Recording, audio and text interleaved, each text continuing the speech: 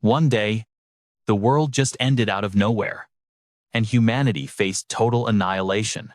First came a global pandemic of an unknown virus that wiped out millions of young people under 30. Soon, nations started fighting over resources and territory, sending thousands of citizens to die on the battlefield. The global economic crisis triggered mass starvation and widespread social unrest. But the final nail in humanity's coffin wasn't people, it was creatures from other worlds. Horrifying monsters popped up in every country on Earth, wreaking havoc and slaughtering survivors. Goblins, skeletons, beetles, and other living nightmares scattered across the ruined cities, claiming new territory. After they showed up, everyone gained access to a mysterious game-like system that let them level up and turn into powerful superhumans. But unlike fantasy novels, real-life players weren't strong enough to hold back the monster invasion or stop the apocalypse. Our story picks up 3 days after the monsters first appeared at a high-rise residential building. The main character, a young guy named Kim Jae-hun, there lives in a huge apartment on the top floor, the 30th floor. Before the world completely collapsed, he decided to live normally for just a few more days. Right now, the guy is finishing off some potato chips and chugging soda after a heavy lunch of instant noodles. He sits in the living room by the TV, right in front of an open window overlooking the ruined city. Jae-hun idly thinks about how he's living alone in this spacious 100-square-meter apartment. His parents and grandparents are currently abroad, and his dad bought this place for 400 million won. Kim lives here alone because someone has to occupy the new apartment for 2 years before they can claim a tax refund on the purchase. That's exactly why our protagonist ended up trapped here when the apocalypse kicked off. He looks sadly at his phone screen, still no internet connection. Just as he loses hope of getting a signal, Jae-hun suddenly hears loud screams coming from the street. He puts his phone away and looks out the window, confused, trying to figure out where the noise is coming from. Suddenly, he notices the massive silhouette of a monster right nearby, closing in fast on his apartment. The flying monster opens its mouth packed with teeth, getting ready to smash through the balcony and eat Jae-hun. The protagonist braces himself for the inevitable impact. A last-ditch effort to survive. The screeching monster is just a few meters from the window, seconds away from flying right into the apartment. Kim steps back and screams in desperation, realizing this might be the end. A second later, there's a loud crash, but the flying monster still hasn't entered the apartment. Jae-hun watches it slam into a blue energy wall, and the system pings a message: an unauthorized subject is attempting to enter. The protagonist remembers that when the world first ended, he received a special skill called Seclusion, which means nobody can enter his home without permission. The guy calms down, realizing this power is the only reason he's still breathing. The resident's permission skill from the Recluse class surrounds his apartment with an impenetrable energy barrier that no one can cross without Jae-hun's consent. He walks over to the front door and desperately yanks on the handle, trying to get it open. Giving up on the handle, Jae-hun swings his leg, trying to knock it down with a powerful kick. But the impact only hurts his leg, leaving the door without even a tiny dent. Kim goes back to the living room, remembering it's already been 3 days since the fist world ended. Thanks to this weird protective skill, he's basically locked inside his own house. Hours later, Jae-hun sits gloomily in a dark room, staring at the system message in front of him. It says a recluse cannot leave their home, no matter how much they want to. The guy doesn't know what to do next, so he circles back to his main problem for the immediate future. He's running out of food, just a few instant noodles, and some leftovers in the fridge. The fridge itself stopped working yesterday when the power went out. For 3 days, Jae-hun has been surviving on pre-made meals his mom cooked, but that food supply is already running dry. Baffled, he wonders what to do next and where to get food. Suddenly, a new system message pops up, snapping him out of his dark thoughts. The system states he killed a level 23 Calican and earned a huge amount of experience, plus a skill level increase. Confused, Kim goes out to the balcony to look at the flying monster that fell after hitting the wall. In the square in front of the building, a group of goblins is butchering the dead Calican for meat and hide. Jae-hun assumes he was credited as the killer because the monster flew into his house's barrier. The system shows a notification about acquiring a new skill and calculates the rewards for killing the monster.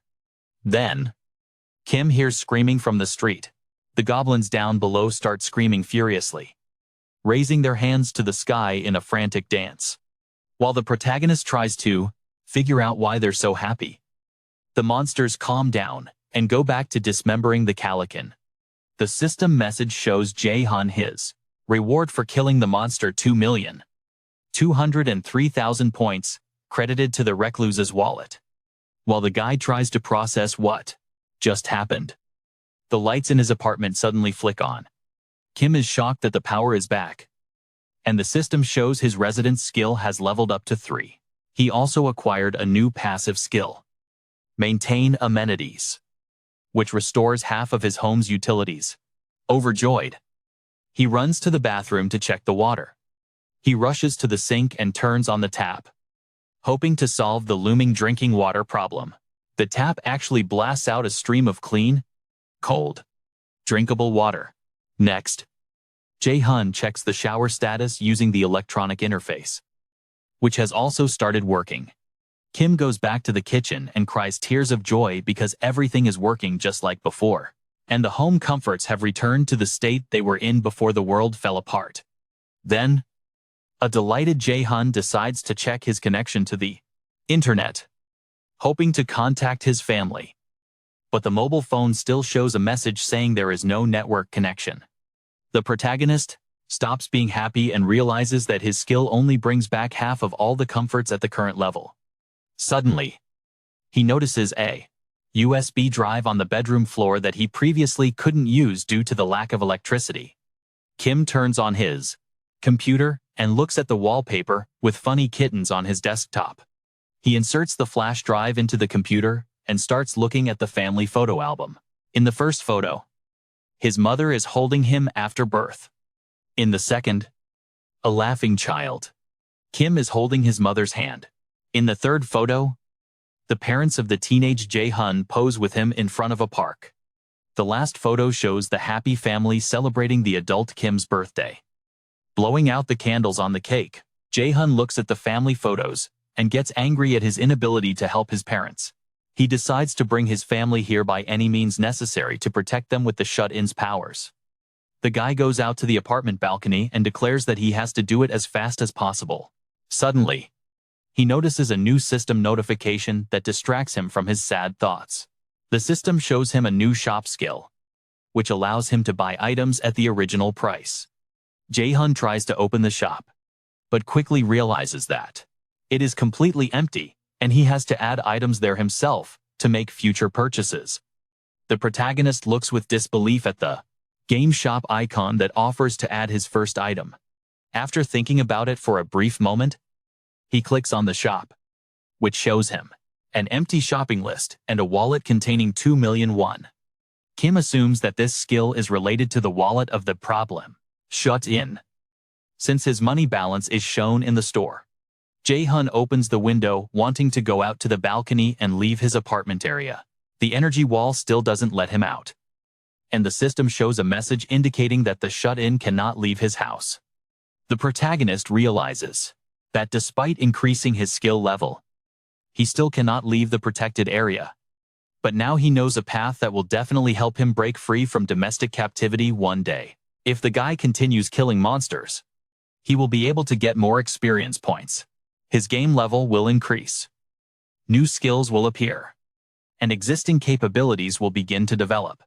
Jae-hun thinks that if he has a high enough level, he will be able to obtain a skill that will allow him to go outside. But he doesn't know how he will kill the monsters in this position because the flying animals no longer notice him.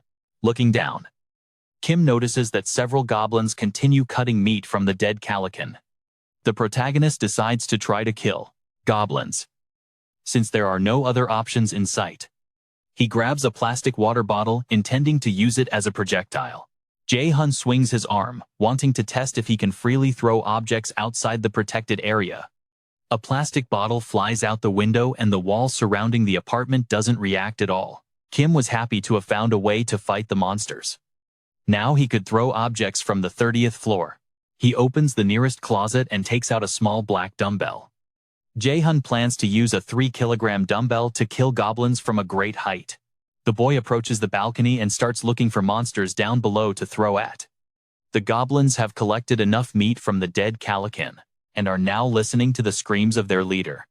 Soon they collect the remaining meat and prepare to go hunting somewhere else.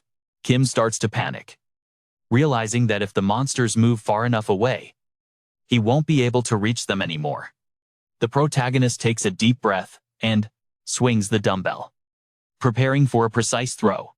With great force, he throws the dumbbell upwards, mentally hoping to kill at least one enemy. The dumbbell falls at high speed, impacting the remains of a Calican corpse. The goblins stop, and a scared Jae-hun anticipates trouble ahead.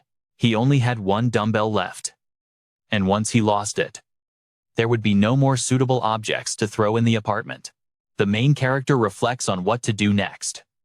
Since he isn't strong enough to throw a piece of furniture or a TV, the loud screams of the goblins interrupt his thoughts, forcing him to look down again. The goblins below have discovered where the projectile came from, and now they are looking for the shooter. The main goblin points towards Jae-hun's apartment, holding a raised dumbbell in his hands. Kim starts to panic openly when he meets the gaze of the goblin commander. The monsters let out loud screams when they see the lonely figure of a guy on the 30th floor balcony. The goblins run furiously towards the multi-story building with the intention of entering and reaching Jae-hun. The protagonist watches the enraged monsters and suddenly comes to the conclusion that it's not all that bad. The goblins are getting closer, giving him the chance to try a new trick that should work at close range. An unexpected idea pops into his mind, offering a precise way to destroy the goblins. The boy opens the game shop, which remains empty and without items. Kim selects the add item option and looks for the last dumbbell. Taking the dumbbell in his hands, he selects it as an item to add to the shop. The system scans the object in his hand and identifies it as a classic non-slip 3-kilogram dumbbell. The item appears in the board game shop and costs 17,001 apiece. Jae-hun realizes that the price of the dumbbell is the same as it was online when he first bought it. The protagonist decides to buy 2 additional dumbbells first, wanting to test how the shop works. A bright light emanates from the system interface, concentrating on the apartment floor. There, 2 black dumbbells begin to form, as if created by a magic printer. Jae-hun is stoked, his idea worked. And now he has over 100 tries to buy dumbbells before he goes broke. He grabs the first dumbbell and hurls it down, aiming right at the screaming pack of monsters. The heavy weight smashes into a goblin's head at full speed, killing it instantly. The system notifies the guy he killed a level 6 goblin, earned some experience, and 3,301. The goblins down below swarm their fallen comrade, confused and screeching in fear. The goblin commander looks up with pure hate, but another dumbbell is already flying straight at him. The goblins scatter, dodging the incoming projectile. Jae-hun gets pissed at his missed shot and buys 3 more dumbbells from the store. The new items spawn instantly, while the goblins below brace for the next attack. Wasting no time, Kim grabs a fresh dumbbell and chucks it at the monsters. It smacks an enemy right in the head before it can even try to run. For killing a level 6 goblin, the protagonist gets 2,501 and a new skill. The new skill turns out to be inventory, a subspace used to store items. He thinks this is a super useful skill right now and commands the inventory to open immediately. He decides to put a black dumbbell inside to test it out. The system scans the item and moves it into the pocket dimension. Jae-hun calls the dumbbell back out to test his theory. The object materializes right in his hand, exactly where he wanted to summon it. Kim's theory was spot on. He can actually summon items from inventory wherever he wants. With a cold glint in his eyes, he prepares to try a new combo attack. On the 30th floor, the system interface light shines bright, continuously spawning more items. Jae-hun loads every dumbbell he bought into the inventory and decides to open it right in front of him. The guy focuses on a point in space a few meters ahead where he's going to summon the stored items. Dozens of black dumbbells materialize a couple of meters off his balcony. The gym equipment hangs in the air for a split second before plummeting straight down. The goblins look up in terror at the rain of iron suddenly falling on their heads. The monster commander manages to let out one last furious scream before a dumbbell crushes his skull. System messages pop up showing Kim Jae-hun killed multiple goblins and gained a massive amount of experience. For killing them, he gets 54,000 won credited to his wallet. Then he added the rest of the household items to the shop, like bulldog ramen, drinking water, rice, eggs, milk, nori sheets, canola oil, and ketchup. The guy sold the unused dumbbells and quickly cleaned up the apartment too. Suddenly, Kim notices something weird on the game store interface in front of him. His wallet balance dropped by 1 won, making him realize his skill consumes money to maintain his life comforts. Jae-hun looks around nervously. His gaze lands on the running refrigerator. It consumes the most electricity out of all the appliances, which could be a problem. The protagonist glares at the fridge with disgust and curses the goblins. After his dumbbell attack, all the surviving goblins abandoned their dead comrades' bodies and just ran for it. Now Jae-hun has no one left to hunt, and monsters aren't spawning near the house anymore. The boy notices the corpse of a Calican, gnawed to the bone by hungry goblins. He figures that toothed bird clearly isn't the only one of its kind, and all he has to do is wait for its kin to show up. A few hours later, Kim Jae-hun is standing on the balcony, watching the flying monsters in the sky.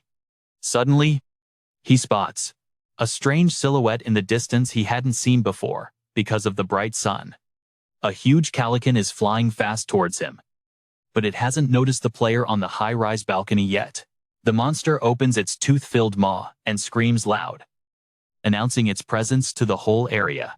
The shut-in is surprised the beast actually showed up. God really answered his prayers. The guy runs from the balcony into the apartment to find something to grab the monster's attention.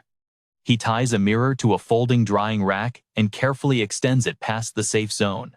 At just the right moment, Kim Jae-hun reflects the sunlight directly onto a passing Calican. The mirror shines brightly in the window of his apartment, catching the monster's eye. The Calican sees a human on the balcony and instantly changes flight path. With a loud shriek, the flying monster dives at the shut-in, getting ready to crash through the window and into his apartment. The Calican throws a massive claw at Jae-hun, who stands fearless on the balcony holding the drying rack. The guy is thrilled to have the monster's attention, already anticipating a ton of rewards for the kill. The Calican screams furiously and slams into the energy wall surrounding the shut-in's apartment. Jae-hun expects a replay of the last scene, the monster smashing into the wall and dying on impact. Kim is absolutely sure that he'll level up and get new skills if he kills this creature. Suddenly, the Calican stops, aborting its assault on the wall without taking fatal damage from the collision because it slowed down before the attack. A strong gust of wind from the monster's flapping wings pushes Jae-hun back. The protagonist tries to figure out what happened as he opens his eyes after the air raid. The Calican suddenly vanished, even though just a second ago it was trying to break the barrier. A spooked Jae-hun looks out and finds the monster perched right next to him on the building's roof. The monster stopped banging on the wall and decided to wait near the barrier until its prey leaves the safe zone on his own. The protagonist realizes his plan failed. Now the Calican is just gonna sit near his apartment, scaring away all the other monsters. The beast next to him starts pecking at the energy wall with its beak, trying to carefully poke through. Kim Jae-hun watches the monster struggling, totally confused. A system message pops up times unregistered entity attempting entry. Asterisk. A terrifying thought creeps into the shut-in's mind. The barrier might not hold. It could shatter any second. He decides to act times now asterisk. He pulls up the shop, hunting for the supplies he needs. He remembers that kill rewards only drop if the corpse is nearby. His recent goblin hunt was a bit of a bust because of that weird system quirk. The surviving goblins had dragged away their dead brothers' bodies. That's why those kills didn't count for him. Basically, if the distance is too far, no rewards. Jae-hun needs to kill the Calican in one shot. If he doesn't, it might fly off from non-lethal damage. He spots canola oil in the shop list and thinks, asterisk, I can use that. Jae-hun immediately buys 10 bottles of fresh canola oil. 10 yellow 1-liter bottles materialize on the apartment floor while the monster keeps bashing the wall. He grabs an armful of the oil and sprints to the kitchen. He grabs a large pot and slams it onto the electric stove on high heat. He pours all 10 liters of the oil into the pot, hoping to use it to kill that black-legged roach. He cranks the heat to the max, needing that oil boiling hot. Fast. While the oil heats up, Jae-hun grabs a stick and ties a cotton cloth around the end. He soaks his makeshift weapon in the hot oil to make a torch. Once the pot is boiling, Jae-hun picks it up and opens the shop. He registers boiling canola oil as a new item for purchase. He grabs a lighter, ready to ignite his homemade rag and oil torch blazing in hand. He heads to the balcony where the beast is still hammering the wall. The massive monster is perched on the roof, hanging its head down right near Jae-hun's apartment. He creeps toward the balcony, careful not to catch the enemy's attention, focusing on a specific spot in the air. He summons the boiling canola oil from his inventory. The scalding, viscous liquid pours right onto the Calican's head. The monster screams, trying to shake off the sticky oil. Jae-hun strikes the Calican with the burning torch, igniting the oil on its body. Fire instantly engulfs the monster's head. It roars in desperate agony and plummets to the ground. With a massive crash, the monster hits the asphalt, taking fatal damage from the fall and the burns. The system notifies Jae-hun that he has killed a level 27 Calican. He's gained a huge amount of experience, leveled up his skills, and acquired a new ability. As a reward, 9,340,000 won was credited to his wallet. He's shocked. Suddenly, a system message pops up times. Conditions met. House territory is expanding. Jae-hun's apartment starts shaking violently while he tries to keep his footing. A second later, the shaking stops. But suddenly, his eyes turn pitch black. The space around him turns dark, like a photo negative. Jae-hun feels a sharp pain in his chest and almost collapses. But he manages to stay standing. This dark perception of the world expands rapidly beyond his apartment, covering other parts of the building. In the neighboring apartment, there's a family of 4, a man, a woman, and 2 little girls. With his black eyes, Jae-hun can see these people from a distance.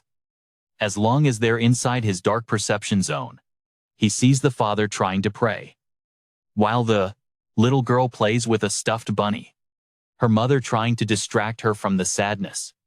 Sweating profusely, Jae-hun tries to figure out what the hell is happening and how he can see people through the walls. He keeps watching his neighbors, sitting silently at the table, lost in gloomy thoughts. Suddenly, the dark perception zone fades, snapping Jae-hun back to reality. He catches his breath, trying to process what just happened. When he spots a new system message in front of him, it displays info on the people he just saw. The first photo is a man named Choi Ho-jin, about 40 years old. Next is his wife, Park Hae-woo, also around 40. Finally, photos of their daughters Choi Na-young, 6 years old, and Choi So-yeon, 3 years old. The system notifies him that creatures have been detected in his territory and offers to grant them citizenship. Jae-hun asks, "What happens if I don't accept them?" The system replies that stateless creatures will be expelled from the house. He realizes that would basically be sentencing this family to death by monsters, Kim Jae-hun decides to grant all 4 of them citizenship. And the system executes it immediately. He thinks he probably should have picked up other skills related to citizenship. His new ability was Absolute Vision Level 1, allowing him to observe everything inside his protected area. Jae-hun remembers that purple eye perception and decides to check for anything related to citizens. In the menu for residence permit which bans outsiders from entering his house, he finds the citizens tab. The system shows his zone has a max population of 600. The 4 new citizens have a trust scale, currently ranging from 18 for the wife to 40 for the daughter. Jae-hun checks Choi Ho-jin's page, where he can set the percentage of experience or money distribution, assign a quest, or banish him. He realizes he can take a cut of the 1/6 experience and money the citizens earn from killing monsters. Deciding to test things out, he tries assigning a quest to the citizens. The quest can be customized with a description, time limit, reward, and failure penalty. Kim Jae-hun drafts a quest for Ho-jin: kill a goblin within 168 hours for a small experience reward. He realizes he can set death as the penalty for failure. He decides not to send that one. He realizes he can basically kill any citizen whenever he wants. With that mission set up, Jae-hun looks suspiciously at the system interface that granted him such a powerful ability. The guy thinks about what to do next and remembers the family in the neighboring apartment. He activates the Absolute Vision skill to see what is happening inside their home. The space around him turns dark again, and his eyes go pitch black. The protagonist begins to remotely monitor the family's actions once more. Park Hee-won asks her husband what they should do next, since their food reserves are running out. Choi Ho-jin replies that he must leave the house to search for water, while his wife stays in the apartment with the children. The woman says it is too dangerous outside and asks him where he plans to find water. Ho-jin wants to try reaching the grocery store near the high-rise building, where there should definitely be some food left. Choi So-yeon tells her mother that she is thirsty, which only worsens her parents' mood. A frightened Ho-jin gathers his strength while the mother tries to calm her daughter down. The man tells Hee-won to believe in him because he will definitely return home with water and food. The wife is forced to admit that they urgently need food, but she does not want to let her husband go into such a dangerous place. Kim Jae-hun cancels Absolute Vision after seeing enough to proceed. The guy realizes the situation is worse than he thought and opens the store. No more items can be added due to the skill's low level, prompting Jae-hun to open the skill window. He has 3 unused skill points that he can use to improve his store: amenities maintenance and warehouse skills. First, the guy decides to increase the store level so he can add more items there. The level 2 store allows you to add up to 20 items, and all products now have a 10% discount. This is something the protagonist is quite pleased with. He has 2 development points left, which he decides to invest in the store and amenities maintenance skills to prepare for the arrival of new people in his area. The level 3 store allows you to add up to 40 items and includes the ability to return old items to exchange them for new ones. Kim Jae-hun is completely satisfied with this development and decides to test the updated store.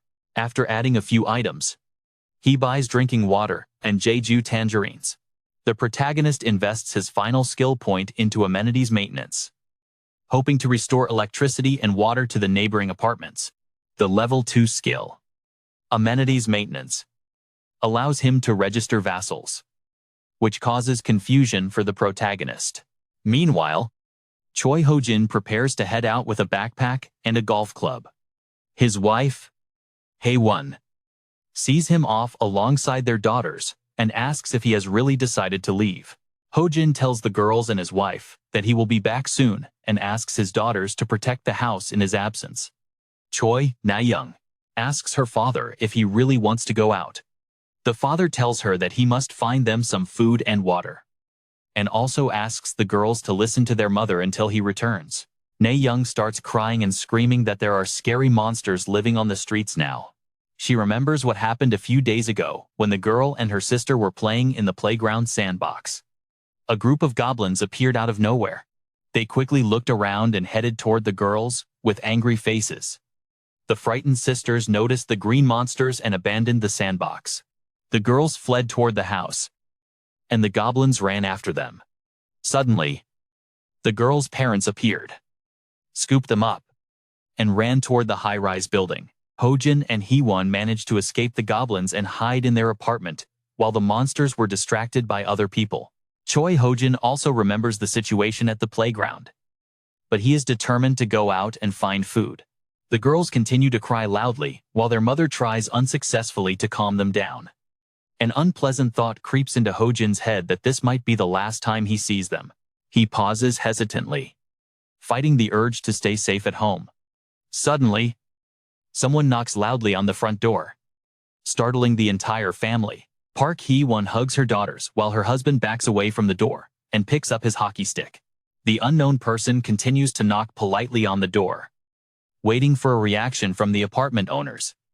After a couple of minutes, the mysterious guest stops knocking and directly asks them to open the door. Choi Hojin is surprised by this turn of events, but suspects that some monsters might also speak Korean. The man grips his club and thinks there might be a person behind the door, but it is still too dangerous to open it. The unknown visitor continues asking if anyone is home. Hee-won and the girls try to remain as quiet as possible while Hojin prepares to fight. Suddenly, there is another knock on the door, but after a few seconds, the noise dies down. A frightened Hojin guesses aloud that the stranger has finally left. Suddenly, the front door opens, allowing light from the hallway to flood into the dark apartment. Terrifying the man even more, Hojin drops the club and hugs his family, wanting to protect them from the monster that has entered. With tears in his eyes, the man begs the stranger not to touch his wife or children. A quiet greeting from the unknown guest interrupts his panic and forces him to look toward the door. An embarrassed Kim Jae-hyun enters the apartment holding a bag full of water and tangerines. Choi Hojin, a little calmer now, asks the stranger who he is. The guy introduces himself as their neighbor, Kim Jae-hyun, and hands over the bags of groceries. The recluse says he has some water and a tangerine, and that after a quick meal, they can surely talk calmly. Confused, Hojin does not know what to do next and looks for moral support from his wife. Park Hee-won is also shocked and cannot even say a word, silently hugging her daughters. Hojin thinks there is no reason to refuse food and water, especially from someone who wants to help them. The man finally comes to his senses and invites his neighbor into the living room. Jae-hyun follows the owners into the apartment, but the girls continue to watch the guest with suspicion. The protagonist notices their stares and realizes he scared the kids way too much with his visit. He sees blackout curtains on the starred windows and observes they do a great job blocking the streetlight. Kim Jae-hun eats a tangerine, thinking that thanks to these curtains, they manage to hide from the flying monsters. Next, the main character wants to handle the lighting situation since there's no electricity in this apartment either. The guy activates the comfort preservation skill and gives a mental command to turn on the lights. His eyes flashing blue for a second. The lights turn on in the apartment, and a confused Jin exclaims that the power is back. Jae-hun hands the man water bottles and advises him to share them with the kids first. Choi Hojin thanks the neighbor for the help and hands the water to the girls. The daughters quickly twist off the caps and start gulping it down, desperate to quench their thirst. A couple of seconds later they finish, and Soyeon even coughs from drinking so fast. John watches his neighbors in silence, patiently waiting for them to finish with the water. Then he offers tangerines to the girls, drawing suspicious looks from the boys. He hands a large tangerine to a confused Soyeon, and she thanks him shyly. The girl is surprised by the sweet taste of the tangerine. It feels so juicy after all her recent hunger and thirst. The girl munches happily on a slice, cupping her cheeks in pure joy. The mother asks Soyeon if the tangerine is good, and she answers yes. Choi-na, who is watching the whole thing, also asks her mom for a slice of tangerine. The older daughter also enjoys the juicy fruit and the meal. The system notifies John that Soyeon's loyalty and trust meter has passed 50. meeting the requirements to become a vassal. The recluse looks surprised at the cheerful Jae-hun, who is waiting for a peeled tangerine from her mother. The guy rejects the idea of making Soyeon a vassal because she's too young. He notes that he can only name 10 vassals, and they must be adults capable of carrying out his missions. Choi Hee-jin is a level 8 player, but his trust is currently at 31. Kim Jae-hun reflects on how to raise the man's loyalty to turn him into his first vassal. Suddenly, Hee-jin himself speaks to John, snapping him out of his deep thoughts. The man thanks his neighbor for the food and asks how he can repay him for the help. The recluse offers to talk to him, alone in the hallway, and Hee-jin hesitantly agrees. A minute later, the men leave the apartment and meet in the corridor of the high-rise building. Yun asks the man if he and his family have received citizenship. Choi Hee-jin answers yes, and he shows the system notification his family received 30 minutes ago. When a neighbor asks if anything's unusual, Ho-jin replies that they couldn't move for a while before receiving citizenship. Kim Jae-hyun realizes that his solitary power can freeze people who have entered the protected area but haven't received citizenship yet. The protagonist offers to help Ho-jin return to the life he had before the apocalypse. The man with glasses clearly didn't expect to hear those words, asking again in total bewilderment. Jae-hyun promises that he can definitely do it, and guarantee his home's safety against the monsters. Choi Ho-jin decides to trust this strange neighbor, asking if that's really possible. The shut-in calmly replies that he can, and waits for Ho-jin's decision. The father understands this protection won't be free, so he asks what he needs to do. The protagonist tells the man he could die, asking if he's truly willing to risk his life. Ho-jin answers immediately that he's ready for this. Before the neighbor arrived, he was planning to go out anyway.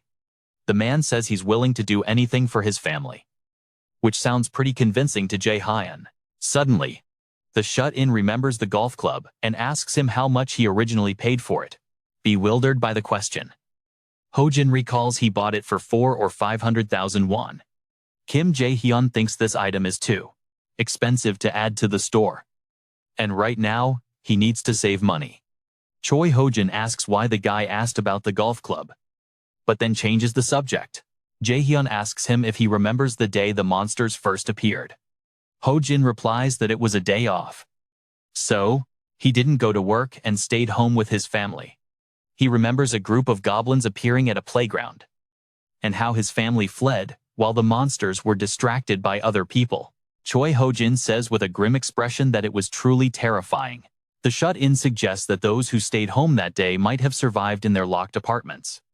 He reflects that goblins alone don't possess much physical strength. Their fighting ability is lower than the average adult male, but they always travel in groups. Humans are very similar to them in this regard, because they achieve more as a team than alone. Jae-hyun thinks he first needs to create a strong army of players capable of killing monsters. Having finished his internal monologue, he turns to Mr. Choi, who was standing silently beside him.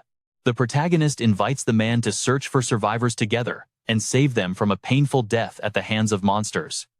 The action jumps forward a few hours until night falls. Kim Jae-hyun lies in his apartment, watching Choi Ho-jin's trust grow.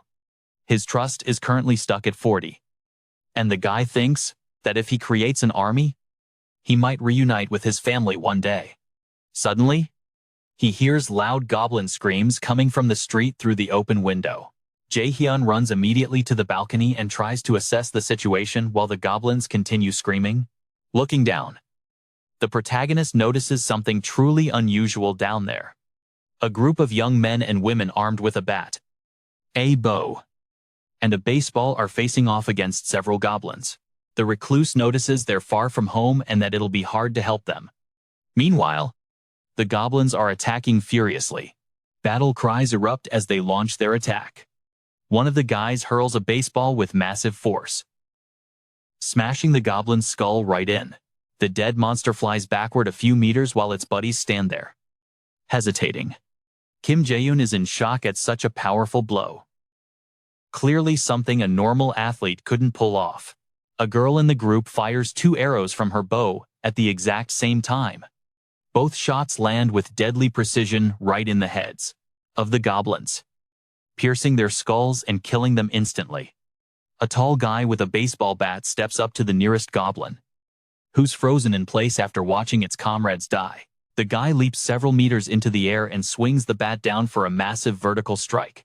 He smashes the bat into the monster's head with brute force, shattering it to pieces. The remaining goblins scatter in every direction, wanting no part of such dangerous opponents. The group gathers around the corpse of a monster and takes a breather. Suddenly, the girl with the bow spots movement and readies her weapon. She notices something hitting the ground and quickly nocks an arrow, ready to fire. On the asphalt, she spots a pack of instant noodles that fell from the sky. Looking up, she sees Kim Jae-hun waving at her from the 30th floor balcony.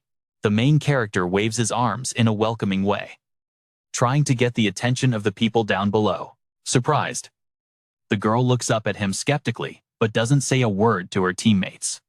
Jae-hun starts waving his hands even more frantically, not happy with her reaction at all. Suddenly, the doorbell rings, and the shut-in says he's finally here. Choi Hyojin is standing outside the door, looking confused, with a large cardboard box in his hands. Kim Jae-hun opens the front door and invites his neighbor inside. Hyojin thanks him for the invite and tries to step across the threshold. But suddenly, he slams into an energy wall that blocks him from entering the apartment. Jae-hun is stunned by this turn of events.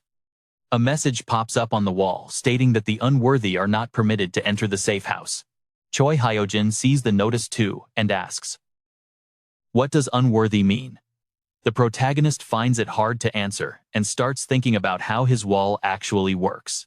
He figures that either no one can enter his home, or maybe people designated as vassals might be exceptions to the isolation zone rules. Deciding to figure that out later, he reaches across the threshold and takes the box from Hyojin, which contains the items he collected to use as weapons. Kim Jae-hun dumps the entire contents of the box onto the floor: knives, first aid kits, and other useful gear. Then, he pulls up the shop and buys 5 bottles of water and 5 packs of buldak noodles. Choi Hyojin watches in total shock as the products materialize right out of the shop interface. Jae-hun packs the water and food into a box, hands it to Hyojin, and asks him to go down to the first floor and leave the box at the building's entrance. The man hesitates because he has to go down to the first floor where monsters might be lurking. The protagonist reassures him, saying the goblins are only active during the day. Besides, there's a group of strong people outside. But Jae-hun decides to keep quiet about that for now. The protagonist wants to get their attention and lure them to his side to make them his soldiers. Jae-hun is confident that once they realize he has infinite food, those people will immediately agree to join his faction. The guy tells Hyojin he has a plan and asks him to pick up the cardboard box with the food again. The man asks again if he just needs to take it to the first floor and come back, which Jae-hun confirms. Choi Hyojin agrees to carry out the order of his all-powerful neighbor and heads for the stairs. The shut-in manages to thank him one last time and decides to monitor the man's actions. But first, he wants to help such a good guy out with something. So he opens the quest window. Jae-hun gives him a mission: take the water and food to the first floor and return within 24 hours. With experience points as the reward, the shut-in answers his neighbor's puzzled question, telling him it's just like leveling up in a video game, and Hyojin himself is already at level 9. The protagonist tells the man he's counting on his help, and that after leveling up, he'll be able to get some great rewards. Choi Hyojin tries to absorb this new information, even though he never had much interest in games before. A few minutes later, a man with a box and a hockey stick approaches the stairwell on the 30th floor. After a long descent, he reaches the ground floor, and after catching his breath, he steps outside. In the area in front of the building, he doesn't see any monsters, so he looks for a spot to place the box. Hyojin decides to leave it out in the open and head back home. But suddenly, he spots movement ahead and freezes, still exhausted from the stairs. A few meters away, he sees the dark silhouettes of humanoid creatures. Choi Hyojin immediately thinks of the goblins and assumes he's walked right into their trap. Without dropping the box, he gets ready to sprint back to the building's entrance before the monsters can catch him. But the man accidentally trips and twists his ankle on flat ground. Crashing down, Hyojin smashes his face against the asphalt while the food and water spill out of the box. Collapsed on the ground, he lets out a dull groan of pain and starts to slowly pick himself up. Suddenly, the reality of his situation hits him, and he desperately tries to stand before the goblins catch him. He hears footsteps coming from behind, which sends Hyojin into a panic, freezing him on the spot. He spins around to face his enemies, throwing his hands up to protect himself. Suddenly, someone asks if he's okay. Terrified, Hyojin opens his eyes and sees a group of young men and women standing in front of him. Kim Jae-hun gets a system message warning him that unauthorized creatures are attempting to enter. He activates the skill, Absolute Gaze, to check out the new guests. As expected, it turns out to be that same group of street fighters following Choi Hyojin. The guys and the girl are arguing about how they need to search the building and restock their dwindling food supplies. Jae-hun deactivates his absolute vision, and a system message pops up stating that the shut-in can offer citizenship to the creatures entering. The protagonist, it notes that now he can only offer citizenship, not force it. Unlike the case with Hojin's family, the protagonist understands that Hojin's family entered the zone during the space expansion, but people who enter voluntarily can decide for themselves whether to accept citizenship or not. Kim Jae-hun thinks they could very well reject his offer, and then he'd lose the chance to get a squad of strong fighters. The confused Recluse tries to decide what to do next to earn the guests' trust. Suddenly, he hears the sound of his intercom on the wall, alerting him to a call from Hojin. The guy goes to the intercom and establishes a connection with Hojin, who is on another floor. Jae-hun opens the mission window and decides to change the task for Hojin. The Recluse adds a new condition to complete the mission: feed 6 guests. Choi Hyojin realizes the mission has changed, and Jae-hun tells him he updated the task. The Recluse asks him to persuade the group to enter the zone, where he'll give them hot food. After finishing the communication session, Hojin turns to the guys and girls standing behind the energy wall. He approaches them and explains the situation, trying to convince the guests to come in and have lunch. Soon, Hojin contacts Jae-hun again and tells him the newcomers have agreed to eat.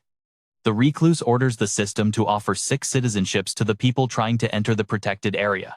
The first new resident accepts the citizenship and carefully steps through the energy wall. Soon, all the newcomers Ha Dong-yoon, Kang Dae-ho, Kim Ga-yoon, Yoo Hee-rin, Kim Ji-on, and Moon Byung-cho had access to the 30th floor. The number of inhabitants reaches 10, which means the hermit will now receive 10% of the experience and money, plus rewards from his citizens. Jae-hun is confident he'll get a huge boost in development if he helps the new residents hunt monsters. The Recluse checks the newcomers' backgrounds and sees that Ha Dong-yoon is already level 23, making him comparable in strength to the Calican. Ha Dong-yoon's page shows his special skill, Pitch, which allows him to increase the power of his throws 3 times over. The protagonist remembers that in baseball, depending on who throws the ball, a pitcher's throw can be a real weapon, and a triple boost to that throw is perfect for killing monsters. Jae-hun wants to establish contact with the newcomers and Dong-yoon to build their trust. He also sets the experience and money distribution to 70%. This setting will allow him to automatically take a round share of the specific citizens' rewards for killing monsters. After establishing a relationship, Kim Jae-hun plans to give them missions to destroy monsters, which will help him level up and earn more money. But first, he has to get to know them and make a good first impression. After all, it's with their help that the Recluse might one day reunite with his family and protect his loved ones. Suddenly, often, system shows an increase in Ha Dong-yoon's trust, which surprises Jae-hun. followed by a rise in the trust meters of Kim Jae-hun and Yoo Hyo-rin. Meanwhile, Choi Ho-jin invites the guests into his apartment. Lit by bright lamps, Park Hee-won asks her husband what is happening. He promises to explain everything later. But for now, he asks her to heat up some food for everyone. The wife points out she'll have to cook for that whole group. But Ho-jin convinces her to work hard to fulfill Jae-hyun's plan. After a brief hesitation, Hee-won accepts helping him. Trusting the decisions of their all-powerful neighbor, she asks the guests to wait a bit while she prepares the food. And they thank her for her hard work. Ha Dong-yoon asks Ho-jin what kind of person this Kim Jae-hyun is. The apartment owner responds that he himself knows little about his neighbor, which surprises Dong-yoon. Choi Ho-jin calls Jae-hyun an intriguing figure and states that they have light and food thanks to his help. Dong-yoon quickly comes to the conclusion that this neighbor is a superhuman. The guy looks at the bag of chips Jae-hyun threw them from the balcony and thinks that this neighbor must have a truly incredible ability to protect territory and create food. Dong-yoon decides to impress him by any means possible. Worrying about his friend's well-being, the baseball player reflects that Jae-hyun is powerful enough to provide electricity, food, and water to an entire apartment building. In the current world, this ability is incredibly valuable, putting that neighbor on a completely different level. Choi Ho-jin suggests they take a shower while waiting for the food to cook. The girls, Kim Ga-yoon and Yoo Hyo-rin, ask again with sparkling eyes if it's really possible to wash up here. Ha Dong-yoon understands that if there's electricity, then most home comforts are likely available too. Ho-jin confirms his thoughts, saying they even have hot water. The girls are amazed by such capabilities, and Ho-jin says it's all Jae-hyun's power. The man tells the girls his apartment has 2 bathrooms, so they can both wash up at the same time. A guy with glasses named Kim Ji-on asks Dong-yoon about this superhuman. The baseball player responds that his ability is much stronger and more useful than a power pitch. A guy with a bat named Kang Dae-ho suggests beating up this all-powerful neighbor. But Dong-yoon stops him sharply, saying they need to behave decently and make a good impression on Jae-hyun. Dae-ho is perplexed by such demands, but Dong-yoon simply asks him not to do anything and stay quiet.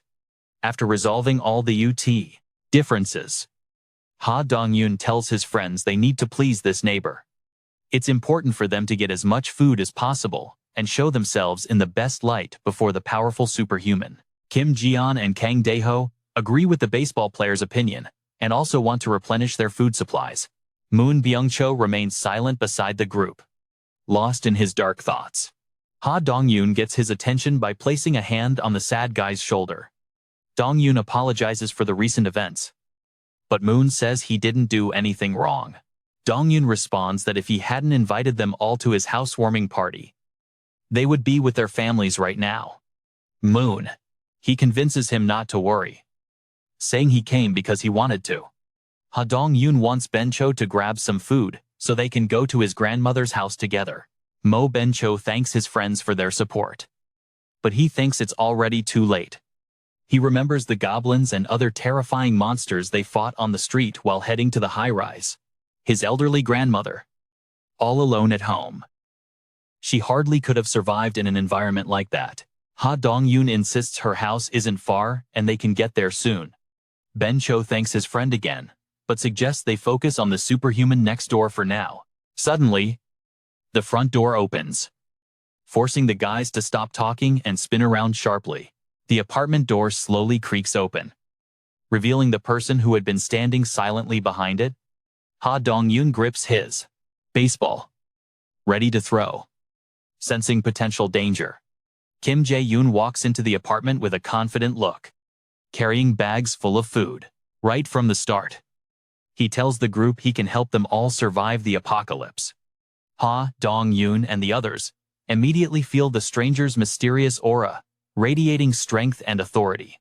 They felt a strange sensation that Jae-yoon was the one who could pull them out of this pit of despair. The recluse and the 6 guests sit silently at the dining table in the living room. Park Hae-won shyly apologizes, saying her apartment isn't big enough to comfortably host so many people. Ha Dong-yoon tells her not to worry, since they're the ones who crashed there uninvited. Choi Hee-jin enters the room with a tray and announces that the food is ready. She places bowls on the table while the guests stare, fascinated by the hot food. Hae-won modestly says she doesn't know if they'll like her cooking.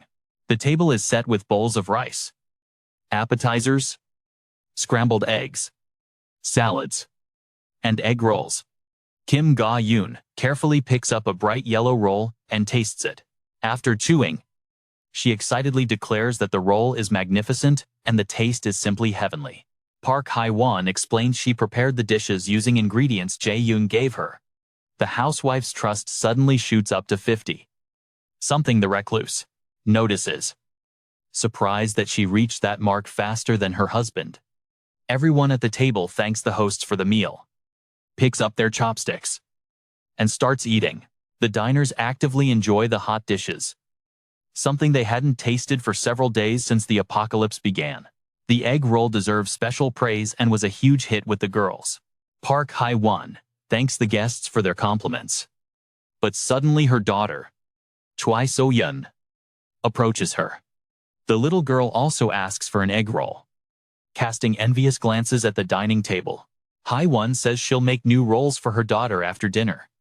But So-yeon isn't happy with that answer. Kim Ga-yeon calls the girl to the table and offers to share the egg rolls. A cheerful So-yeon sits on her new friend's lap, who feeds her rice and rolls. The girl genuinely enjoys her food, drawing approving looks from the other guys and girls. So-yeon's parents are a bit embarrassed by her behavior, worried she might be bothering the guests. Kim Jae-yeon invites the apartment owners to eat dinner with him, and they agree after some hesitation. The group at the table eats continually and chats about various topics, while the recluse remains lost in thought. He looks sadly at the egg roll, thinking food hasn't been this pleasant for him in a long time, reminding him of his parents. After finishing the meal, tired, So-yeon tells her mom she wants to sleep. Park Hae-won picks up her daughter and heads to the nursery, accompanied by Na-eun. Kim Jae-hun suggests they keep moving since the food is gone and the kids have left. The protagonist asks Moon Ben-cho why he can't go to his grandmother's house, since it's nearby. Ha Dong-yeon answers that the main problem stopping their advance is the goblins. The protagonist asks what kind of difficulties they're creating. He's already tired of clashes with these green monsters. Dong-yoon explains that the goblins are using the apartment complex's underground parking as their camp. The baseball player estimates there are currently several thousand goblins across 2 levels of underground parking. Kim Jae-yoon thinks the safe zone ability only extends to the 30th floor of the building, which is why the goblins were able to infiltrate the underground parking. Ha Dong-yoon continues, saying they found several entrances to the subway, but didn't dare go in. Jae-yoon reminds them of the side entrances, but Dong-yoon says they already tried those. And there, they discovered another monster that seemed much more dangerous than the goblins. Dong-yeon recalls the new monster looked like a large brown bear. The bear attacked the goblins, which allowed Dong-yoon's group to escape while the green monsters were distracted by it. The huge beast quickly dealt with the goblins and remained roaring in the parking lot while the team ran to the surface. The protagonist processes the new information, trying to remember everything he knows about bears. Dong-yoon says he isn't sure if it was a bear because it was dark in the parking lot. Jae-yoon states they can't avoid encounters with the goblins forever. Dong-yoon agrees with his words but replies that they have a serious problem stopping them from fighting. The protagonist asks what the problem is, and Ga-yeon explains that their weapons consist of a single bow and a baseball. But that's not enough to fight a large number of enemies. Kim Jae-yoon is willing to help them with this difficulty and asks them to show him the bow, arrows, and ball. They hand their humble weapons to the recluse, not understanding how he can help. Jae-yoon adds new items to the shop, starting with the baseball. Then he takes a bow and arrow. But the system message indicates that adding such an item will cost 1.5 million points. The recluse decides not to skimp on such an important weapon that could significantly increase his soldiers' combat power. After adding new items to the shop, Jae-yoon asks those sitting at the table if they all know how to shoot a bow. and observes their confused faces. The recluse purchases 5 bow and arrow sets for his new comrades from the shop. A weapon materializes on the pause table, and Jae-hun tells his friends to use it for practice before the real fight. The group's trust in the recluse grows, and Mun Bencho thinks that, with his new friend, they can definitely save his grandmother, causing his trust indicator to spike dramatically. Ha Dong-yoon says that with this arsenal, their hunting speed will increase. And Kim Yeon is stoked that they now have an infinite supply of arrows. Kim Jae-hun states that first, they need to significantly thin out the goblin population. Dong-yoon agrees with his take and asks when the hunt begins. The recluse suggests launching a goblin raid tomorrow, surprising the others with the rush. Jae-hun says the sooner they wipe out the monsters, the better, and Dong-yoon doesn't know what to say to that. The recluse suddenly declares that they will definitely be able to save Grandma Bencho, triggering an awkward silence in the room. Mun Bencho was thrilled by this statement, and his hope of saving the old woman was rekindled with renewed vigor. Ha Dong-yoon agrees with the protagonist's words again but doesn't understand how they'll pull it off. Jae-hun announces they'll use a bait strategy to destroy the goblin nest. The people sitting at the table reflect on the plan of the recluse, who remains behind the scenes. Dong-yoon thinks it might work, even though there are some risks. Suddenly, Kim Jae-hun receives a notification that Choi Ho-jin has completed the quest and received 30,000 won as a reward, which was debited from the recluse's wallet. The protagonist realizes he can only issue quests if he has money in his account.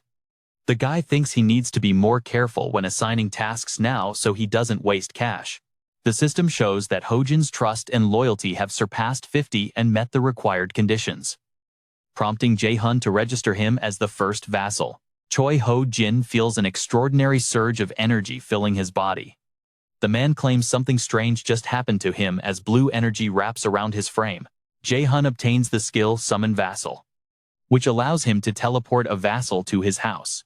Ho-jin obtains the skill Gorilla Strength, granting him immense physical power.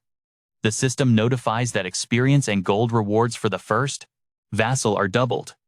Jae-hun finds a new plus button on Ho-jin's data page. The recluse presses the button, and the system offers to increase his vassal level for 1 million won. Ho-jin and Hee-won notice the protagonist's gloomy mood, but he tells them not to worry. Ho-jin says he feels overwhelmed by the power, and Jae-hun confirms it's his doing. Ho-jin, confused, feels like he's aged 10 years while blue energy radiates from his body. The recluse hands him a bow and asks him to join the mission to wipe out the goblins. Choi Ho-jin accepts with hesitation, and the protagonist thinks that, as a vassal, the man will be able to level up thanks to the double experience. The protagonist tells him he must kill as many monsters as possible, to which Ho-jin, terrified, silently agrees.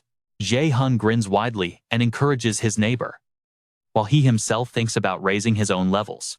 After a while, the team of new residents heads down to the first floor. Kang Seo doesn't understand why they came here, and Dong-yoon replies that they are acting as a rescue team on Jae-hun's orders. The recluse gave them their first mission: rescue all residents of the apartment complex and move them to the 30th floor. Ha Dong-yeon tells his friends they will lure the goblins into the building and kill them. To deal with them, they'll need the help of as many survivors as possible. The teammates understand the importance of the rescue mission and are ready to get to work. Dong-yeon orders them to start at apartment 101 and to be careful in case goblins show up. The rescuers enter apartments 101 and 102, where the hallway is stained with blood. Inside apartment number 101, Ha Dong-yoon sees a terrifying sight that leaves him in shock. Kim Ga-yeon, Yoo Hae-won, and Mun Bencho also see this and cover their mouths with their hands, fighting the urge to vomit. On the floor of the apartment lie the mutilated bodies of the murdered owners who were attacked by goblins. Dong-yoon exits the apartment and calls for the others to follow him, as he doesn't want to stay there any longer. In the neighboring apartment, Kang Seo looks angrily at the remains of the murdered people, torn apart by the goblins. Soon, they inspect all the apartments on the first floor, but they find no survivors. Ha Dong-yun suppresses the negative feelings from what he saw and orders the group to go up to the second floor. The hallway on the second floor is littered with the corpses of former residents who also failed to escape the goblins. The team looks with disgust at the aftermath of the carnage that happened 3 days ago. After a brief search, Dong-yun tells his teammates to go up to the third floor.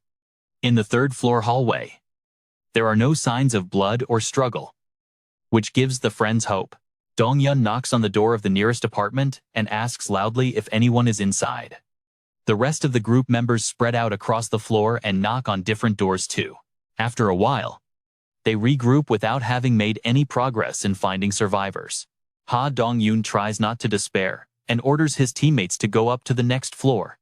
On the fourth floor, he starts knocking on the nearest apartment door, calling out as the rescue team. Suddenly, the door begins to open slowly, letting light from the hallway into the dark apartment. A middle-aged man peeks out from behind the door and asks if they really are a rescue team. A delighted Dong-yun confirms that they came here to rescue survivors. The sad man asks for water, saying he is very thirsty. Dong-yun hands him a bottle of drinking water, surprising the man who initially mistook him for a robber. The man opens the door wider and asks again if they are really a rescue team. And Dong-yun replies that his group is made up of residents from this building who are busy saving survivors. The man opens the door completely, and 2 more teenagers are found inside the apartment.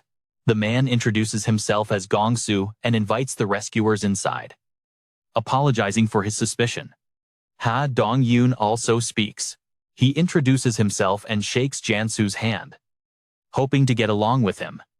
The guy asks Jae-hun and Hiren to take the survivors to the 30th floor and then come back for the rescue mission. Gong Jansoo asks why they need to go to the 30th floor and if they aren't planning to leave the building.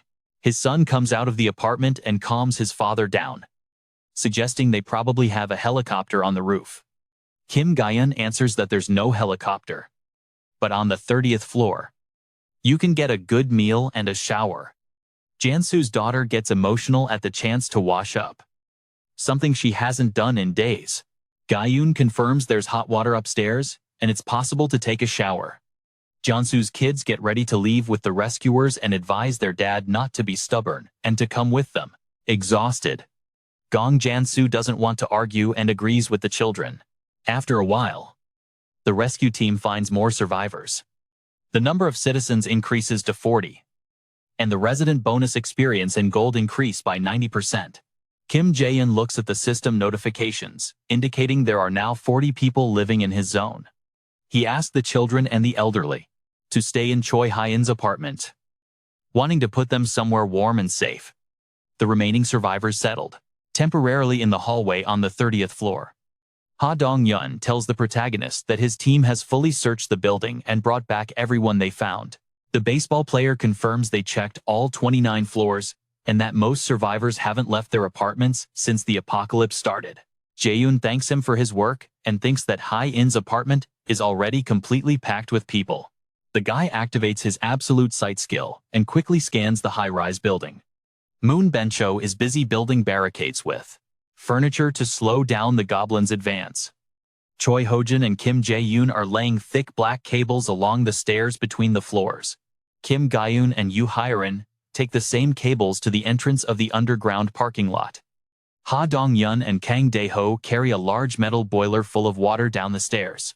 Soon, Kim Jae-hun turns off absolute sight, finds Dong-yun, and tells him the job was done well. Now it's time to move to the phase of the goblin hunt and head for their nest. After a while, the team gathers near the underground parking lot, where Ha Dong-yun starts the briefing. He tells the gathered group that their goal is to lure all the goblins out of the parking lot. Dong-yun explains that their strategy starts in Sector Bone and shows his teammates a map of the parking lot. They'll split into 2 teams, lure all the goblins from the bone floor, and kill them. Then they'll descend to floor B2 and finish off the remaining goblins by cutting off their escape routes. Kim Ji-yeon asks what they should do if there are more goblins than they expect. Ji-yeon is worried they might get surrounded on the first underground floor and that something might happen while they're moving the goblin corpses. Kim Ga-eun and Ha Dong-yoon are confident the plan will work because now they have many more weapons and plenty of arrows. Jae-hun trusts his teammates' opinion. But suddenly, a loud scream is heard behind him. Ga-eun and Jae-hun spin around quickly, recognizing the sound as a goblin battle cry. A group of goblins walks into the hallway, glaring aggressively at the humans in front of them. Kim Ga-eun instantly fires 2 arrows, trying to slow the monsters down and stop them from calling their kin. The arrows hit the goblins right in the head, knocking them back and killing them on the spot. Kang Dae-ho charges at the last goblin with a furious scream. Swinging his bat, a powerful blow decapitates the green monster, sending it flying back several meters. All 3 goblins died before they could escape or warn their fellow goblins in the underground parking lot. Kim Ji-yeon asks Dae-ho why he took the bow if he's not using it anyway. Suddenly, Kim Ga-eun tells her friends to look at something, pointing at the monster's remains. The goblin corpses start to fade, slowly disappear like dead characters in a computer game. Moon Bencho suggests this is also one of Kim Jae-yoon's skills. Dong-yoon tells his teammates to get down to floor bone fast to start eliminating the goblins. Moon Bencho, Kim Ga-eun, and you. Hiren's confidence grows as they trust in Jae-yoon's plan. Meanwhile, the Recluse sits in his apartment, drinking water and looking at his citizen status pages. At first, he didn't intend to, but he decided to watch the goblin extermination anyway. Fearing for the team's safety, Moon Bencho's trust score goes over 50, which surprises Jae-yoon. Since it's only been a few hours since they met, the Recluse thinks everything is going well and that the more vassals he gets, the faster his growth will be. Suddenly, he realizes that Moon Bencho's loyalty stat has reached 88, which is the highest among all the citizens in the isolation zone. The protagonist approves Moon Bencho's registration as his second vassal. The action shifts to the underground parking lot stairs, where the guys are fighting goblins, and Bencho starts glowing with a bright white light. Bencho looks at his body, not understanding what's happening to him right now. The team members can't explain what's happening either and look at their glowing friend with fear. The goblins on the stairs are blinded by the bright light and shut their eyes, slowing their advance. After a few seconds, Bencho stops glowing, and the temporarily blinded goblins keep rubbing their eyes. Dong-yeon screams that what happened to Bencho doesn't matter right now and they need to run immediately. The team bursts into the underground parking lot with the goblins hot on their heels.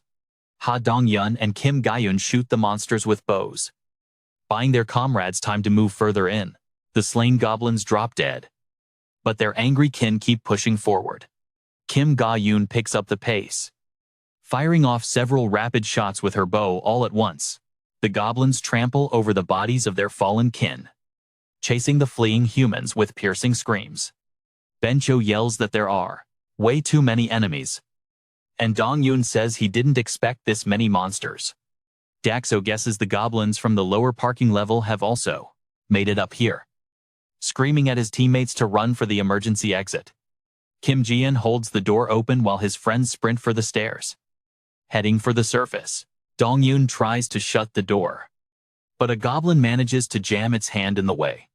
The other guys rush to help the baseball player, trying to hold back the enemy attack together and force the door shut. The goblins are slowly winning this tug of war, so he screams at the others to run to the first floor. Suddenly, Mr. Choi tells the boys to get back, activating his new skill, Gorilla Strength. With one hand, he shoves all the goblins back and slams the door, trapping the enemies behind it. Ha Dong-yeon doesn't want to leave their new comrade behind, but Jae-hun demands he get up the stairs. Jae-hun holds the door with all her might while the goblins on the other side go completely berserk. The team scrambles up the stairs, and Dong-yoon yells down to Jae-hun that everyone is safe and she can come up too. Mr. Choi opens the door and sprints up the stairs, hoping to outrun the goblins and slam the door in their faces on the first floor. He slips on a step, twists his ankle, and hits the ground just as a mob of goblins screams and bursts through the door. A goblin raises its clawed paw over him, and Jae-hun screams at the others to go down and get him. Then run upstairs. Kang Dae-so dives in and swings his bat, knocking the goblins away from Jae-hun. He reaches his hand out to Mr. Choi, but several goblins are already preparing to drag him down into the underground parking lot. Suddenly, the victim vanishes into thin air, leaving nothing but a trail of dark energy behind. Kang Dae-so can't comprehend what just happened and stands there, paralyzed by confusion. The goblins lunge at him with war cries, snapping him out of his stupor. Dong-yoon, Ga-yoon, and Jae-hun cover Dae-so with arrows, screaming at him to get up. Fast, the guy with the bat lunges forward, fleeing from the horde of green pursuers. He sprints up the stairs, staying just a meter ahead of the mob of vicious monsters. While the team fights against the goblins, there is also some activity on the street in front of the high-rise building. A massive bear with a crazed glint in its eyes is furiously tearing apart a dead goblin. The bear's thoughts are focused purely on killing, and the beast wants to find more goblins. The bear notices a light turned on in an apartment on the 30th floor and decides to check the building for goblins. The action rewinds a couple of minutes to when Mr. Choi suddenly teleports into the hallway of the 30th floor. Kim Jong walks up to him and tells him he managed to pull his neighbor out of that mess just in time. Mr. Choi looks up in surprise at the completely calm Jae-hun standing over him. The recluse explains he was monitoring the group's actions through absolute vision and managed to summon his neighbor at the critical moment. Mr. Choi can't stand up due to the bleeding wound the goblin left on his right leg. The man asks how he ended up there, but the protagonist advises him not to think about it and asks about his leg instead. Mr. Choi tries to look confident, claiming the wound will heal quickly. Kim Jae-hun decides to help him, but first, he needs to add medicine to the store. The recluse asks his neighbor to sit on the floor for a bit while he goes into his apartment.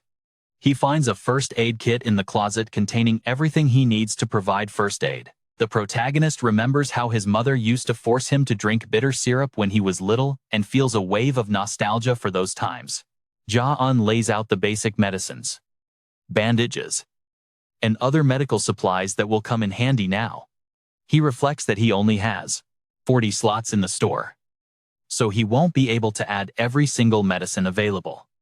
Instead, the guy puts everything back and adds the entire first aid kit to the store, which can now be purchased for 77,000 points. The recluse buys a new first aid kit and takes it out to Mr. Choi, who is waiting in the hallway. Kim Jae-hun begins examining his neighbor's wound, ignoring his quiet protests. First, the protagonist decides to disinfect the wound with cotton and alcohol. Mr. Choi thanks his neighbor for the help, and his loyalty and trust increase once again. Jae-hun puts the first aid kit away, tells his neighbor to get some rest, and returns to his apartment. There, he activates absolute vision and turns his attention to the lower floors, where the battle rages on. The team continues to cover Dae-so as he flees from a crowd of enraged goblins. A horde of green monsters enters a battle frenzy and charges up the stairs with loud screams. A breathless Dae-so runs just a meter ahead, trying his best to keep them from catching him. The friends have already set up barricades on one of the floors to hold back the goblins. Dae-so vaults over the barriers, but a couple of goblins are right behind him. Mo Bencho lunges forward with a furious scream, protecting his comrade from the goblins' attacks. He swings his bow, sending the enemies flying down the stairs with unusual force. An enraged Bencho continues bashing the goblins, ignoring his comrades' shouts. The rest of the group stares at Bencho in confusion, not understanding where he learned to fight like that. Kim Jae-hun continues watching them and notes that they are doing well. Mo Bencho, as the second vassal, received a new skill, teleportation. It consumes spirit and allows him to instantly move short distances within his line of sight. Down below, Kim Ji-yeon tells Ha Dong-yoon that he's prepped the extension cord and is ready to execute the next part of the plan.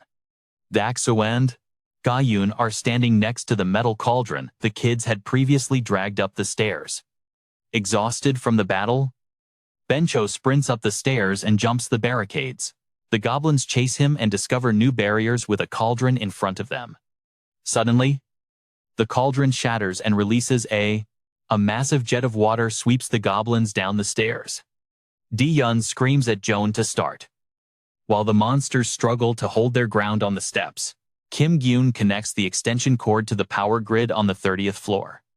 A powerful bolt of electricity surges through the cables running along the stairs, dealing massive damage to the goblins. Kim Gyun sees the kill notifications, receives over 300,000 won, levels up his skill, and obtains a new ability. He feels a sharp pain in his chest again, as the protected area begins to expand once more. The boundaries of the safe zone spread rapidly to other floors of the residential complex.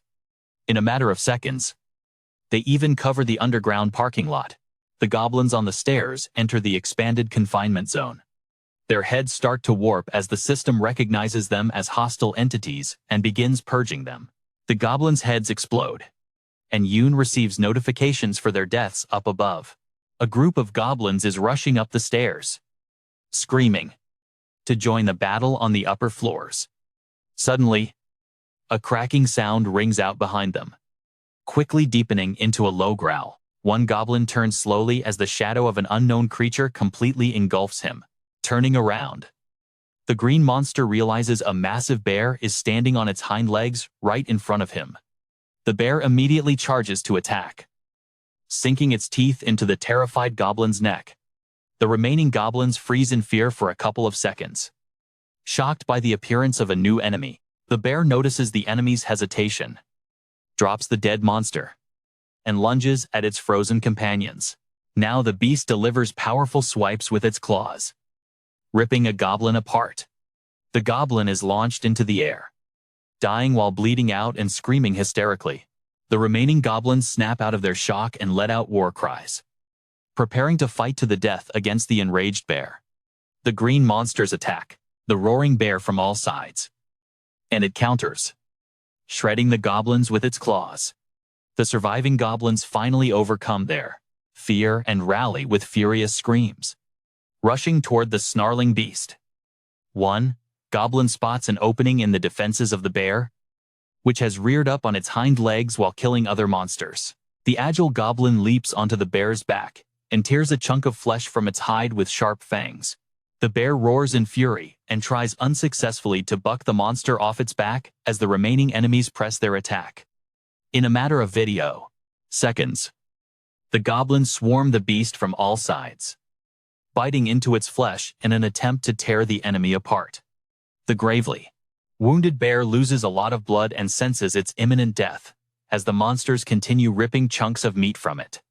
Suddenly, the heads of all the goblins explode at once, and their headless corpses hit the floor. The bear lets out a bewildered roar, trying to comprehend what just happened. A system notification appears before it, stating that it has received citizenship. The wounded bear finally loses its strength and consciousness, beginning to shrink in size. Its massive body begins to contort strangely, making loud cracking noises. Beneath the thick fur, it appears the human face of a woman who has been a bear this whole time. The bear form fades away completely, replaced by a young woman in a white t-shirt. The exhausted girl collapses to the ground after the grueling battle, bleeding from her wounds. Kim Jae-hun had been watching her through the absolute vision skill the entire time from his apartment. He continues staring at the unconscious girl surrounded by headless goblin corpses. The stranger lies motionless on the floor, with no visible signs of injury, and Jae-hun decides to find out who she is. The citizen card in the system shows that her name is Unju.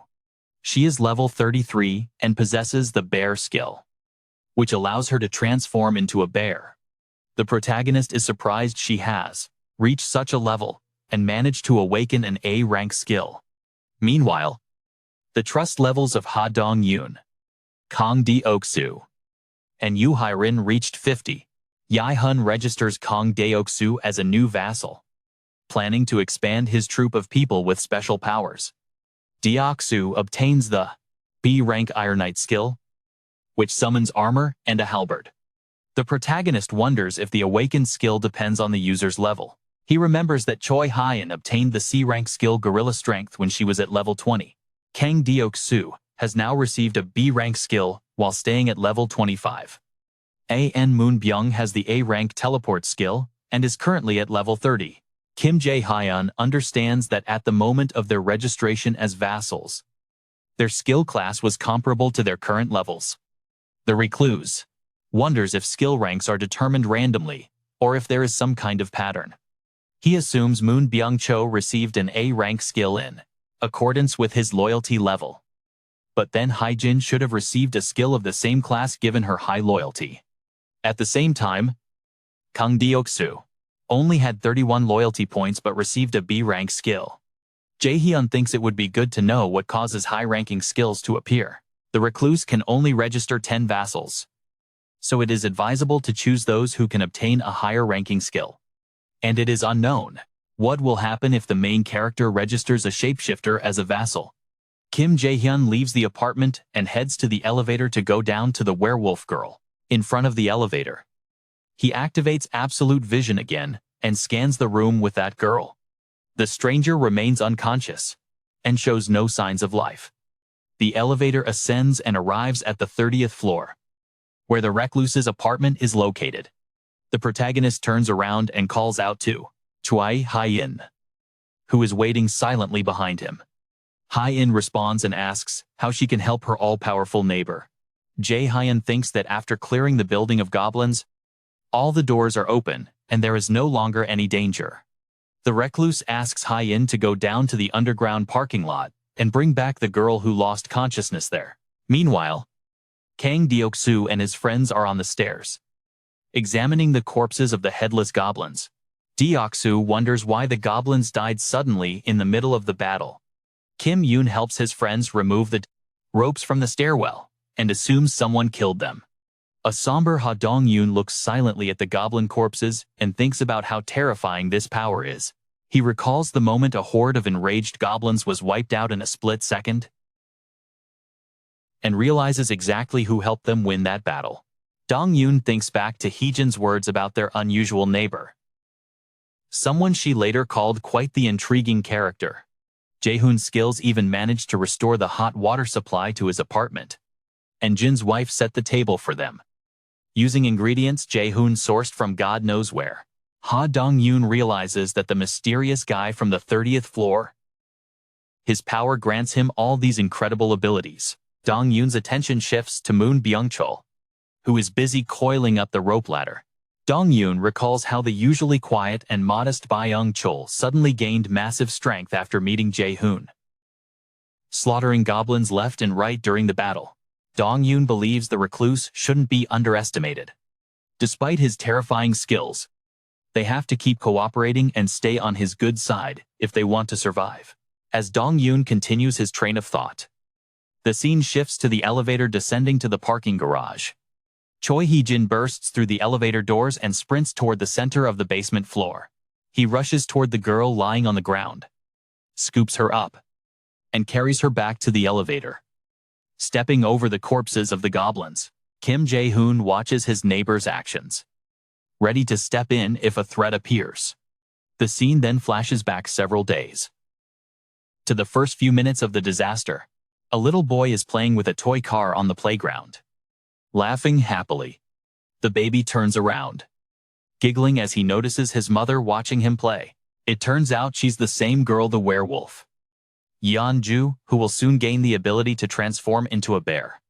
The baby waves his hand cheerfully. Just as a dark figure looms behind him, the mother realizes something is standing behind her child.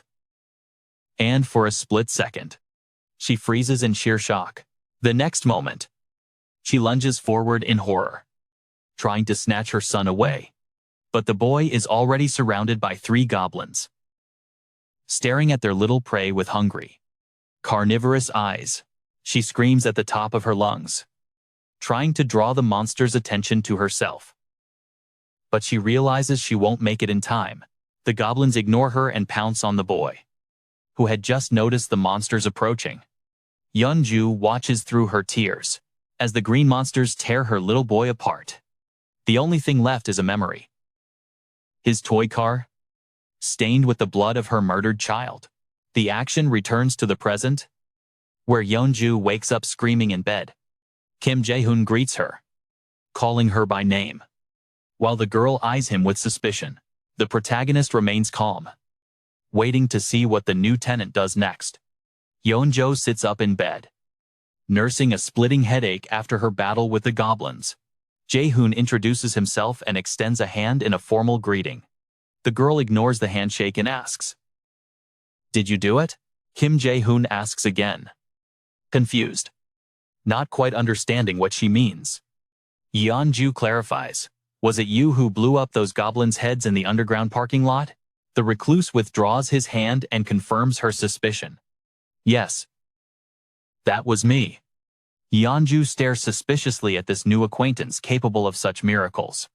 She thinks his ability must be incredibly powerful to wipe out a group of goblins in an instant. Suddenly, a thought crosses her mind. If he's that strong, maybe he can help her. With trembling hands, she gathers the courage to make a request that represents her last hope. Yeonju asks the protagonist to bring back her son, who was killed by goblins just a few days ago. Weeping, the girl begs him to bring her son back, even if it's just for one day. Even if a full resurrection is impossible, she just wants to spend one more day with him. And she begs Jae-hun to help. As she speaks of her son's death, a system message pops up showing her trust level has skyrocketed. The protagonist realizes why she hunted the goblins with such fury. She was seeking revenge for the death of her child. Yeonju continues to sob, unable to calm down as the memories flood back. Jae-hun looks at the crying girl, wondering how he can help her. He decides to try issuing a quest: kill 1,000 goblins. No time limit, with her son's resurrection as the reward. But the system announces that such a quest cannot be created. Much to Jae-hun's disappointment, the protagonist reflects that such a quest should be impossible anyway, since you can't bring back those who are no longer with us. But then, the system displays a message stating he has insufficient funds to offer resurrection as a reward, and that he needs to try again when he has more currency. Kim Jae-hun is stunned. He's completely speechless. He realizes that he can resurrect people, as long as he has enough funds in his account. The recluse turns back to the weeping Yeonju. He thinks to himself that he doesn't know the cost of resurrection yet, but he knows for a fact it's possible. He's ready to give her a final answer. He calls out to the girl. She wipes her tears and looks up at the man standing in the room. Jae-hun states firmly that he can help bring her dead son back to life. Yeonju stares at the protagonist in shock, unable to believe his words. She asks him again, did he really mean he could bring her son back? Jae-hun confirms it is possible, but it can't be done right this second. He adds that while at times will happen, it's going to take an indefinite amount of time. Yeonju vows she'll do whatever it takes and is ready to follow his orders. Jae-hun thinks about Ha Dong-yoon's group. Only Kang Dae-so and Moon Byung-chul were able to awaken, and if Yeonju, who has already reached level 33, joined them, it would be much easier to deal with the stronger monsters. The recluse decides the best move is to turn all 7 of them into his vassals. Jae-hun invites the girl to get up and come with him to meet a group of interesting people. Soon, he introduces her to his friends as a new team member. To Dong-yoon's surprise, Yeonju recognizes him as the guy who was hunting goblins with a baseball bat. Then she recognizes Kim Ga-yoon, who used a bow to kill monsters. Ga-yoon asks her new acquaintance in surprise, "How do you know about us?" Yeonju says they've actually met before, and growls softly, mimicking the sound of a bear. Dong-yoon, Ga-yoon, and Dae-so look at the girl in confusion. Not understanding what the growl means, Yeonju decides to show them her ability and begins her transformation into a bear. Dark energy wraps around her body, transforming into thick brown fur. The girl's face gets covered in hair, and her body rapidly grows in size. Kim Ga-eun gasps in shock, realizing it's the same beast from the side entrance. Jong-woo finishes his transformation and now towers over the group, his head scraping the ceiling. The girl calls herself Bear, proving that even in this form, she can speak. Eunju tells her stunned friends that Bear actually helped them with the goblins a few times. Dong-yoon thinks back on everything that happened, and he's grateful. He silently thanks Bear for having his back during those battles. Jae-hun walks into the room. All right. Everyone's introduced themselves. Right. He tells them he has a major announcement about their next move. Starting tomorrow morning, we're moving out. The plan is to rescue Moon's grandmother. She might still be trapped in her house, since the goblin numbers have dropped significantly. Jae-hun believes they can actually save her. Choi-yoon, you're sitting this operation out because of your injuries. Then, Yoon-ju, you're taking his place. Tomorrow's your chance to show the team what you can do. Jae-hun tells everyone to eat up and get some sleep so they can face the morning fully recharged. Ha-yoon agrees with the leader's plan, and everyone starts heading back to their rooms. But then, Jae-hun calls out to Moon and Dae-soo, just as they were turning in. Hey, you two. Hallway. Now, we need to talk about something important. Jae-hyun stands by the hallway window. You guys know why I pulled you aside? Moon and Dae-soo just look at each other, totally confused. Then they look back at Jae-hyun, clueless. It's about your awakening. He tells them. You both just acquired new skills. Moon, you got teleportation, short-range instant movement. And as for Kang Dae-soo, you got the Iron Knight skill. He hasn't even used it yet. Jae-hyun figures they need to uncover these abilities tonight, before the mission kicks off tomorrow. To get things rolling, he issues a group quest. Show me your awakened skills. You have 1 hour. The reward, a massive stat boost. But the punishment, sleep outside on the street tonight. Suddenly, Dae-soo's voice snaps him out of his thoughts. Wait. For real? Dae-soo asks, totally hyped. Do I really have a special power like Dong-yoon now?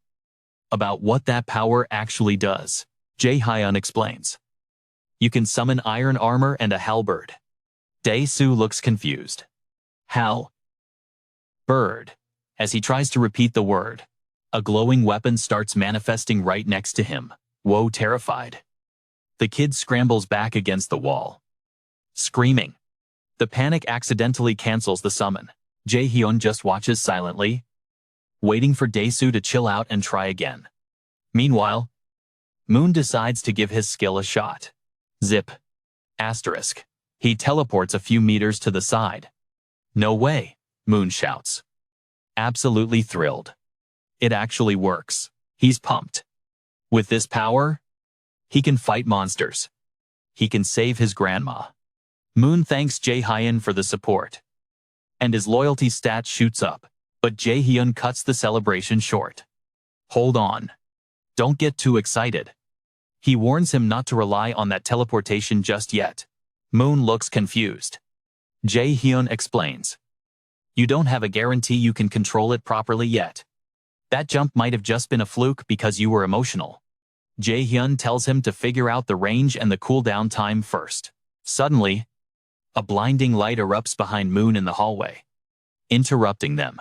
Out of the light, a massive, shining halberd appears, tall as a man.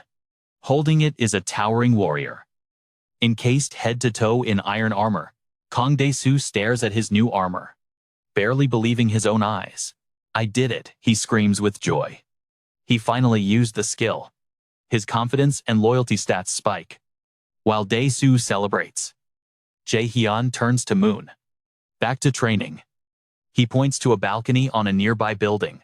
Try teleporting over there. Moon looks out the window, hesitant. He's not sure he can make that jump. He decides to try anyway.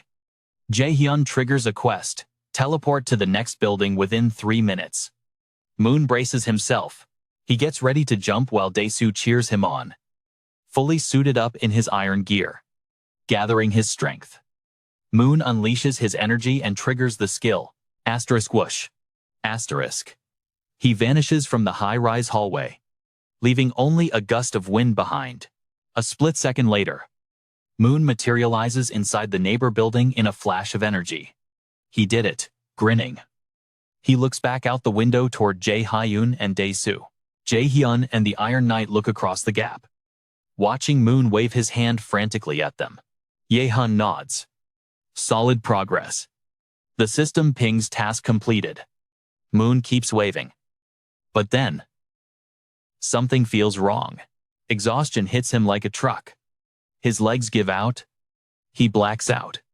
Jae-hun and Dae-soo watch in horror as Moon collapses on the floor across the street. Jae-hun instantly casts Summon Vassal. In a flash of dark energy, Moon teleports right back to them. But he's out cold. Jae-hun and Dae-soo carry him to a bed and wait for him to come around. Is he gonna be okay? Dae-soo asks. Jae-hun checks his status window. Teleportation is draining him too fast. He thinks. The system confirms the kid is in stable condition, just sleeping it off due to mana exhaustion. Dae-soo sighs in relief that his buddy is safe. All right, Jae-hun says. Back to training. Jae-hun looks at Dae-soo. You exercise today, Dae-soo blinks. Confused. New quest. Jae-hun announces. 100 push-ups. 100 squats. Full speed. You have 10 minutes. Dae-soo gets to work. He drops down and starts doing push-ups while still wearing that heavy iron armor. Push-ups done. He switches to squats.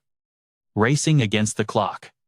A few minutes later, dripping with sweat, he nails it. Training complete. Jae-hun watches him.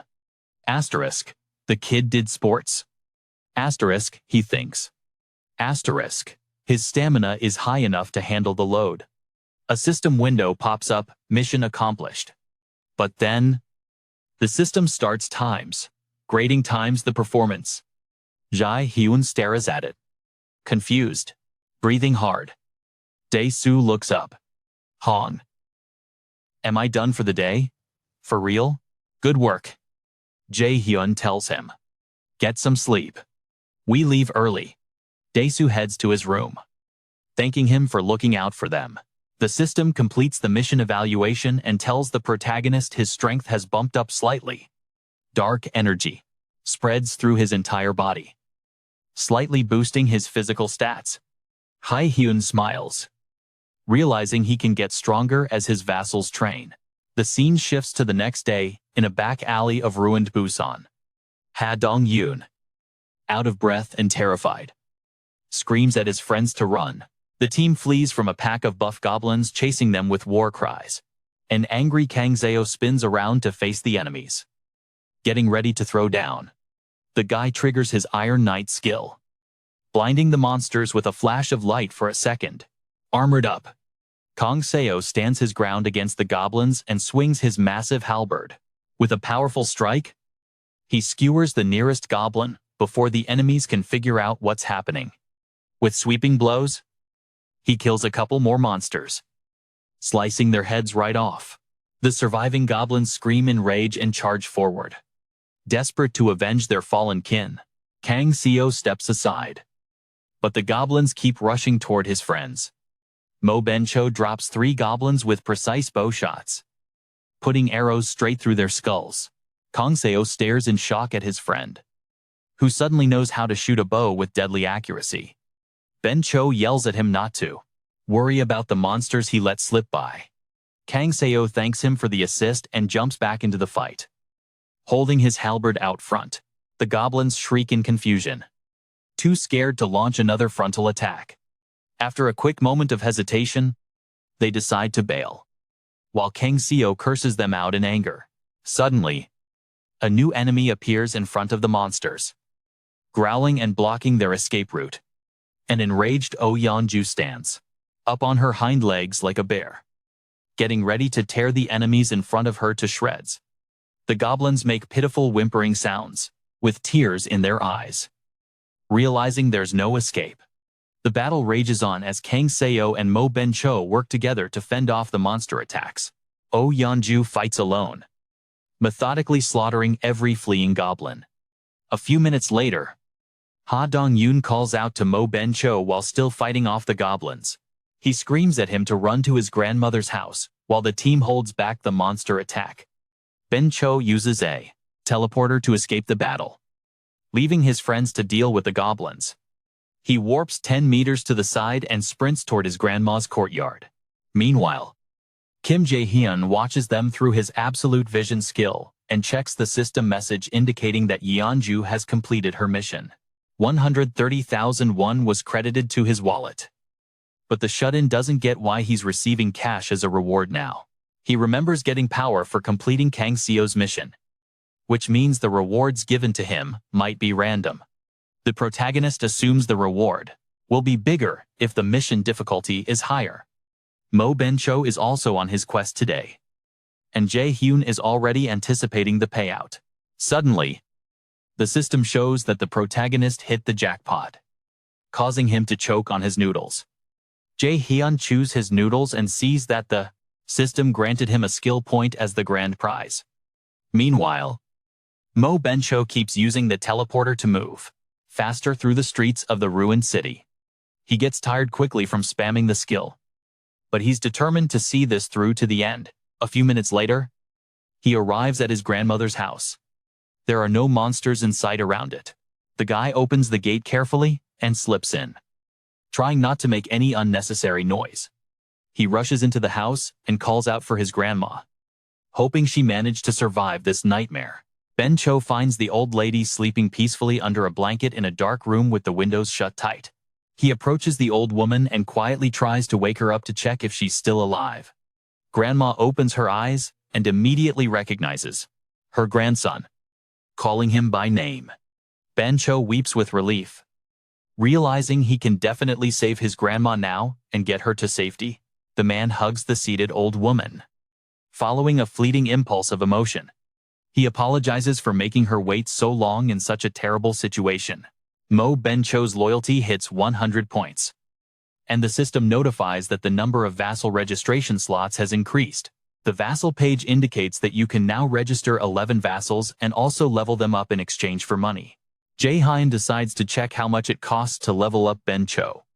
The system reports that it takes 100 million won to raise his level, and the shut-in currently doesn't have enough cash in his account. Kim Jae-hyun mentally apologizes to Ben-cho and promises to give him more tasks to earn experience. Suddenly, the main character hears sounds coming from the elevator and wonders who it could be. He activates absolute vision and scans the hallway near the elevator. There he sees two people, a young man and a girl, standing in front of Park Hee-won's apartment.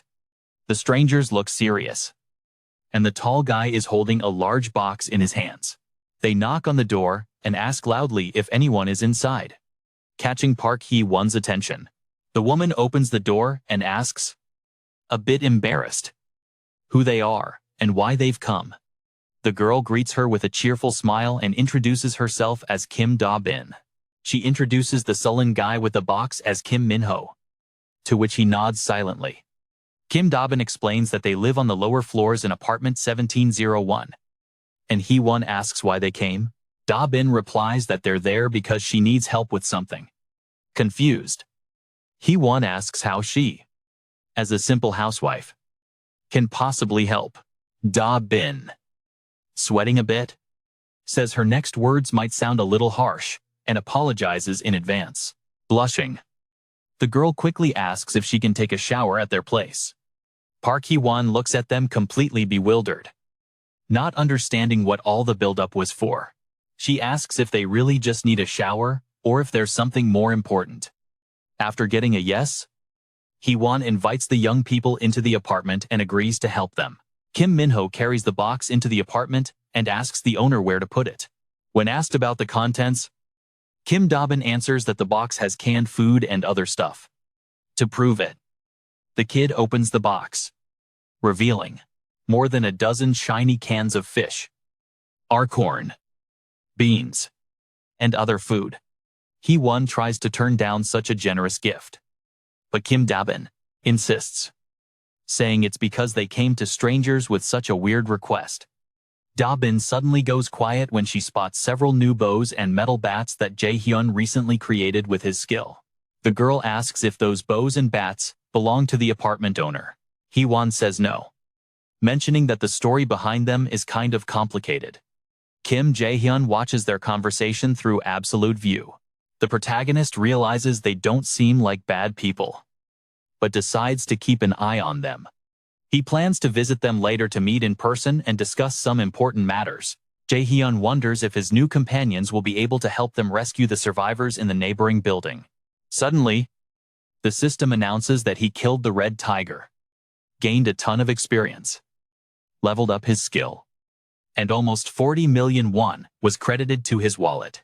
Surprised, the shut-in immediately activates absolute view, shifting his sight over to Ha Dong-yoon's group. The boys and girls are covered in blood, looking exhausted after an intense fight. In front of them lies the red tiger's corpse and Oh Yeon-ju, badly wounded in bare form.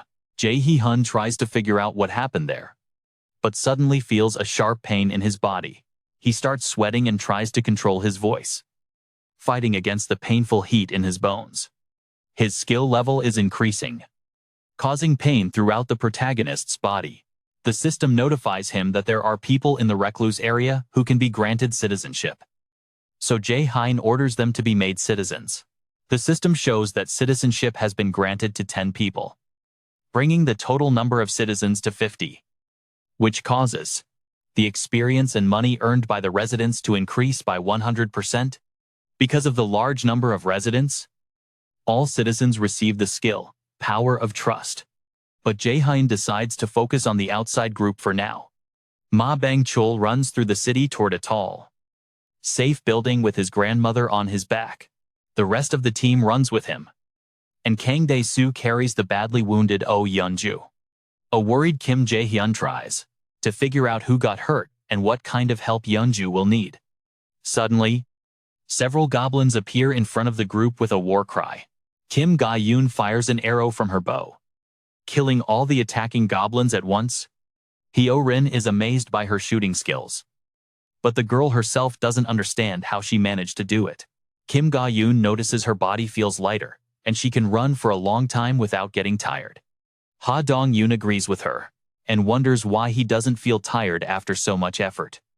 Jae-hun learns a new skill, Power of Trust, which increases the citizens' stats by a percentage equal to their trust level toward the shut-in. He remembers that all members of Dong-yoon's group have a trust level of at least 50, which explains why their physical attributes suddenly increased so much. Bang-chul is sure that they owe their sudden boost in strength to Jae-hun, and no one dares to argue with that. Kim Ga-yoon and Hyo-rin's loyalty scores exceed 30, giving them the potential to become vassals. Jae-hun immediately orders the system to register both of them as vassals. The girls glow with blue energy, surprised to feel a new power in their bodies. Ga-yeon obtained the skill, Piercing, and Hyo-rin got Poison Mist. And the very next second, goblins appear behind them. Kim Ga-yoon draws her bow and fires an arrow at the monsters, accidentally activating her new skill. A glowing arrow flies forward rapidly, piercing the head of the nearest goblin. The arrow then starts spinning, successively killing 3 more goblins behind the first one. Confused, Ga-yoon doesn't understand what happened or why the arrow started flying like that. Jae-hun views the description of the girl's skill, Piercing Arrow, and decides to give her a quest. According to the task, Ga-yeon has to kill 10 goblins in 10 minutes using her new skill. Then the shut-in studies Yoo Hyo-rin's new skill, which creates a deadly poisonous mist. The skill has an area effect and can damage allies. So Jae-hun decides to postpone training with her for another time. The system notifies him that Kim Ga-yeon has successfully completed the singles quest, and the protagonist decides to look for the residents on the lower floors. His attention turns to a lone guy walking down the hallway. Between apartments, he enters a bathroom and approaches the water with an empty bottle in hand.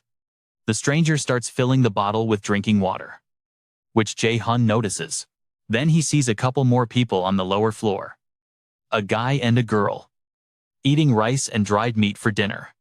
The protagonist realizes that they didn't join Ha Dong-yoon's expedition group because they can still get food on their own. Then he notices that in one of the apartments, there's a girl lying motionless on the floor. Jae-hyun runs to the elevator to go down to the lower floor and help the stranger. He checks her system page, which indicates her name is Kim Da-eun, and she has a healing skill. Jae-hyun realizes she could become his healer, potentially capable of curing any wound. A few minutes later, the protagonist arrives at apartment 2902, where Kim Da-eun lives. He starts slowly opening the door to the dark apartment. Not wanting to scare the owner, the door latch won't budge, and the metal parts clink. Drawing attention, Jae-hyun decides to use a new skill, Recluse's invisible hand, which summons a phantom hand to perform various manipulations. The protagonist sees the situation as a great way to test out the new skill. He focuses on the door lock, imagining it breaking. Suddenly, instead of a phantom hand, a phantom bolt cutter appears in front of him. Kim Jae-hyun mentally controls the bolt cutter to carefully slice through the bolt, opening the door. The guy rushes inside and runs toward the room where the girl is lying down. Kim Da-eun lies motionless on the floor, showing no signs of life. The shut-in leans over her and tries to wake the girl from her deep sleep. He quickly realizes her condition is way worse than he thought. Da-eun is severely dehydrated. She hasn't had a drop of water in days. Jae-hun decides he needs to snap her out of it fast, so she can use her skill to bring the group back. Suddenly, he spots a plastic water bottle sitting on the table. Surprised, he decides not to overthink how she could have ended up in this state with water right there, and focuses on helping her. He opens the system and issues Da-eun a quest: take one breath. The reward: recovery from dehydration. She takes a breath, and blue energy wraps around her body, instantly curing the dehydration. Da-eun slowly opens her eyes to see Kim Jae-hun, asking how she feels. She asks who he is. Totally confused about how this stranger got into her apartment, Jae-hun gives his name and says he's her upstairs neighbor. Suspicious? She asks how he got in, and he bluntly replies that he smashed the lock. Suddenly, Da-eun remembers everything from the past week, including the monsters showing up. She starts to panic, wiping away tears as fear hits her. Jae-hun is confused. He knows how to help, but decides to ignore her emotions for now. There's no time. He tells her straight up that he needs her help urgently. Now, the shut-in has to convince a sobbing Da-eun to save his friend who's badly hurt. Kim Da-eun stops crying and eyes the intruder suspiciously. She has no clue what he's talking about or how she can help anyone in her current state. A terrifying thought crosses her mind. He knows way too much about her. She starts trembling, trying to figure out how he knew she was a nurse.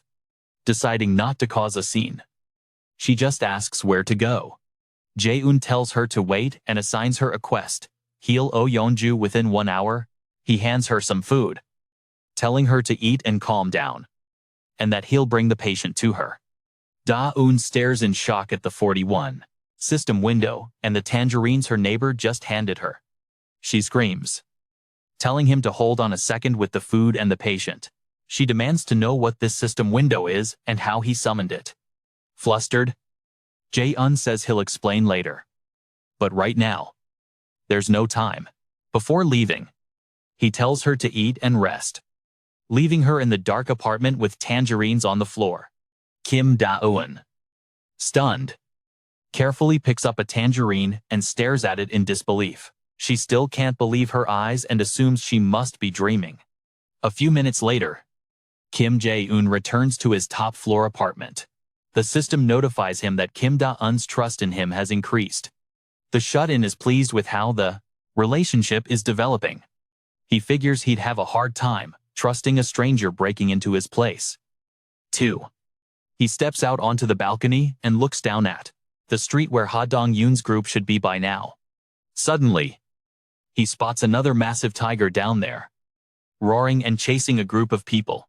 Dong-yoon's team is sprinting toward the high-rise with everything they've got, just a few meters ahead of the starving tiger. And exhausted, Jae-hun curses his rotten luck. It just keeps piling on problems. This red tiger is even bigger than the last one and looks fully energized for a fight. And Dong-yoon's group is way too weak from fighting the other monsters to handle another battle. Our protagonist watches in horror, not knowing how to help his friends. The tiger has almost caught up to them, swiping at the closest runner with its massive paw. Suddenly, Hyo-rin trips and hits the ground hard, smacking her head. Kim Ga-yoon stops, readying her bow to save her friend. Hyo-rin tries to stand on her injured leg, but she's losing precious seconds. By the time she gets up, the tiger is right behind her, jaws open to crush her skull. Hyo-rin can feel the monster's hot breath on her neck and braces for death. The tiger snaps its jaws shut, but the girl suddenly vanishes in a flash of energy. The confused monster growls, looking around for its prey. Meanwhile, a terrified Hyo-rin appears safely on the top floor of the high-rise. Standing in front of her is Kim Jae-hun. He summoned her at the very last second using his vassal teleportation skill.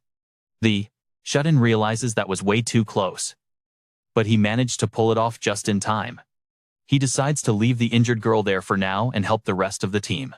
Outside, the rescue team keeps running from the tiger, which lost a few seconds trying to grab Hyo-rin.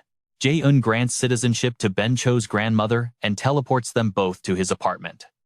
Ma Ben-cho begs the protagonist to look after her. The shut-in tells him to wait and goes back to the window to check on the tiger. Ben-cho remembers his friends down there and realizes they need help. The monster on the street is closing the gap fast. Jae-hun activates his invisible hand skill, summoning the spectral bolt cutters again. The red tiger has almost caught the rescue team and is winding up for the final pounce. Dong-yoon realizes they can't outrun it. He decides to stall the monster to buy his teammates some time.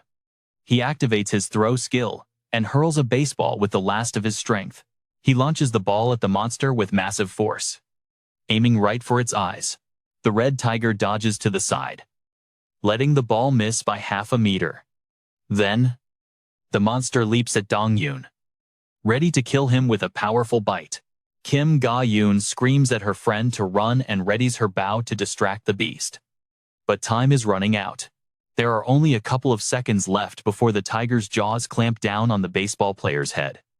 Dong-yoon realizes he can't escape with his friends, so he's going to give them a chance to get away. Suddenly, he darts to the side, trying to lure the monster away with him. The red tiger chases after him with a roar, forgetting about the others. Dong-yoon sprints toward the underground parking lot, leading it away from the building entrance. This time, the tiger finally catches up, cutting off any chance of escape. Dong-yoon stops, ready to fight the monster one last time. Suddenly, huge ghostly pincers materialize right over the red tiger's head. The magical construction tool clamps shut around the monster's neck and hoists it up. The tiger roars loudly, struggling to break free from the pincer's chokehold. Mr. Yoon just stares in shock at the scene, completely forgetting to run away. Kim Ga-yoon and Kim Ji-on rush in to save him, but they freeze when they see the tiger dangling in midair. A system message pops up in front of the girl, grabbing her attention. It was Kim Jae-yoon who assigned her a new quest to kill the red tiger. The recluse watches the situation unfold from his balcony and thinks that thanks to Ga-yoon, he can rake in 4 times the experience and cash. The girl activates her piercing skill and takes aim at the strangling tiger. The monster spots her and starts snarling furiously, struggling even harder to escape the claws.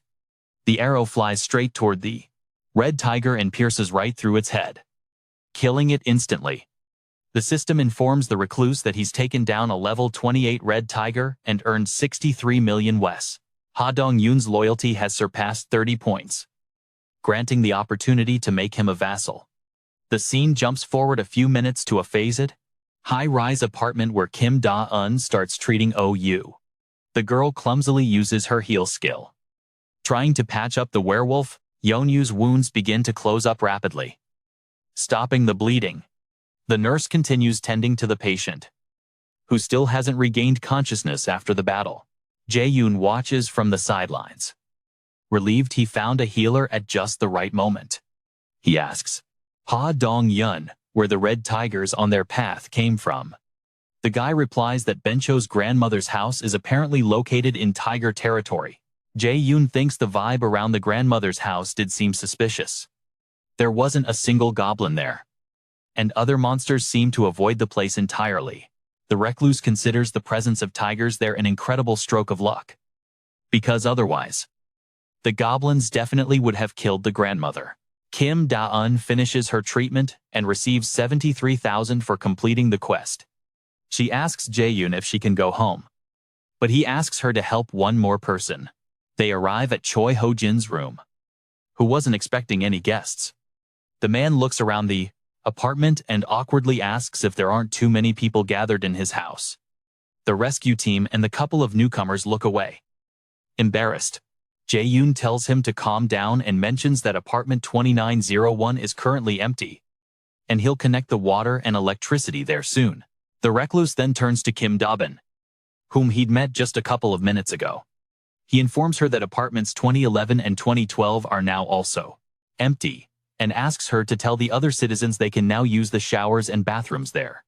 Da-bin and Min-ho agree to pass on his message, since they don't want to argue with the owner of the protected area. To their surprise, Jae-hun suggests they both take an apartment to share so they can have separate housing. But he wants to ask them a favor first. He asks them to become a liaison between him and the other survivors. Da-bin asks if this sounds like a representative position, and they tell her yes. Jae-hun asks her to tell the others that the team who kills 100 goblins the fastest will get an empty apartment with electricity, water, gas, and food. Plus, if a team brings 10 new survivors to the building, they'll also receive an apartment like that. However, getting the utilities running might take a bit longer depending on the floor. Jae-hun decides that from now on, only useful people will receive the full privileges of living in the building. It's the only way to create more experienced warriors capable of surviving new dangers in the near future. He gives all the citizens a new mission: kill 10 goblins in a week, or else they'll be banned from using the common areas. The action jumps forward a few days to where an unknown guy is fleeing from a large group of goblins. The monsters shriek angrily and chase him, hoping for a good catch. The sweaty guy curses out loud and keeps running with all his might. Up ahead, he sees a door and sprints toward it like it's his only shot at salvation. The guy manages to roll into the room. Getting a few meters ahead, he screams to his teammates that he's made it and tells them to start. 3 young men with spears praise him for a good job. The one is annoyed that there are so few monsters. The guys start stabbing the goblins with their spears through the windows and the door, slowing down their advance. The monsters begin attacking near the door while the boys continue killing them methodically. The guys hold the defense successfully, rapidly reducing the enemy's numbers. The goblins continue their futile attempts to break through to the humans, but they end up retreating every time. More and more monsters die without being able to inflict any damage on the humans. The surviving goblins realize the situation is clearly not in their favor anymore. The terrified goblins try to escape, and the humans give chase. The red-headed guy suggests to his teammates that they shouldn't run after them, but watch his skills instead. He takes a homemade spear in one hand and aims carefully. The guy hurls the spear with massive force at the fleeing goblins. The projectile flies right toward the target and catches up to the nearest green fugitive. The spear strikes the monster in the chest, killing it instantly. The satisfied guy brags to his friends, who are surprised by his new skill. After the fight, he asks his friends how many monsters they killed today. After counting, they discover they've taken down over 100 goblins. Suddenly, the first guy the runner scolds Red Sung-hub, who said he wouldn't need to bring more than 10 goblins here. Sung-hub doesn't like this attitude, so he gets ready to start a fight. The runner claims he brought way more than 10 monsters and almost died doing it. Sung Hub replies that as a result, they'll get a new house. But the runner is still pissed because he could have died today. Sung Hub walks up to his angry teammate and tells him to listen closely. He claims that he came up with the idea and the role distribution himself. The blonde twins made spears and fought the monsters, while the runner just bragged about his speed. Sung Hub states that if the runner isn't happy with something, he can always be kicked off the team. The twins pull Sun Hyap and the runner, Sung Min, apart, talking them down from a fight. Sun Hyap is still fuming, though, so one twin convinces him to make Sung Min apologize for being rude. Terrified, Sung Min apologizes, desperate to avoid making things worse. Sun Hyap tells everyone to drop it and head up to the 21st floor to claim their reward. On the 21st floor, Kim Da-bin hits them with a smile and says another team already snagged the prize. Sun Hyap's crew is stunned. They want answers. Sun Hyap can't believe another team managed to kill 100 goblins faster than they did. Sun Hyap is convinced this is some kind of prank and tells Da-bin to cut the crap. He demands they stop messing around and hand over the new apartment as payment for their work. Kim Da-bin replies that it's no joke, pointing out the team that actually killed 100 goblins faster than them. That team turns out to be Kim Miho and a couple of retirees she helped out. Miho informs Da-bin that in exchange for helping with the mission, Mr. Jiho's family received a new house, and his daughters were exempted from goblin-killing duties. Da-bin recalls that Jiho's daughters are minors, so they wouldn't need to do these missions anyway. Jiho and his wife confirm that their daughters are actually adults. They just look younger than their age. The wife mentions her daughters are good at archery, but their father worries too much. Miho reports that Jae-hun already ordered new bows and arrows for them to hunt goblins near their home. Annoyed, Sun Hyap interrupts their chat to remind them he's still there. He accuses Da-bin of giving special privileges to her friend, creating unfair competition among the citizens. Miho admits it really is unfair. So Jae-hun asked to send the second and third place teams up to the 30th floor to receive rewards. Kim Da-bin tells the guys everything worked out for them, and Jae-hun is already waiting on floor 30. Sun Hyap calms down a bit, but he's still pissed as he walks to the elevator. Inside, they argue about Jae-hun, who is probably younger than them. Yet, for some reason, everyone treats him with way too much respect. The twins agree, saying, he seems like a cult leader that everyone worships as a new god. Sung Min speaks up, saying that thanks to his skills, everyone is safe. So there's no need to talk about him like that. The runner insists they need to win him over, not piss him off. The rest of the team turns to look at him, like they can't believe he actually spoke up. Sun Hyap starts getting angry again, remembering his outburst after the goblin battle. The elevator doors slide open on the 30th floor, making Sun Hyap decide to deal with Sung Min later. Kim Jae-hun walks down the hall toward them, ready for a serious talk. He greets the team with a faint smile, showing zero signs of fear. The guests look confused and intimidated by the presence of the protected area's owner. Baek Sun Hyap introduces himself and extends a hand in greeting, completely forgetting his words from a minute ago. Jae-hun shakes his hand and says he watched them hunting goblins, praising their use of the barrier. Sun Hyap asks, terrified, how he knows those details about them. The recluse doesn't answer, simply stating he'll bring electricity, water, and gas to apartments 1301 and 1501. Baek Sun Hyap is shocked that such a thing is even possible given the abandoned state of those units. When asked how he does it, Jae-hun says they earned housing by killing hundreds of goblins. With a sinister smile, he declares that he is not a cult leader. He also tells the surprised guests that he has no intention of becoming a new god. Sun Hyap looks down in shame as the protagonist continues speaking. He states he has a new task for their team with a different reward.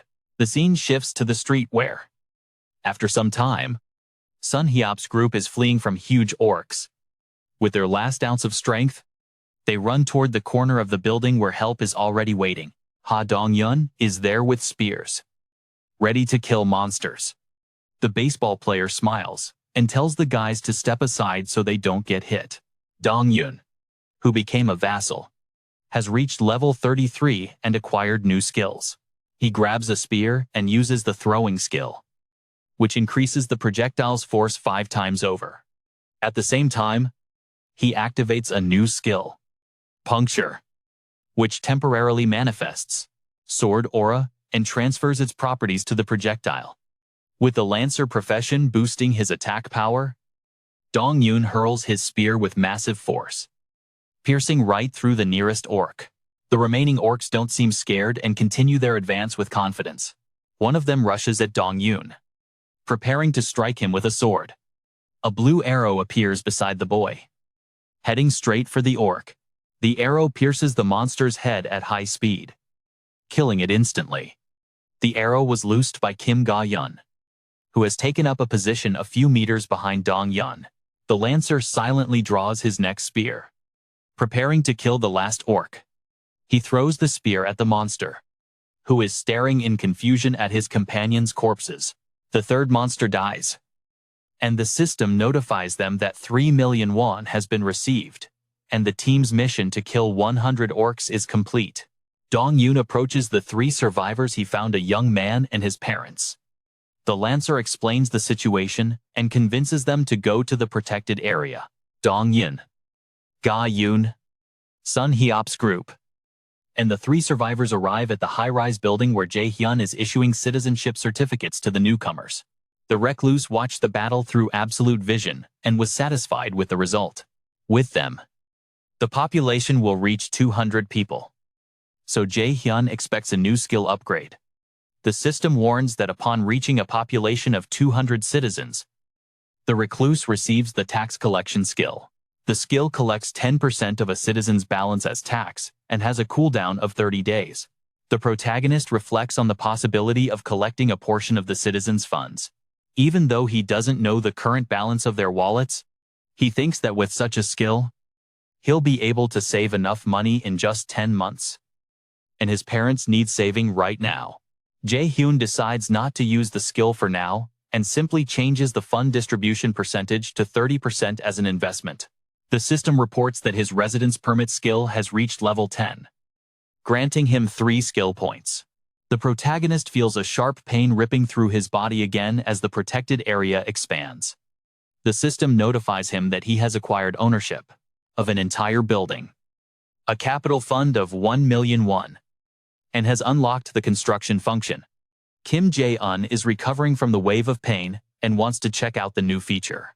The building gives him the option to build a solar generator, a store, or a gym using hundreds of millions of won in capital. The buildings will bring in 30 million won in revenue a year, which doesn't suit Jae-hun at all. Solar panels cost 130 million won and will take about 5 years to pay for themselves completely. The protagonist decides not to build anything, but to use the capital money to level up Do-yun. Suddenly, he realizes he can't spend that money and looks for an explanation from the system. The capital terms state that money from this fund can only be spent on buildings. Jae-hun stares blankly at the terms of use for a few seconds, stunned. Then he cheerfully declares that this changes everything. Since the capital is separate from his personal wallet, he decides the money can be spent on some useful buildings. The shut-in first orders the construction of a solar generator, but it takes 24 hours to complete. Jae-hun thinks one solar panel won't be enough and wants to build more. The system warns him that only one generator can be placed per building. So the guy moves on to the store. The construction and usage conditions for the store turned out to be better than he thought. This building is linked to the shut-in's shop, and the items he adds there can also be sold in the building. The store doesn't require employees and operates through a system that will solve the logistics problem and free Dobbin from the work of delivering important items to different floors. With the store, the people will now be able to buy the things they need by themselves. Jae-hun reflects that he can also set prices for the products. This will allow him to make money and increase his distribution percentage. The shut-in decides to build a store in apartment 101 on the first floor, which was cleared out by goblins. It's 48 hours until the store is finished. and Jae-hun is currently moving on to the gym. The guy decides to open a gym in the fortress. Next, 72 hours on the second floor, where citizens will be able to increase their strength and stamina at an accelerated rate. The system indicates that the shut-in shop has reached level 5, increasing its capacity and adding a merchandising function to buy items from the set separately. The protagonist decides to test the new feature by buying water. The store offers him a variety of different mineral water brands in different volumes. Now, the store has a much wider selection. Although it doesn't cover all the citizens' needs, now there are also more varieties of instant noodles, including buldak, dongsang, ramen, and more. The action shifts to the street, where Kang Dae-soo, in knight's armor, is fighting orcs. The orc couldn't penetrate his armor, allowing Dae-soo to deal a fatal blow to the enemy. After the enemy's death, a sweaty Dae-soo is called out by Ha Do-yeon, who appeared from behind. He asks the knight what will happen if he throws his halberd. Kang Dae-soo doesn't know what to say to this, and Do-yeon asks to borrow his weapon for a second. The lancer takes the halberd and uses his skills to enhance his throw. Do-yeon hurls the halberd forward with great force, ignoring Dae-soo's indignation. The halberd flies 10 meters and dissolves into thin air. Kang Dae-soo asks in confusion why Do-yeon threw away his favorite weapon. Do-yeon tells him to repeat the halberd summons, wanting to prove something. Dae-soo understands his friend's intentions and decides to find out if he can infinitely summon the halberd after losing it. He activates the skill, concentrating on summoning a weapon as part of his battle gear. A new halberd appears in his hand, indistinguishable from the one he just threw away.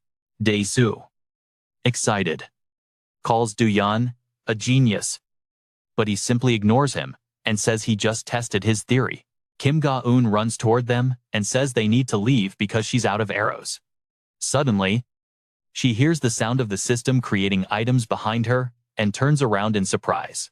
A new quiver of arrows appears on the ground to replace the ones spent on the monsters.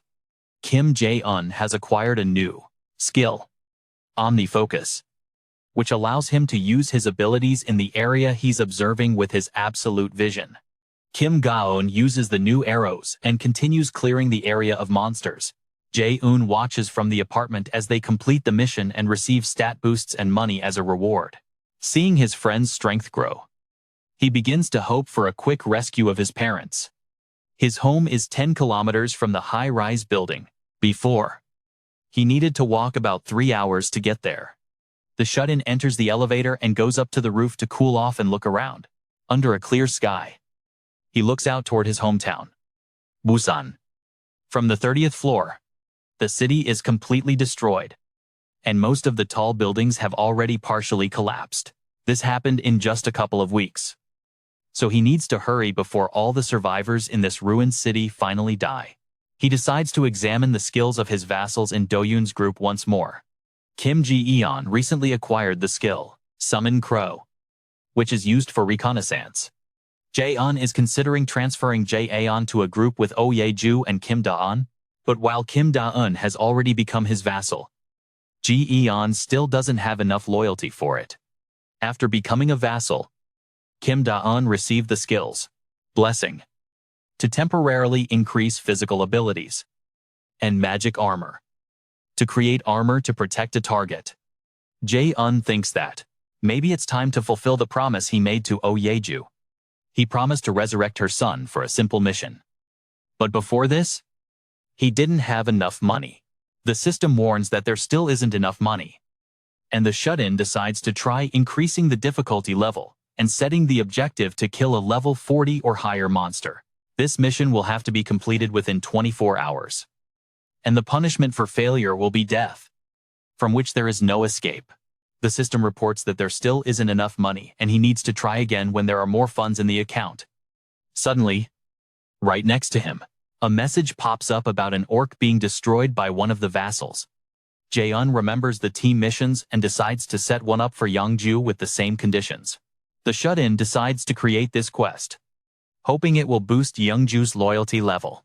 After a while, someone starts banging heavily on his apartment door. Jae-hun slowly approaches the entrance, letting an excited girl into the apartment. She bursts through the door, startling the protagonist with her intensity. Yeongju, completely out of breath, tries to catch her wind after sprinting all the way up from the ground floor. With tears welling in her eyes, she struggles to find the words for what she just saw. Jae-hun confirms the mission is real and warns her about the time limit. Hearing this, the girl collapses to the floor, her legs giving out. She starts sobbing uncontrollably, thanking Jae-hun for this chance. Through her tears, Yeongju says that even just one day with her son would be pure happiness. Her loyalty level shoots past 30, allowing her to become a vassal. Sometime later, Jae-hun stands in the empty apartment, staring at the ceiling. He flips the switch and the lamp turns on, fully connecting the unit to the power grid. Next, he turns the handle and watches water start flowing from the kitchen faucet. Still a bit winded, the shut-in finishes his work on the apartment, telling himself he's getting used to this. In his mind, Jae-hun feels like a mage controlling electricity, gas, and water. The system notifies him that the shop's revenue today was 320,000 wes. He activates absolute vision and decides to track the people in the building. His attention shifts to the first floor, where dozens of people are walking around the store. Two guys are arguing, saying they need to save 150,000 won over 15 days to buy a new bow. One of them objects, saying they won't have anything to eat for those 15 days if they save every penny. Jae-hun keeps watching, thinking the atmosphere down there has changed significantly ever since the shop on the ground floor opened. Game currency has started to really matter. Even small amounts of money from killing goblins began attracting people, and they started actively exterminating monsters. But now, there are almost no goblins left nearby, so the hunters are forced to travel further and further from the residential complex. The standard of living keeps improving, and new residents arrive periodically. Currently, 789 people live in the complex, which has a maximum capacity of 11,000. Meanwhile, Yeongju's team is out hunting monsters. The bear is actively slaughtering orcs, constantly searching for stronger prey for her mission. After killing the last enemy, she shifts back to human form, dusting off her fur. She looks at the dead orcs with dissatisfaction. Their level doesn't exceed 19. Kim Da-eun and Kim Ga-yeon advise her to take her time so she doesn't get hurt by accident. Yeongju asks them not to worry and apologizes for hogging all the kills. The bear doesn't tell her friends about her secret quest and suggests they keep looking for monsters. Kim Jae-hun watches them through absolute vision, thinking he was lucky to put her on a team with Kim Da-eun. After becoming a vassal and strengthening his werewolf abilities, suddenly, the girls hear a loud, unknown roar echoing from the tunnel. Soon, a massive monster appears before them, drawn by the noise of their battle. A huge orc in full armor steps out, looking like a tribal leader. Yeongju transforms into a bear and manages to scream at Da-eun to cover her. The bear takes a fighting stance in front of an orc that stands just as tall as she does. Yeongju attacks furiously, while the girls behind her scream at her to slow down. The orc swings his spiked club, readying his own attack. He repels the bear's first strike, trying to withstand her wild onslaught. While Yeongju wrestles with the orc, Kim Ga-yeon aims her bow at him, wanting to weaken the enemy. Taking aim, she fires an arrow enhanced by her special skill. The bear dodges to the side to avoid blocking the arrow's path. The orc deflects the arrow with his club, but the force of the impact makes him lose his balance. Yeongju seizes the opportunity and lunges at her enemy, successfully knocking him to the ground. The bear begins to maul the orc lying on the floor, who can no longer wield his club. Jae-hun, watching the battle, receives a notification that Yeongju killed a level 28 orc captain, earning 73 million wes. The orc captain was the leader of the Jongpo station, and killing him added the outpost to the list of available buildings. An outpost is a safe zone that can be built outside the main house. as long as the structure is active. The facade surrounding area also becomes a protected zone for the recluse. If an unregistered subject enters the outpost zone, they will be deactivated within 24 hours. Constructing the outpost itself costs 13 million. Jae-hun thinks he made a lot of money killing orcs. Enough to invest in the outpost. To build an outpost, he needs to send 3 vassals to the chosen location for a week. But he can't send Ha Dong-yun, Yangju, and Da-un there yet. They would lose too much time, being stuck in one place for 7 days. Jae-hun thinks it's too expensive time-wise. And since most monsters near Jongpo Station are already dead, there's no point building an outpost there.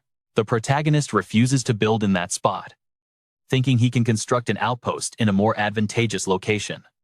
The protagonist considers creating an outpost near his parents' house so they'll always be safe. It would be too difficult to bring his grandparents to the residential complex anyway. Jae-hun mentally begs them not to die and to hold on until his friends arrive. The shut-in decides it's time to act, and wants to send Ha Dong-yun's group to his parents' house tomorrow. The scene shifts back to the subway, where the girls have finished killing the orcs. Kim Jae-hun arrives at the battlefield and is amazed by the scene before him. Yang Ju, in her bear form, is tearing the remaining orcs to shreds. Just one swipe of her paw is enough to launch an orc into the air and deal a fatal wound. Jae-hun thinks that kind of power is pretty much expected. After all, she possessed that level of skill even before she joined their community. He wonders why she switched sides, though, considering she used to be obsessed with slaughtering goblins. The guy suggests that after becoming a vassal, she must have received new abilities. 2. Jae-hun's team approaches him.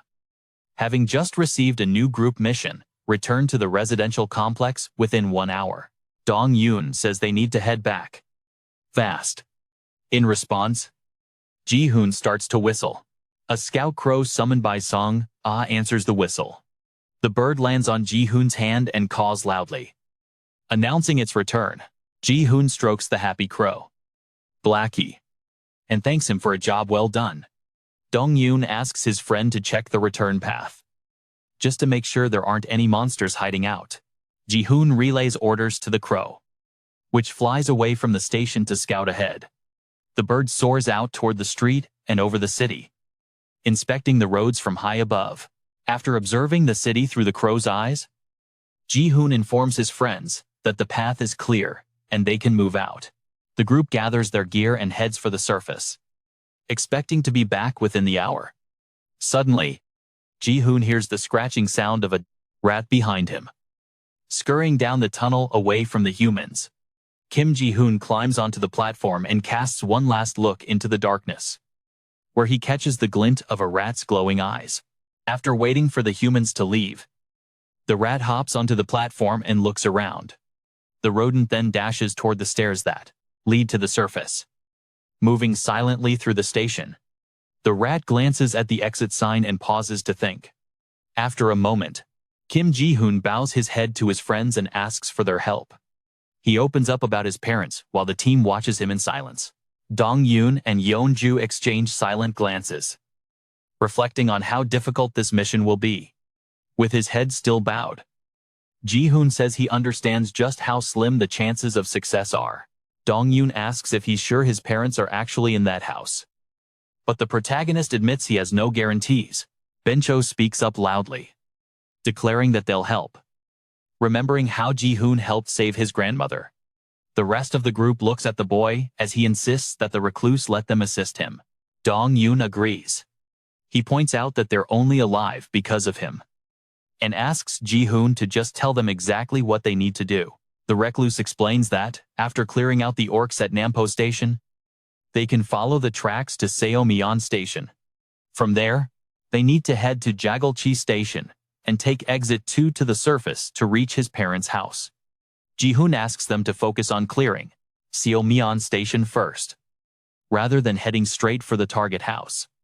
The protagonist bows his head once more, thanking his friends for their help, and tells everyone to get some rest before tomorrow's mission. Yeonju asks him to wait a second before leaving, saying she has a question. She wonders if he couldn't just teleport his parents here. Jae-hun explains that he's already tried different methods, but hasn't had any success. Every attempt ended in failure. The system simply refused to do it. He even tried to make the teleportation a mission reward, but it was all in vain. That's why Jae-hun was so excited about Bencho's teleportation skill. Until he found out the range. The protagonist assumes that the territory under his control simply doesn't reach the target for teleportation.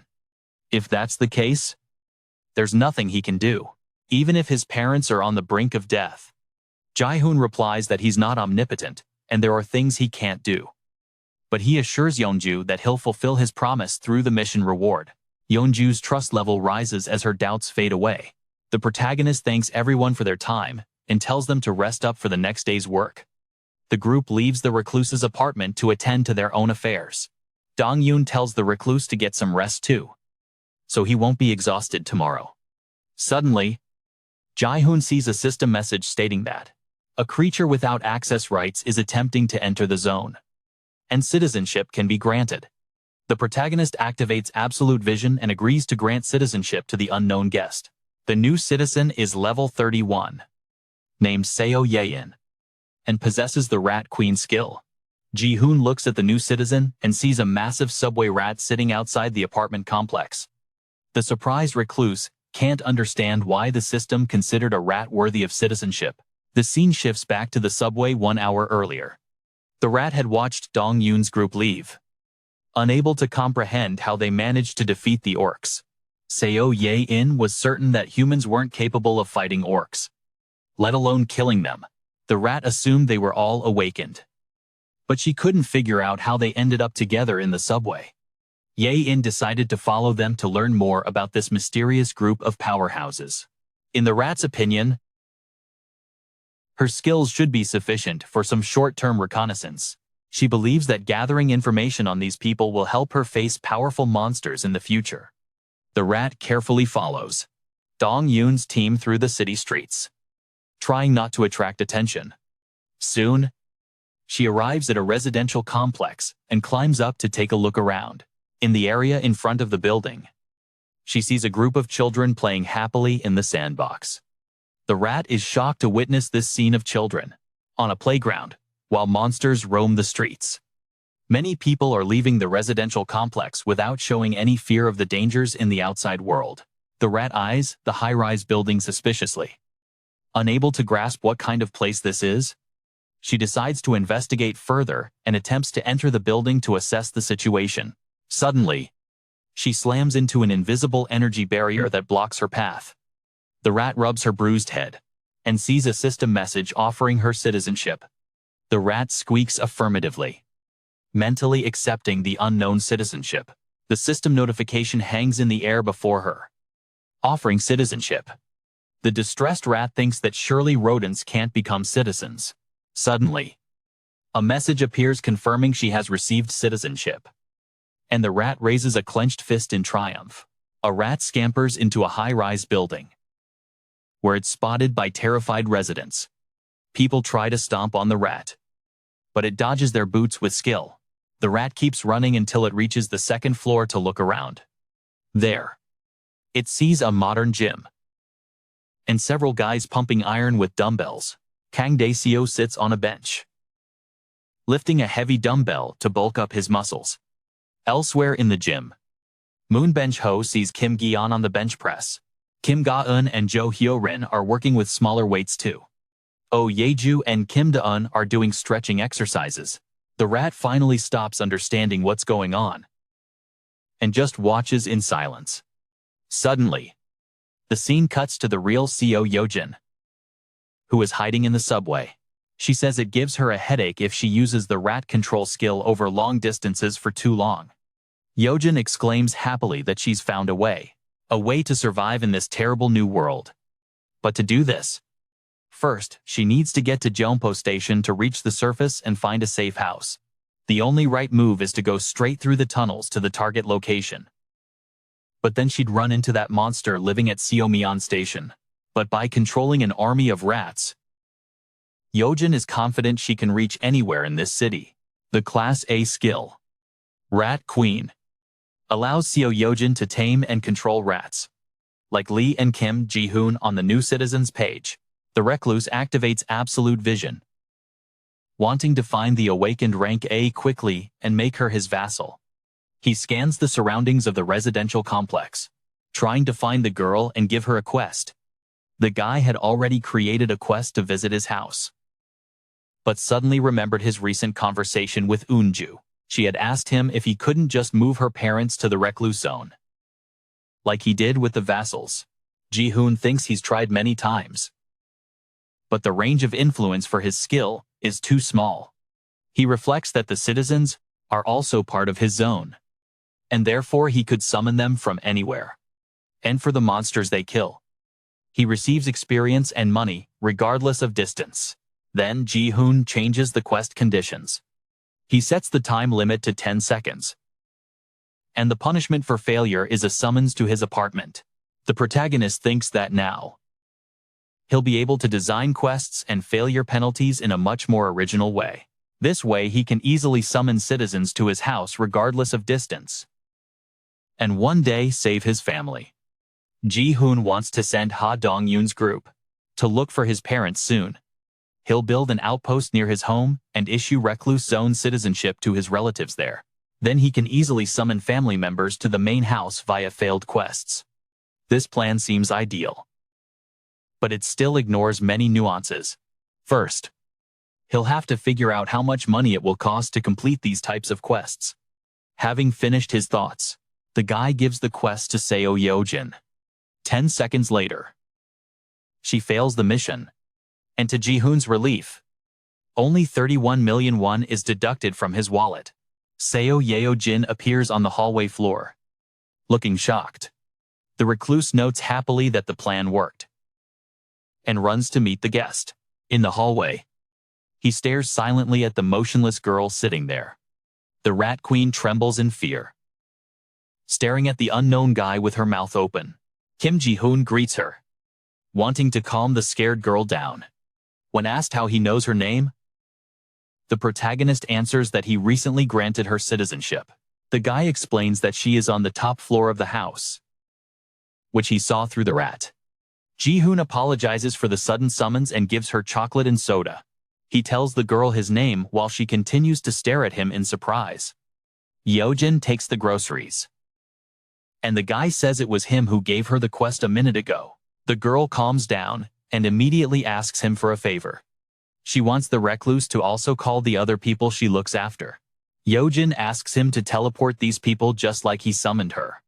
When Jae-hun asks how many people there are, she answers that there are 35.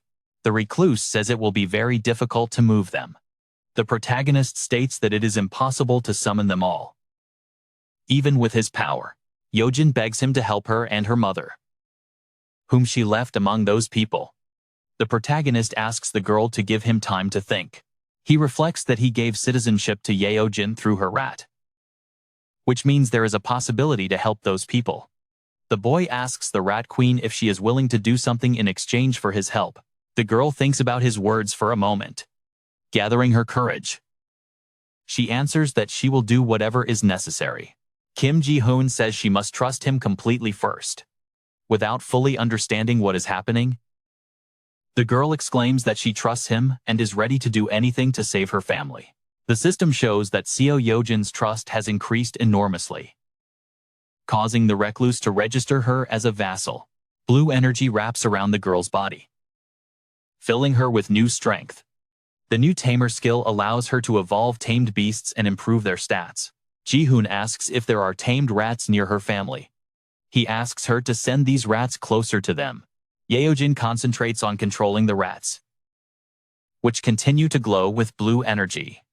Jae-hun activates absolute vision and begins to watch through the rat. A level 2 tamed rodent runs toward a group of people inside a dark room. The people quickly realize it is a rat sent by Yojin. Suddenly, a system window activated by Jae-hun appears behind the rat. It drops various foods and drinks, bought by the recluse in the game store. The surprised people gather the food and try to understand how Yojin could have achieved such a thing. The protagonist watches with satisfaction what is happening through his skill. He thinks that absolute vision is a perfect match for Jae-jun's technique, allowing him to see through the eyes of her rats. The guy's convinced that now he can scout the surrounding zones way faster. He heads back to the girl and asks her about the Namuming Dong area near Songdo Beach. She tells him she used to go there all the time because her parents lived in that neighborhood. Jae-hun thinks it'd be smart to send her rats in to scout before deploying Ha Dong-yun's squad. That way, our main character can figure out if his family's still alive and send him some essential supplies. Seo Yojin agrees to his request right away. Wanting to pay him back for helping her family, the girl starts getting a rat ready this very second. Just like her new friend asked, Jae-hun suggests sending the little critter down Busan Subway Line 1. Since he's planning to use that route to rescue survivors later on, Yojin's face suddenly changes, and she screams at him to not even think times about going that way. The recluse asks her the reason. Totally baffled by her sudden mood swing, the girl answers that there's a massive monster living inside Seomyeon Station. The guy asks Yojin to send a rat straight to that monster, wanting to see the thing with his own eyes. A little rat scurries towards Seomyeon Station, looking around all nervous like spotting something terrifying up ahead. It freezes and lets out a scared squeak. Right in front of it, something huge is slowly swallowing the body of a dead orc. The silhouette of a giant snake with glowing yellow eyes emerges from the darkness. The serpent throws its head back, trying to gulp down the orc faster. After devouring its prey, the massive monster notices movement up ahead. The terrified rat hides behind a pillar, trying to escape the monster's gaze. The snake lunges forward in a sudden attack and spots the rodent, opening its mouth full of razor-sharp teeth. The rat stares in horror at the monster's huge fangs as it slithers rapidly toward her. At the very last second, the animal manages to jump to the side and cheat death. The rat scampers away from the clumsy monster, which can't turn around easily because of its massive body. The snake calms down, deciding not to waste its energy chasing such a tiny snack. Jae-hun turns off his absolute vision after finishing the recon. The guy notes that the monster is just plain huge, and its level is clearly over 40. Seo-in says that because of the snake's lair, Seomyeon Station is a no-go, and they'll have to find other escape routes. She suggests Pongmakal Station, which is one stop closer to them. The girl is confident that the Recluse's strong teammates can easily clear the station of any weak monsters. The protagonist agrees with her, and points out that fighting the snake is way too dangerous for now. Kim Jae-hun tells her that she can live in apartment 2701 for the time being. To the girl's confusion, he explains that the apartment has all the amenities, but it needs a little bit of cleaning up. Watching Yojin's back as she walked away, the recluse thought her plan was solid, but they'd still have to kill that snake in the near future. Getting back to his tasks, Jae-hun activates the system and starts building a solar power generator. Solar panels are starting to go up on the rooftops of buildings inside the safe zone. The protagonist notes that the efficiency of the solar generators is actually pretty high, but there's still not enough electricity for nearly 800 people to collect taxes and construct new buildings. He decides to set up a 3-shift work system to increase the number of working hours. The guy makes the necessary changes to the safe zone and notes that it's time to assemble a team for the house. Hours later, Ha Dong-yun's group is escaping through a subway tunnel from an unknown threat, deciding to stand and fight the enemy. The hunters turn around and gear up for battle.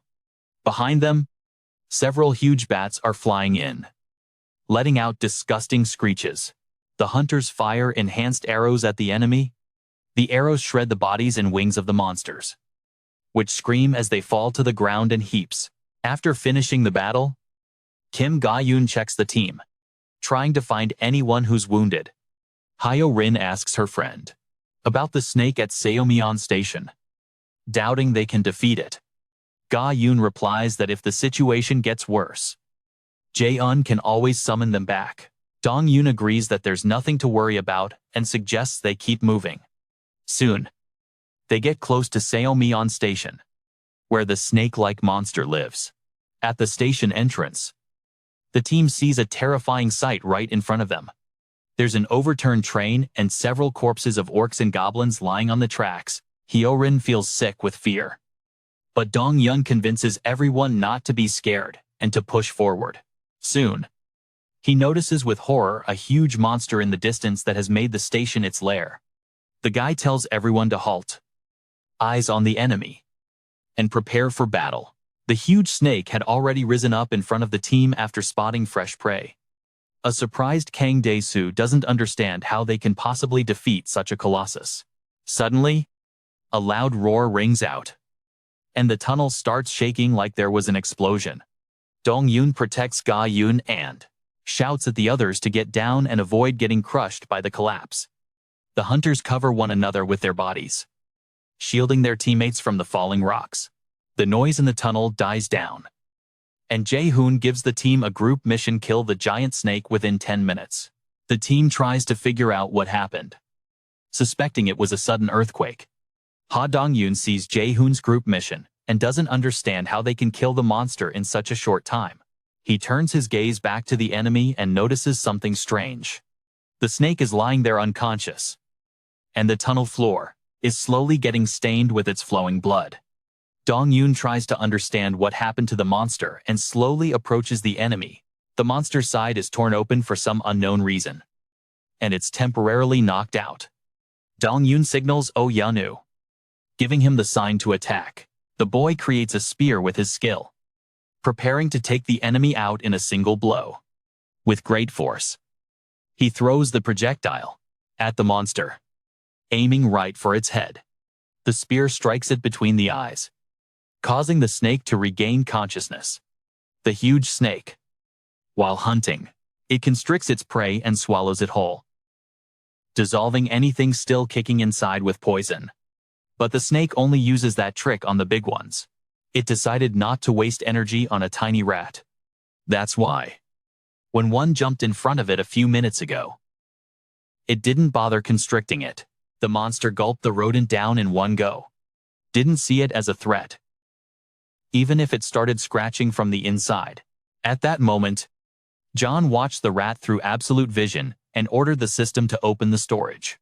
Right inside the monster, a storage window popped up where a live rat was still scurrying about. First, he released a massive amount of flammable gas from the storage, then spawned burning rags right next to the rat. A massive explosion rocked the giant monster from the inside, knocking it out cold right in front of the hunters. Seo Yojin felt the agony of the dying rat and curled up in pain back at Jae-hun's apartment. Seeing his concern, she assured him she was okay, though she hadn't expected the rat to die.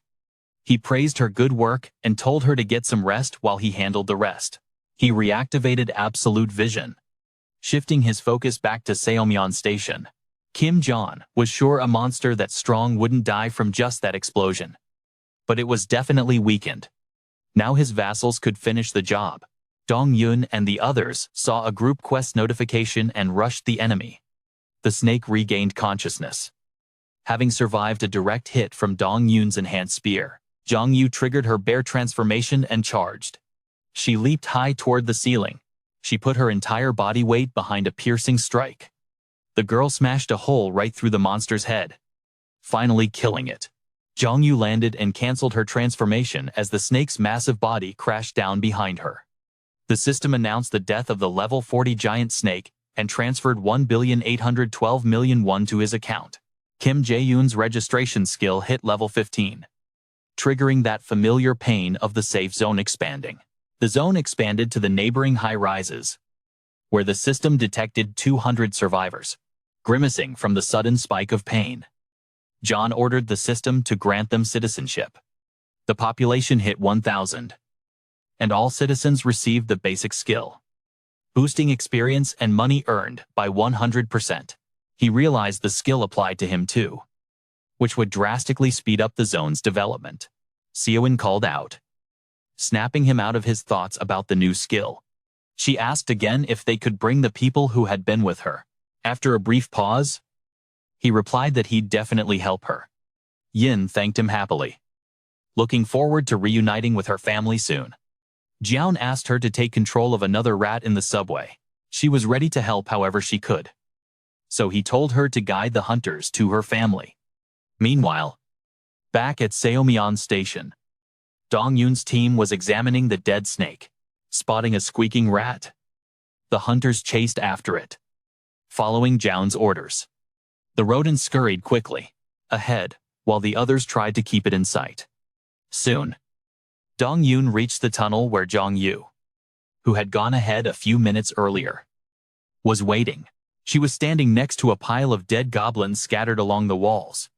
When Dong-yoon asked, she said she hadn't killed them, someone else did. The hunters realized there was orc territory ahead and grimly braced themselves for another battle. The team continued, following the rat toward the survivors' gathering point. Dong-yoon noted that with the snake dead, the main threat was gone. But there could still be stray monster packs nearby. The rat squeaked at them, demanding they keep moving and not stop. Daexo noticed the rat was unusually smart and figured it had to be related to John's powers. John continued monitoring the team remotely, ready to jump in if they were attacked. Once he was sure his teammates weren't in immediate danger, he decided to focus on upgrading his skills. Leveling up gave him 3 skill points to distribute. He spent the first point on absolute vision, which immediately triggered a fresh wave of pain.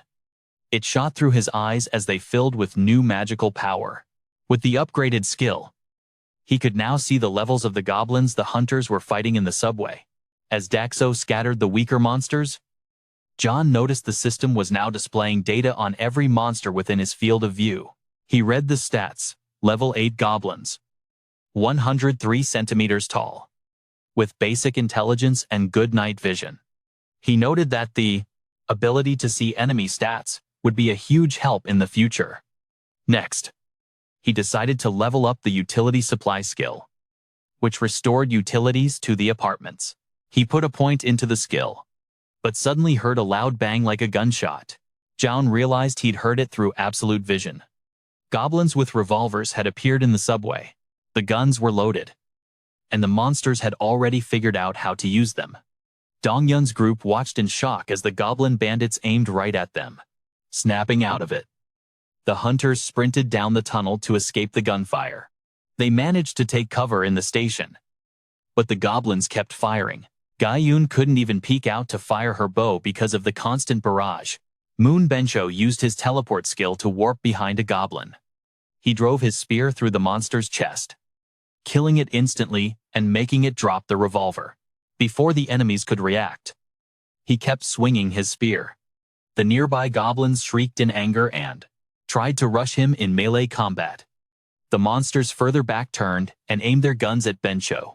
Jae-hun seized the break and fired to loose arrows at the enemies, knocking the guns from their hands. Daxo and Jong-yu covered the archer, shielding her from bullets. The bear and the knight closed the gap to the goblins in 2 leaps. They dove into the mob of enemies, slaughtering them with heavy, precise strikes. Kim Jian and Yorin fired their bows too, supporting their teammates. Working together, the hunters wiped out the remaining goblins without taking a single hit. Kim Jae-hun decided not to waste time and quickly registered the abandoned revolver in his shop. The system item identified Smith & Wesson revolver. Price 476,000. And 100 rounds of ammo. For 158,000 won. Jae-hun doesn't want to list this in the general store. Guns let you clear monsters way faster. Even a weak human could easily take out orcs and goblins with this. But giving a gun to every citizen, that's just stupid. Jae-hun didn't exactly vet people when he handed out citizenship. He's always been confident he could handle any rebels. Sure, killing monsters faster would boost tax revenue. But letting guns circulate freely, that's a recipe for chaos. It's too dangerous to trust ordinary citizens with weapons. Envy, hatred, jealousy. Those things push people to do terrible things. And resurrecting the dead is still way too hard and expensive. Jae-hun decides he'll only arm the people he trusts, judging them by the system's loyalty indicators. Meanwhile, Down in the subway, the hunters are checking the goblin corpses. Suddenly, new revolvers and ammo materialize right in the air. Bencho grabs a gun, thanking Jae-hun in his head. The team gears up and keeps following the rat. Finally, they spot something weird up ahead. The hunters stack up near the door where the rat keeps squeaking. Behind it, a group of people are trembling, terrified of the strangers outside. Scene shifts to the street. Jae-hun and Yuen are walking. The safe zone now covers the area around the building. The system alerts him strangers incoming. Kim Jae-hun grants them citizenship instantly. Yuen spots her mom and sister up ahead, running happily toward her across the boundary. The women embrace, so happy to see each other after days apart. Her sister notices Yuen doesn't smell bad anymore and asks if there's really hot water. Jae-hun watches the reunion with a satisfied look. He turns to Yuen, reminding her he gave her the apartment. But he doubts it's big enough for 30 people. That's when she realizes just how many people tagged along with her family. Her mom and sister look at Jae-hun sadly, at a loss for words. He offers the girl 3 more apartments in exchange for help cleaning up the station. Yuen promises to keep working hard, her confidence boosting. Jae-hun checks his system window and remembers something. He leveled up and got a new skill, but hasn't tested it yet. The beast control skill lets him have up to 10 pets, but summoning one costs 1 billion won, which shocks him. Hyorin walks up and asks to speak in private. They step into the apartment, where she avoids his eyes. Standing there in awkward silence, she wants to say something, but she's too shy. Jae-hun encourages her, telling her not to be scared. Then Hyorin drops the bomb she wants to leave the group. He's shocked by the sudden announcement and asks why. She says her skills just don't fit in with the team. Jae-hun tells her to stop dodging and speak her mind. Hyorin screams that she's terrified on every single hunt. Even the goblins are terrifying, and she still hasn't recovered from the orcs or that giant snake. Tears well up in her eyes as the traumatic memories come flooding back. She apologizes for being so weak, looking ashamed. Hyorin feels useless, like she can't live up to his expectations. Jae-hun thinks he's figured out her hidden fear. When they rescued Bencho's grandmother, she was shaking, couldn't even fire her bow. Fighting the orcs in the subway, she ran away in terror, and against the Crimson Tiger, she was literally on the brink of death. Even Jae-hun agrees she doesn't bring much to the table right now, but it's not her fault, it's her skill that's the problem. Her poison mist is an area of effect attack. It hurts allies too, so Hyorin couldn't use it in the middle of a fight. She took the same risks as everyone else, but couldn't even use her power. She keeps sobbing in front of him. Slowly, he tells her that they're actually short on workers right now. He brings up Kim Da-bin from the 21st floor. She's been working alone, and she's totally exhausted lately. Jae-hun plans to build common areas throughout the complex, and he needs people he can trust to run them. He offers the teary-eyed Hyorin a new job, a safe one. When she doesn't answer, he tries to find the right words. He tells her that anyone willing to keep moving forward can't be useless. Her poison skill is powerful, even if they can't use it yet.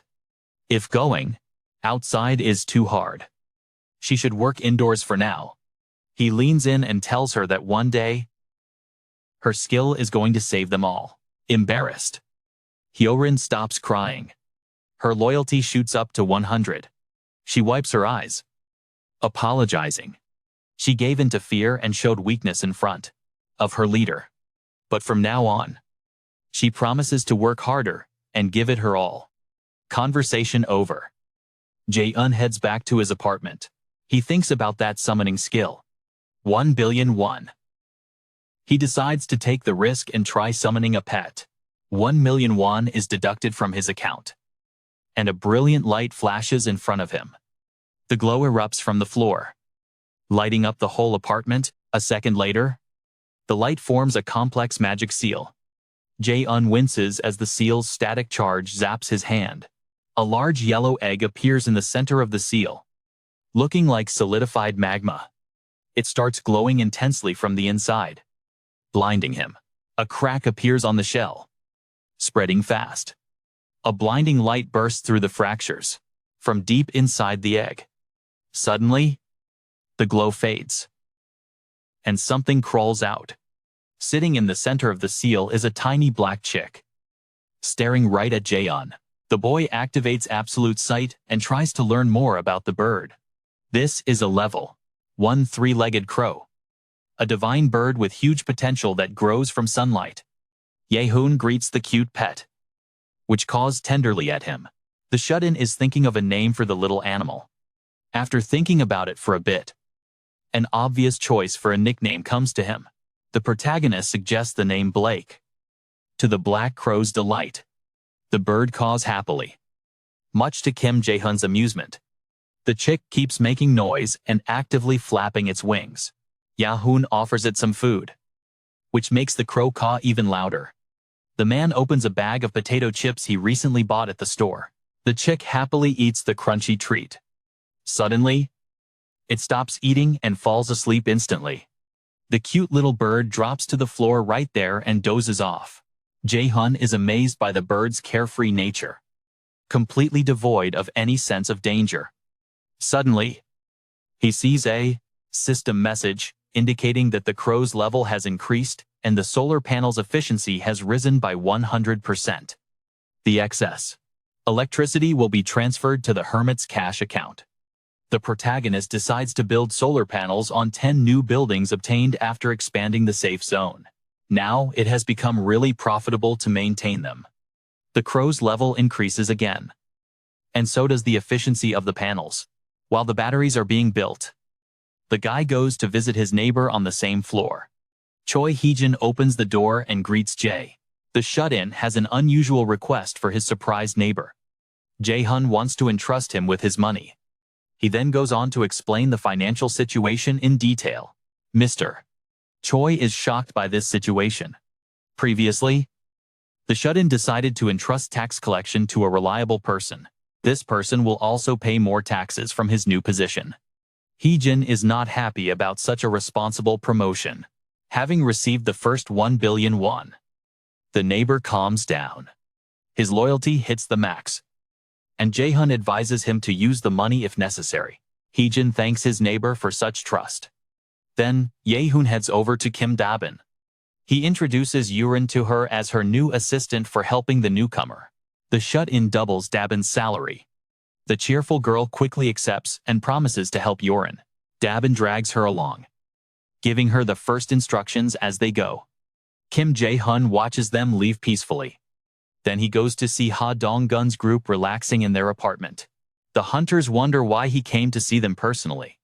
Jae-hun explains that after killing the snake, the surrounding subway tracks are now free of monsters. We need to capture the Byamnagul and Byamal stations while they are empty. The shut-in remembers Yorin crying and suddenly realizes something. The people in front of him risk their lives every day for his missions. Without Seo Yojin's warning, the battle at Seomayon Station could have been very different. Jae-hun thinks about death and remembers his family. The shut-in asks the team to go to Jagalchi Station tomorrow. A few hours later, he returns to his apartment. Blake is already awake and is now stretching sleepily. He climbs to level 5 and reinforces the roof panels again. The system notifies that Jae-hun has received part of the beast's power in the form of basic elemental magic. The main character tries to test out his new skills. A small ball of magical fire sprouts from his finger. The sensation of the fire is like using a passive skill. Now, we need to test the skill somewhere else. He heads out for a safe fire magic test.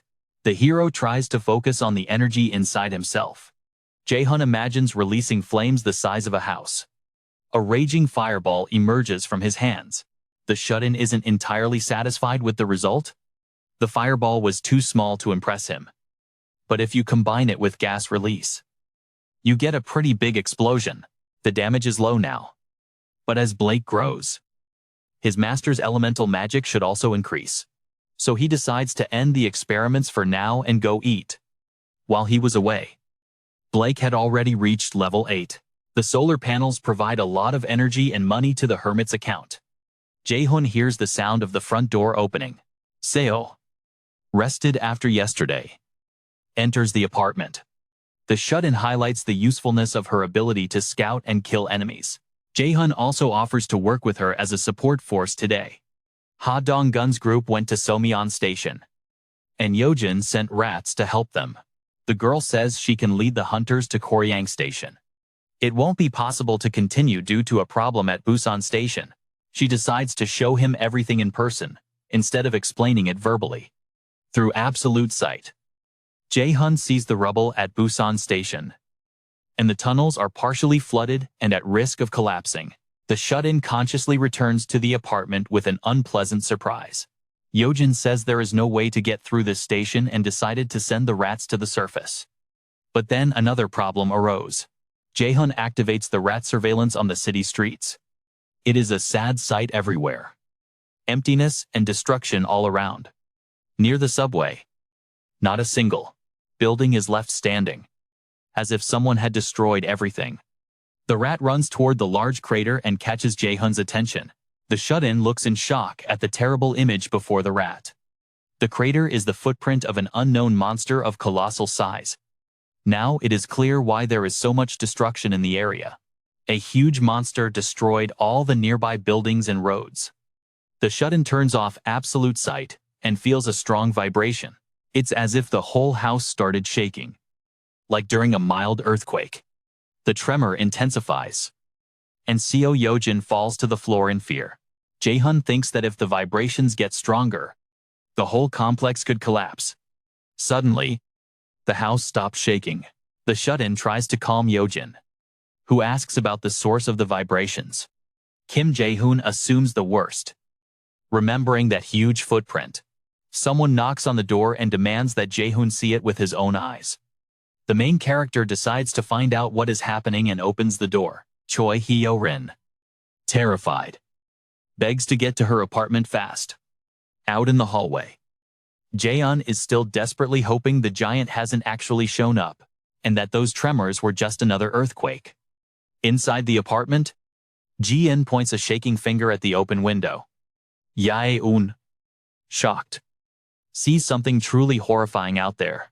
A massive one-eyed monster is tearing the city apart, smashing buildings with its bare hands. The giant pounds the ground in a fury, crushing multi-story buildings down to their foundations. The Recluse summons all his vassals at once. The bewildered hunters ask what the hell is going on. Byung-chul suggests the call is just about the earthquake. A second later, everyone spots the giant in the street and falls into stunned silence. The monster locks eyes on the safe zone. It stops wrecking the surroundings and heads straight for them. On the way, the monster keeps smashing everything. Just by walking through the city, Jae-hun realizes exactly where that giant is heading.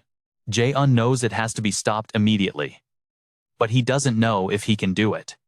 He doubts the safe zone's shields can withstand a hit from a monster like that. So now, everyone is truly on the brink of total annihilation. Oh Yeonju begs to take this monster on herself. The recluse looks at the young woman in surprise. He's impressed by her guts, but he doesn't want to send the girl on a suicide mission. Jae-hun wonders if she can actually defeat the giant. Yeonju replies with a grim face that she'll do whatever it takes to wipe him out. The recluse assigns her a quest kill, the cyclops, within 24 hours. And her reward will be resurrecting her son for 1 day. Then, Jae-hun gives a brief briefing and explains the battle plan. The vassals accept his strategy, ready to fight to the death. Oh Yeonju, Ha Dong-yoon, Kim Dae-on, and Dae-soo will form the first group. Kim Ga-yoon, Moon Byung-chul, and Kim Gi-on will be part of the second group. Jae-hun and Seo Yeojin will strike as the third group. The Recluse and Yeojin will hold their ground while the rest scatter to their positions. Both groups hit the streets, rushing to execute the leader's plan. Haerin, out of breath, runs up to Jae-hun from behind. She reports that she's gathered all residents with military training at the main gate, and the rest are hiding in the underground parking lot. Hyorin wants in on the fight too. She refuses to stay behind. The girl is dead set on fighting and protecting her home from this new threat. Jae-hun notices her hands trembling slightly. But he doesn't focus on it. He asks if she can really handle this. Hyorin answers that she's terrified just looking at the monster. But she will definitely push through and help her friends get the victory. Jae-hun tells her to come with him to the main gate. At the edge of the zone, he finds a mob of citizens who have stepped up to fight. The Recluse counts the scared residents gathered there. In total, 101 people showed up out of the residence. A guy in the crowd asks what they need to do. Jae-hun recognizes him and asks where the twins are. The kid hesitates, not wanting to answer the leader's question. The Recluse realizes the former hunters are hiding in the parking lot with the others. They played dumb and ran from the battle. Jae-hun starts getting pissed off at those selfish cowards who aren't ready to protect what's dear to them. The people gathered here understood that everyone would die if they didn't fight. Everyone is terrified. But they came to protect themselves and their families. They all want to run. But there is no escape route left. The protagonist remembers that classic line, courage isn't fearlessness. It's the ability to not give up and act in spite of the fear. Jae-hun thanks everyone who came to the main gate. For this battle, he decides to go all out to win.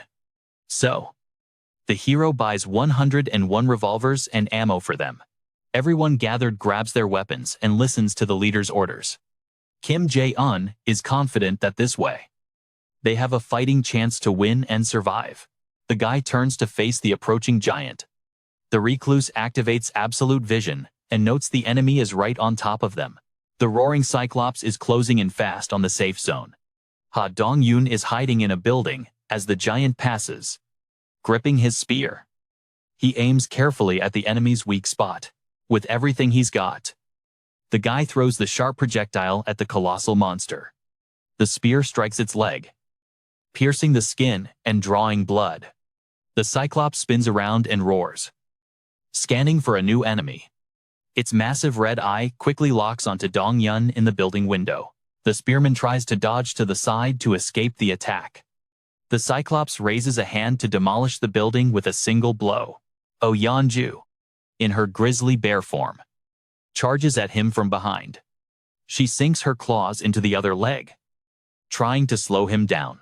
The cyclops growls in fury when he spots the second hunter. Blood is gushing from his legs, slowing his movements. The giant tries to kick the bear, but she manages to leap aside. The shockwave catches Yeonju and throws her like a rag doll. She flies into the building at high speed, smashing through the wall. An unconscious, bloodied bear lies in a pile of rubble. The cyclops looms over her, carefully inspecting the defeated foe. It moves in on the unconscious Yeonju, wanting to finish her off with a powerful strike. The monster is already raising its hand to attack.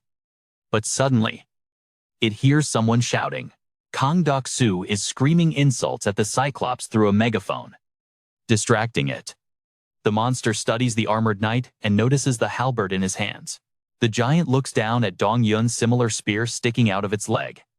Deok-soo realizes with horror how his opponent is thinking. The cyclops figures out that the halberd and the spear are the same type of weapon.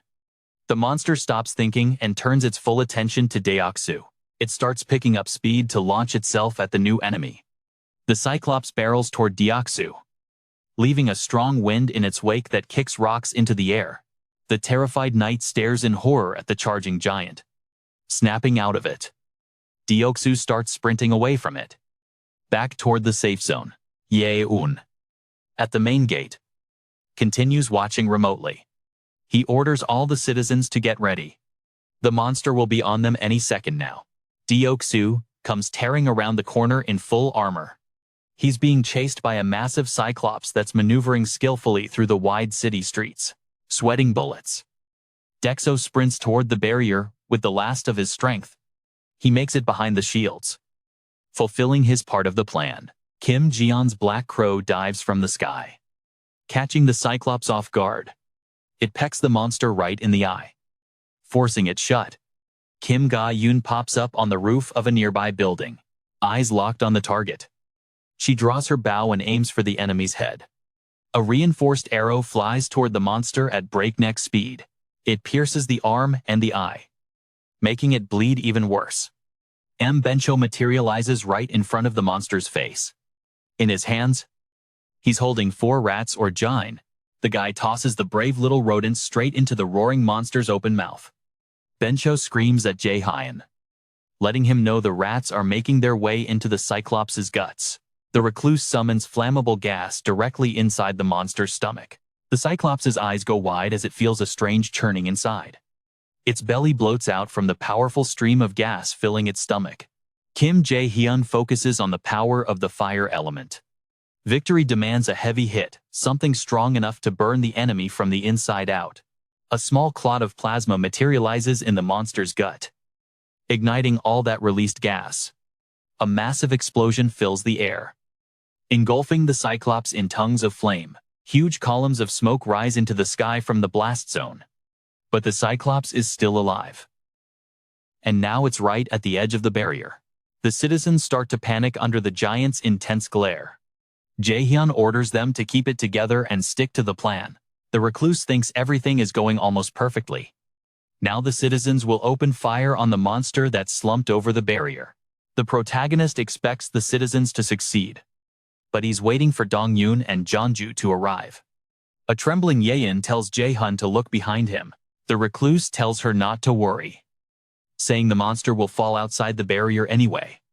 But when he turns around, he sees another nasty surprise. The cyclops survived the explosion, and now it's glaring furiously right at Jae-hun. The recluse is shocked by the monster's durability. It actually withstood that much damage. The giant presses its hands against the barrier, trying to push through. When that fails, it raises a massive hand to strike. With a furious roar, it delivers a crushing blow to the safe zone's shield. The barrier withstands the first attack, and the system detects an attempt to invade the recluse's zone. Yoon watches helplessly as the cyclops unleashes its fury. The monster keeps its eyes on the protagonist and winds up for another attack.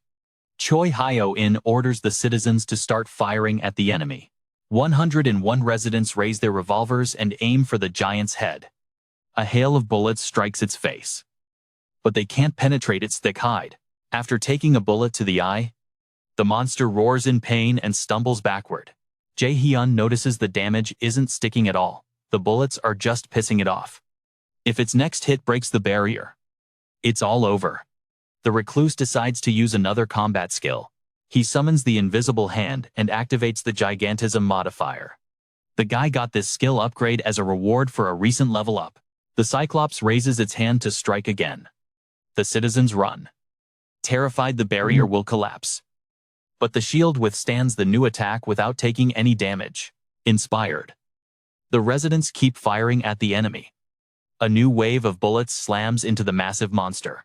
The cyclops doesn't even react to the shots, just staring grimly at the barrier. Jae-hun realizes their attacks are still doing minimal damage. They're only making tiny cracks in its thick skin. A shining projectile flies at the cyclops from behind at high speed. Ha Dong-yoon's spear strikes the monster in the back, eliciting another roar of pain. Kim Jae-hun sees the hunters finally arriving on the battlefield. Dong-yoon, Jeonju, and Daejun stand before the cyclops, drawing its attention toward them. The monster lets out a loud roar and turns to face its new opponents. Jae-hun uses absolute vision and opens his system inventory. He hands Dong-yoon several glowing spears to throw in rapid succession. The guy gathers his strength, buffing his body to the max. He hurls all the spears at the enemy with incredible speed. The cyclops covers its face, desperate to avoid another hit to the eye. A rain of glowing arrows falls on the giant from above. Kim Ga-yoon fires at the monster, forcing it to completely block its line of sight. Positioning herself on the roof, the girl keeps firing arrows without stopping. Suddenly, the system reports that Blake's level has increased and he has discovered a particle of the sun's power. The three-legged crow has detected an enemy intrusion in the area and is requesting a release of energy. Jae-hun doesn't get how a little chick is going to help them in battle, but pushing his doubts aside, the hero grants permission. and gets charged 300 million won. A brilliant light ignites on the balcony of a high-rise building. Rays of sunlight stretch from there toward the Cyclops. Jae-hun realizes the light is coming from his own apartment. A small, glowing object flies out the window. The silhouette of a black crow appears within the sunlight. Blake has suddenly grown larger and is now concentrating energy in his beak. The divine bird prepares to fire at the enemy with full force. The Cyclops notices the glow and turns to look at the solar crow. Blake fires a massive beam of flame right at the enemy. A ray of sunlight pierces through the monster's body, dealing fatal damage. The Cyclops crashes heavily to the ground. The monster keeps roaring, clinging to life with its last remaining strength. A brown shadow rushes past Dong-yun, heading straight for the monster. The bear leaps high over the giant's head. In the final seconds of its life, the Cyclops sees Jeonju falling right on top of it. She delivers a crushing blow, killing the level 51 Cyclops. Jae-hun receives 31 billion won and a level up. Hunched over in pain, he feels another expansion of the safe zone. The barrier now covers the entire residential complex number 1. The system assigns a construction grant of 10 billion won to the hero. Blake lands next to Jae-hun, who is groaning in pain. The happy crow greets his master. The protagonist scolds him for suddenly blowing through 300 million won, but Jae-hun admits that his strike was the decisive one. He praises the three-legged crow and pats him on the head. The Recluse observes that the summoned beasts, it seems they can only operate inside their territory. Consider summoning the rest of the beasts. Even a single one can make a huge difference. The next beast costs 10 billion won. Suddenly, he spots another system message. He remembers Yeonju, who completed her personal quest. The girl is standing over the defeated Cyclops' corpse. Tears stream down her cheeks as she stares at the quest reward. We shift to an unknown building crowded with survivors. One guy is using his ability to create water, filling up bottles, while a little girl thanks him for the clean drink. The guy with a scar on his face keeps pumping out water, but his mind is racing. He knows they're running out of food. Jun Hyuk can make water, and Dishur, but he's totally out of food from fighting those monsters. They can't stay in their safe spot anymore. They have to go out into the streets. Suddenly, the whole building shakes violently. Jun Hyuk mutters that an earthquake is the last thing they need. Then his friend rushes down the stairs, screaming at him to get up there fast. He screams that a massive monster is destroying the city. The guys sprint toward the roof of the high-rise. Jun Hyuk scans the area and spots the source of the shaking. A gigantic Cyclops is smashing through the surrounding buildings, roaring loud enough to shake your bones. Jun Hyuk barks an order for everyone to hide and stay dead silent. He knows damn well there's no way they can fight a thing like that. Out of nowhere, a blinding ball of light pops up in the sky above the Cyclops. A beam of fire shoots down, piercing right through the giant and dropping it to the ground. The guys watch the insane spectacle, total shock on their faces. Jun Hyuk realizes exactly what happened. That was another awakened, one with powers way beyond his own. He turns to his buddy Hyun-chan and makes a snap decision. Jun Hyuk orders everyone to gather up for an announcement. Hyun-chan can't believe they're actually going to the spot where the Cyclops died. Jun Hyuk shoots back that if they want to survive in this hell, they need the power of whoever killed that monster. A couple of hours later, they're walking down the street, arguing about this mysterious awakened. Jun Hyuk points out that even if the guy turns out to be a total psycho, they still need food. They arrive at the Recluse's apartment complex. Hyun-chan is shocked that the building is perfectly intact while everything else around it is rubble. He walks right into a transparent barrier that blocks his path. A message flashes in the air. Access denied. The system prompts them to request permission to enter. They accept, and the gate opens with a quest: find the 30th floor of Building 114. Up there, they meet Kim Yoon, who somehow already knows their names. The newcomers look at the mysterious recluse with pure dread. Jun Hyuk realizes this is the awakened. The water user can feel the guy's overwhelming aura, the sheer power rolling off him. Junhyuk shakes his hand and bows deeply, thanking him for the warm welcome. Jae-hun, looking a bit embarrassed, stammers that he's glad to meet them too. The scene shifts to the Recluse's apartment, where Yeonju is sitting. There's a feast spread out on the table in front of her. She's speaking softly to someone sitting across from her. Her resurrected son, Siwoo, sits at the table trying the food. The little boy asks if it's someone's birthday. He doesn't get why there's so much delicious stuff. Yeonju tells him she made it all just for him. Kim Jae-hun walks into the room, and when asked about the newcomers, he says he helped them out and gave them food for the first time. The protagonist shyly apologizes to Yeonju. Because of how the quest works, Siwoo can't leave the apartment right now. Yeonju says it's fine. She's just happy she can be with her son. Jae-hun gets a notification that his loyalty stat just hit the max. He watches her genuine smile as she looks at her revived boy. The kid asks for the Dino cartoon, so the recluse sets it up on both his laptop and the TV. Yeonju and Siwoo spend time together while Jae-hun sits quietly on the sofa, watching them. His mind drifts to his own family. He wonders if they're still alive and what they're doing right now. Blake the crow hops over to the boy and his mom, cawing happily. Jae-hun remembers that Siwoo is only back for 24 hours, so the mom is making every second count. Meanwhile, the rat CEO is scurrying toward Jae-hun's parents' house. Once the rodent finds them, he'll send supplies. For now, he'll just watch Yeonju's happiness. The boy keeps playing, hugging his mom tight. Soon, Jae-hun tells Yeonju that she and her son can take his bedroom for the day. She tries to object, but he insists they rest in comfort. The woman and her son thank him for his kindness, head to the bedroom, and wish him a good night. Jae-hun watches them go, thinking of his family again. That night, he lies on the sofa, listening to Yeonju singing a lullaby. Her voice is soft as she sings her son to sleep. Listening to her, the recluse remembers his own mother. The next morning, he has breakfast with Yeonju and the kid. Then the three of them watch cartoons. During the breaks, the kid kept pestering Blake the crow. By lunchtime, they were all worn out from playing and decided to take a nap. The boy managed to draw a picture of all of them. But sunset is approaching, and Siwoo's time is running out. He was only resurrected for a single day. Not forever. Bathed in the setting sun, Yeonju hugs her son, tears streaming down her face. She begs him not to look at her crying, but he tries to comfort her anyway. Siwoo wipes his mother's tears and tells her to be calm. Yeonju sobs that she's terrified to live in a world without him. The little boy hugs his crying mother as hard as he can.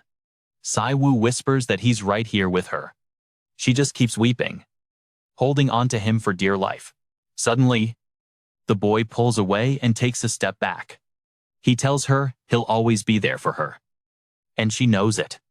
Siwoo walks slowly toward the balcony to watch the sunset. The boy gives his mom one last smile as he begins to fade into the sunlight. Before he goes, he manages to say, "I love you." Yeonju watches helplessly as her son vanishes. She forces a tearful smile and says she loves him too. The boy is crying as well, saying goodbye to her forever. Yeonju collapses to her knees, screaming in grief, crushed by the pain of losing him all over again. She sits there until the very last particles of Siwoo's warmth melt away into the air. Jae-hun and Blake watch with tears in their eyes. The recluse thinks about how cruel life is to create such a terrible world. He tells her that they will definitely meet him again, trying to fill her with hope. Yeonju looks up and asks if that's really possible. Jae-hun promises that if he gets the chance, he'll make it happen. Meanwhile, somewhere in a safe zone, Sung-yop is screaming in outrage. He's complaining to the twins that his entire supply of spears is gone. All his equipment was taken for the battle against the cyclops. The first twin lost all his stuff too. The second one says they aren't the only ones, and that they all have something in common. Not everyone answered Jae-hun's call to the front gate. The twins are regretting they didn't go when they should have. Seong Eop grabs the kid and asks if he's blaming him for what happened. Song Eop screams that they times were the ones who agreed to go with him and hide. The scared twin quickly agrees with him. Song Eop lets him go and thinks about the future. They could just get kicked out of here. Just like they did with that guy who tried to hit on a minor. Song Eop realizes that if he keeps going against Jae-hun, he might be the next one to die. His situation has gotten way worse now. But then Park Sung-min went to the gate, and he even got a revolver as a reward. Kim Yoon is watching them remotely. The Recluse plans to punish the traitor even more severely. Going forward, he gives Seong Eop a mission: kill 20 goblins in 24 hours. The penalty for failure is 1 minute of intense pain. The hero then remembers the primal energy skill that Yeonwoo received, a high-level ability that speeds up her regeneration depending on the wounds she takes. Because of her extreme loyalty, Jae-hun received this skill too. But right now, he can't leave the safe zone to fight. He's more interested in the skills obtained to reach the highest level of loyalty. He's especially drawn to Moon Byung-chol's teleportation, since his loyalty is almost maxed out. With teleportation, he'll be able to move instantly. And by using absolute vision, he can visit the outpost. That way, he can temporarily leave the residential complex. Jae-hun decides to boost his mental energy more for his skills. Yeonwoo comes into the room and calls out to him. She says she's ready to go personally and save her family. She realizes the mission was postponed because of her son's resurrection. She thanks the Recluse for giving her time to be happy. But now she wants to repay the kindness he showed her. The protagonist understands the truth in her words. He shyly thanks her for her kind words. Yeonwoo replies that she understands his feelings now. For her, family has always come first. Jae-hun notices she's become softer since reuniting with her son. Now, she's ready to help him get his family back. The Recluse thanks her again for the kind words. He asks Yeonwoo to join Ha Dong-yoon's team. After she leaves, Jae-hun thinks there's a reason he didn't send them to So-myeon Station immediately. Because of the Cyclops rampage, part of the roads collapsed. Now we're going to have to map out a new route. CO sent the rats to scout the surrounding area. The protagonist activates absolute vision and looks for the rodents. Suddenly, he realizes that Yoo-ho Rin's power has changed. The rat has reached level 7 and gotten much bigger. Jae-hun realizes the rodents are evolving under her control. Her skill has evolved since she became a vassal. The guy realizes the rat is running away from someone. Chasing it is a group of zombies ranging from level 9 to level 13. It's the first time the Recluse has seen monsters emerging from human bodies. Once surrounded, the rat turns to face its pursuers. The zombies attack from all sides, cutting off its escape routes. Jae-hun watches the rat's final seconds with a grim expression. He thinks about asking for gasoline and blowing up all the zombies on the tracks. Suddenly, the rodent skillfully avoids capture with a quick jump. It maneuvers confidently to get around the enemies. Dodging their grasp, the rat manages to escape toward the station entrance. Casting one last look back, the rodent runs down the stairs, almost reaching the surface. But then it notices another huge monster on the street. The jagged-toothed monster quickly spots the movement near the station. Jae-hun grimly observes the new enemy. A level 23 land shark instantly kills the rat. The Recluse deactivates absolute vision. He goes back to his apartment and tries to figure out where the shark came from. The guy remembers his parents' house isn't far from this station. There are probably a lot of similar monsters near his house. Kim Da-bin is unloading boxes in the hallway. Jae-hun greets her and thanks her for the work. The girl asks him why he came. The Recluse hesitates, choosing the right words. Da-bin notices his hesitation and assumes something terrible happened. He asks to borrow Yoo-ho Rin for a while. Da-bin realizes she'll be working alone during that time. Jae-hun says it'll only be for 2 days. Da-bin demands to be paid overtime. The Recluse agrees to pay double. Kim Da-bin agrees immediately. She's always willing to help for an extra fee. Yoo-ho Rin uses her poison fog skill and stores the gas. The girl stocks up on gasoline in preparation for the upcoming battle against the zombies. Some time ago, the hunters gathered at Ha Dong-yoon's apartment. Kim Jae-hun announces the start of the mission briefing. He explains that because the giant appeared, going through Seomyeon Station is too difficult now. Then he hands the floor to Seo Yejin, who explains that the subway is still an important way to move around the city. The tracks from Bomnagel Station to Koryong Station are still intact and uninhabited. She shows a hand-drawn map indicating the planned route to Bomneol. The hunters look at the crooked map with confusion. Kang Doksu compliments Yejin on her drawing skills, breaking the tense silence. The protagonist asks them not to get distracted and to continue with the briefing. Yejin explains that the main problems might start before entering Jeonpo Station. There's a huge market there that's overrun by orcs. There are at least 500 of them there. So Dong-yoon wants to avoid a fight. He agrees, saying their main goal is to reach the subway. With the help of the rats, she had already found a path free of orcs. But there would still be some monsters there. Jae-hun thinks that before the battle with the giant, he invested all his money into upgrading his hunter skills. Now, almost everyone is at level 30. The only exceptions were Choi Hae-jin and Yoo Ho-rin.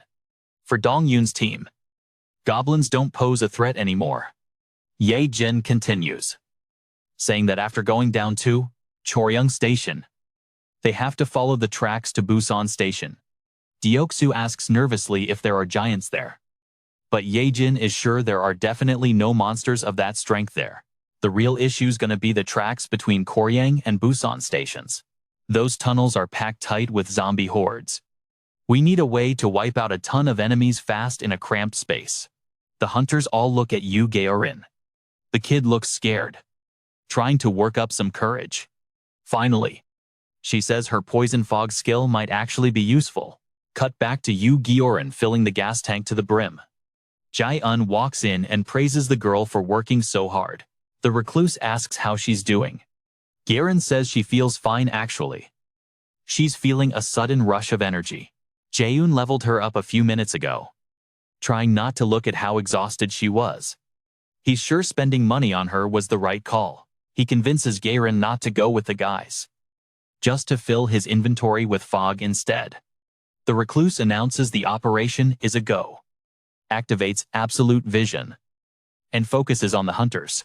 A pack of zombies is shambling through a dark subway tunnel. Suddenly, one of the undead spots movement on the tracks. There's a massive rat scurrying through there, controlled by Seo Yojin's skill. The zombies growl in rage and rush toward their new prey. Kim Jae-hun opens his inventory as the rat gets close to the swarm of corpses. The storage window sprays toxic fog right along the rat's path. The rodent maneuvers skillfully, dodging attacks from the clumsy zombies. A minute later, it sprints through the entire crowd, leaving a cloud of poison fog in its wake. Yu Giorin's gas has a paralyzing effect that works even on monsters. After inhaling it, the zombies slow down and freeze up. A living person would have died from asphyxiation when their diaphragm paralyzed. But the zombies just drop to the floor. Now for the next phase of the plan to wipe them out. Using Seo Yojin, a multitude of glowing eyes appears in the tunnel's darkness. Dozens of rats pour out, heading straight for the paralyzed zombies. The rodents start killing the monsters that can't move. Suddenly, Yojin reports a new problem. Some of the rats have turned into monsters and are acting weird. They got infected with the virus and turned into giant zombie rats. Jae-hun points out that if zombie blood gets on anyone, they'll get infected too.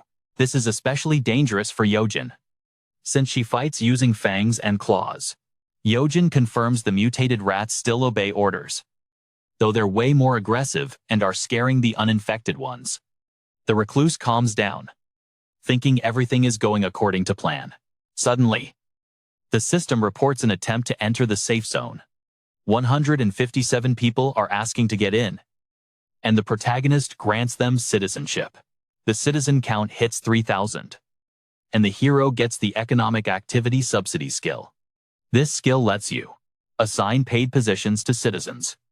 General manager, manager, worker, Jae-hun is thinking about appointing Kim Dae-bin, the commander of the General Resource Management Group.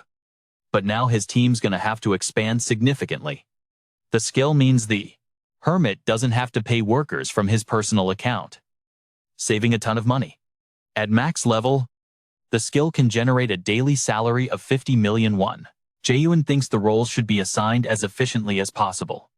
They need workers in service, cleaning, and security sectors. Security can be handled by the guys already on duty at the main gate. Kim Dae-bin has been appointed General Director. His group also includes Choi Ho-jin and Yoo Gae-rin, who are good fits for deputy positions. Meanwhile, Kim Dae-bin's confidence hits its peak. Jae-hun wants to know what special skill he got. From the sofa, you can hear Yoo Gae-rin softly snoring. The kid got worn out from releasing all that poison fog and crashed. Confused, Seo Yojin suggests waking her up. Jae-hun says not to touch Gae-rin, since she's already done her job. He knows the kid worked herself to the bone and deserves some rest. The recluse activates invisible hand and lifts the sleeping girl. He carries her to the bedroom, tucks her in, and lets her sleep in peace. Back in the living room, he notes that Gae-rin was really exhausted. Kim Jae-hun asks Yojin how she's holding up after controlling so many rats. She says she doesn't get tired from her skill and is ready to keep going. Suddenly, her expression changes. Something's wrong. Jae-hun quickly asks what happened. She says she lost contact with all the rats in the subway. The protagonist wants to know how that's even possible. Yojin focuses hard on using her skill. She opens her eyes and says the rats ran too far off. Her skill has a range limit. Once they cross it, they break free. Now, she can only control them if she's close by. Jae-hun is surprised by his partner's sudden failure. He wanted to scout his parents' house with a rat, but now that's impossible. He asks her to take control of some nearby rats and send them over to Dong-yoon's group. The girl focuses deep, searching for the nearest rodents. Meanwhile, the zombie rats freed from Seo Yojin's control are running wild through the subway. The recluse hopes his parents stay safe until the group gets there. The scene shifts to Dong-yoon's team, who just arrived at Koryong Station. The hunters head up to the surface and look around. The view around the station horrifies the whole group. Every building is destroyed from the cyclops attack. There are still massive footprints on the ground. Gae-hun asks Kim Ji-yeon to start scouting. Ji-yeon sends a crow to inspect the area from above. He looks through the bird's eyes and reports that there aren't any monsters nearby. Dae-soo sighs because there aren't even goblins around to train on. Ji-yeon says that because of the cyclops, nothing's gonna come near here. Kim Don realizes it's getting dark and suggests finding a safe place for the night. Kim Gae-hun is confident they have nothing to fear at night since goblins are cowards and only come out during the day. Dong-yoon is determined to push forward. He says Jae-hun will call them if there's any danger. A little rat runs up to them, squealing its head off. The hunters recognize it as Soin, the rodents, demanding they follow him. After a while, the team's trekking through the city at night. Jun notices Busan looks more like a massive lake now. All thanks to that giant's rampage. Gae-hun mentions the cyclops left huge craters everywhere, turning them into new ponds. Suddenly, something breaks the surface of the water. A dark figure is rising up.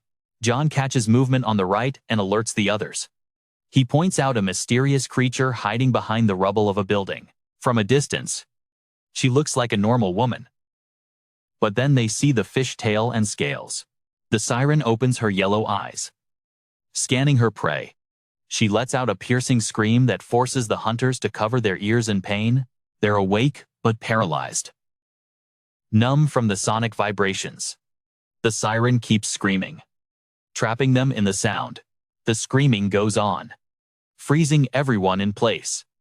Suddenly, Kang Dakso feels a strange energy wrap around his body. Oyonu feels it too. Their bodies start moving on their own, the sirens controlling them. They suddenly dive into the water toward the monster, plunging into the pond and starting to drown. Daexo and Jeonyu sink deeper, choking on water. The girl regains control and tries to swim up, but scaly hands start dragging her back down. A swarm of fish monsters drags her down, not letting her take a single breath. On the surface, the hunters are still stuck in a stupor. Kim Dawn uses the last of her strength to activate her skill. She casts magic armor on Dong-yoon and John. The armor blocks the siren's voice, giving them back control of their bodies. Kim Dawn collapses from exhaustion and begs them to save the drowning ones. Suddenly, she spots something terrifying ahead. A monster's ugly face breaks the surface. Several underwater monsters with tridents appear near the siren. They let out a war cry and lunge at the hunters. They're incredibly fast in the water. Dong-yoon orders the team to get ready for battle. The fishmen leap from the water, attacking the hunters. Dong-yeon blocks a monster's attack. Kim Ga-eun takes down the enemy in front of her with a powerful arrow. More fishmen emerge from the pond, and chaos breaks out. The team is using every last bit of strength to hold them back. Soon, the monsters have them surrounded, cutting off all escape routes. Dong-yoon is frantically trying to figure a way out. We have to save our drowning friends before it's too late. Suddenly, a dark figure leaps from the pond, scattering the fishmen. It's the mother bear. She lands on her hind legs, holding the unconscious Daexo in her paws. He coughs, spitting water from his lungs. The team is relieved to see them alive. Daxo thanks Jeon-yu for saving him from certain death. But the fishmen attack again, cutting the conversation short. Kang Daxo summons his knight armor and halberd. He swings the weapon wildly, knocking down every monster near him. Oh Yeonju sends an enemy flying with a powerful claw swipe. The fishman slams hard into a stone pillar. At the top of the cross-shaped pillar, there's a goblin tied up. Daxo and Dong-yeon yell for everyone to retreat while they hold off the enemies. The cracked post crashes to the ground with the body still attached. The hunters stare at the victim in shock. It's a dead goblin. Died from exhaustion. Jian remembers seeing more crosses nearby. The team looks up and sees just how cruel these monsters really are. There are bodies tied to dozens of crosses. Dong-yoon realizes he didn't even notice them during the fight. Dead goblins are hanging from the posts. Suddenly, Kim Ga-eun drops her bow in horror.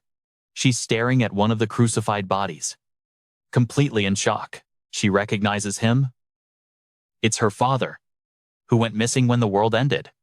A fishman with a spear lunges at the stunned girl. Dong-yoon screams at her to dodge. But it's too late. A gunshot rings out, saving her.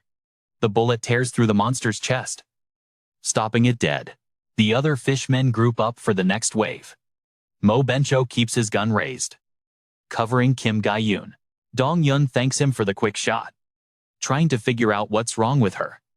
Ga-eun falls to her knees, burying her face in her hands. Sobbing, Kim Jun reports to Dong-yeon. He was watching the siren through his crow during the fight and noticed something interesting. According to John, she's the one controlling the fishmen. Every time she speaks, the monsters react to her words. The fish heads let out war cries and start attacking. If we kill the siren, there's a good chance the enemy will retreat back to the lake. With no other choice, Dong-yoon is ready to try. But the fishmen block the path to protect their mistress. Kang Daxo steps up. He says to leave the siren to him. Is he sure he can kill that thing with one shot? The siren watches the hunters and orders the fish heads to attack. The monsters close in on the team while shielding their mistress. Jun realizes the siren knows what they're planning. She's protecting herself. Dong-yoon asks Daxo how he plans to get through that mob of enemies. Daxo just says, "Trust me," and clear a path. Kim Dawn hugs the trembling Ga-eun, promising to keep her safe.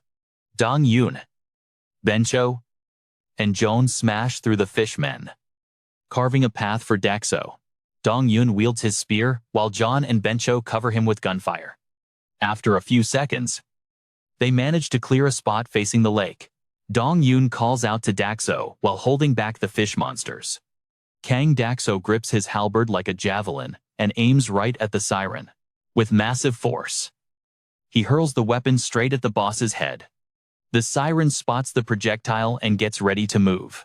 She dodges left and the halberd just shears off some of her hair on the right. The guys stare at Kang Daxo in disbelief he missed. And now he's unarmed. The mermaid laughs her head off at the unlucky knight who wasted his shot. The fish heads start laughing too, pausing their attack for a moment. But Daxo smiles, remembering that the best way to fish is with a hook. He summons the thrown halberd, and it starts flying back toward him. With its sharp edge, it pierces the laughing mermaid's chest, killing her instantly. The level 33 mermaid lets out one last heart-wrenching scream before dying. The defeated enemy falls into the lake, and 350 million won is credited to Jae-hun's account. The fishermen look at each other in confusion. Leaderless, after a few seconds of hesitation, the monsters turn around and run back toward the lake. Ha Dong-hoon runs toward Kim Ga-yoon, wanting to know what happened. She looks at him helplessly, not knowing what to do. Ga-yoon whispers to Dong-yoon that her father is up there. The startled man spins around and looks at the bodies on the crosses. Trembling, Kim Ga-yoon asks her friends what she should do now. Dong-yoon notices her father's body, whom he'd met before, on one of the pillars. The others kneel too, trying to grasp the situation. Ga-yoon's father hangs from the cross, sacrificed by the fishmen. In the safe zone, Kim Jae-hun tries to give Ga-yoon a quest with a reward to resurrect her father. Seo-jin watches her partner helplessly, not knowing what to say. The system reports that those who died outside the Recluse's territory cannot be brought back to life. The protagonist thinks he truly believed in his teammates. He was sure that if there was real danger, he could summon them quickly.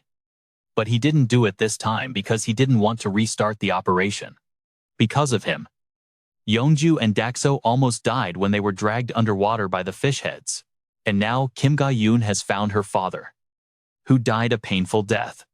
Jae-hun realizes that every single one of his companions also has families they dream of seeing. But the recluse thought primarily of his own family and put his friends in danger. Yet, his companions trust in him, and now he will continue to play the role of their leader. The protagonist gives the team a group quest: build a grave within 1 hour. Kim Ga-yoon sees the notification and keeps crying, mourning her father's death. Ha Dong-hoon tries to comfort her, but he can't find the right words. Kim Ye-hoon turns off absolute view, doubting if he made the right decision. An hour later, the hunters have built a grave with a wooden cross. Kim Ga-yoon stands silently in front of her father's resting place, paying her final respects. Dong-yoon carefully asks her if she's sure about her choice for the gravesite. Ga-yoon answers that her father would definitely like it here. He was always a workaholic and wanted to be buried next to the train tracks. Before, the girl thought it was ridiculous, but now she's fulfilled his wish. Jae-hun watches the funeral remotely and remembers his own family. He hopes this doesn't happen to them, but he'll be ready for anything to survive in the new world. He needs more strong people willing to fight for what they hold dear. The recluse remembers a newcomer with massive potential. He watches Lee Wook killing goblins with his water skills. His loyalty rises to a level that allows him to become a vassal. Jun Hyuk's friend calls out to him with a worried look. He glows with blue energy and gains the mage status as the only level 40 awakened. He gets 2 skills, water bomb and water control, which allow him to manipulate water created using his spirit. Lee Jun-hyuk realizes immediately that it was Jae-hun who gave him the new skills. He receives a new mission: use water bomb and water control within 10 minutes. Jun-hyuk smiles, ready to fulfill the mystic recluse's will. He chooses the goblins as training targets. The guy forms a small water ball in his hand. The ball grows rapidly in size, transforming into a raging sphere of water. The goblins stop, trying to understand what's happening. Jun-hyuk uses water bomb, killing all the enemies in front of him at once. The skill doesn't just kill the goblins, it destroys the ground beneath them too. Then Jun-hyuk decides to test water control. With a wave of his hand, he stops the raindrops, making them hang suspended in the air. His teammates stare in shock at the frozen raindrops. Jun-hyuk's friends ask him where he learned those tricks. The boy laughs out loud, pleased with his new powers. He falls to his knees and bows, offering praises to Jae-hun. His friends assume their leader has gone completely crazy because of his new power. The Recluse is surprised that a rookie could awaken an S-rank skill so quickly. Besides him, only Yeonju has a skill of this level. However, his first water control skill was intermediate level. Jae-hun speculates that this upgrade is due to Junhyeok's high level. The protagonist thinks about where to assign such a powerhouse. He immediately rules out transferring him to Dong Yun's group. That hunter team is already balanced. He'd just get in the way there. And Junhyeok's own group is formed around him, it would crumble without a leader. Jae-hun decides to leave everything as it is for now. He notices system reports indicating that other citizens are also killing goblins. Suddenly, he feels the familiar pain of leveling up. The Recluse reaches level 20, and his domain begins to expand. The protagonist screams as the pain tears him apart from the inside. Seo-jin, confused, screams in fear, not understanding what's happening. The safe zone is rapidly expanding to the neighboring streets. Jae-hun loses consciousness from the intense pain.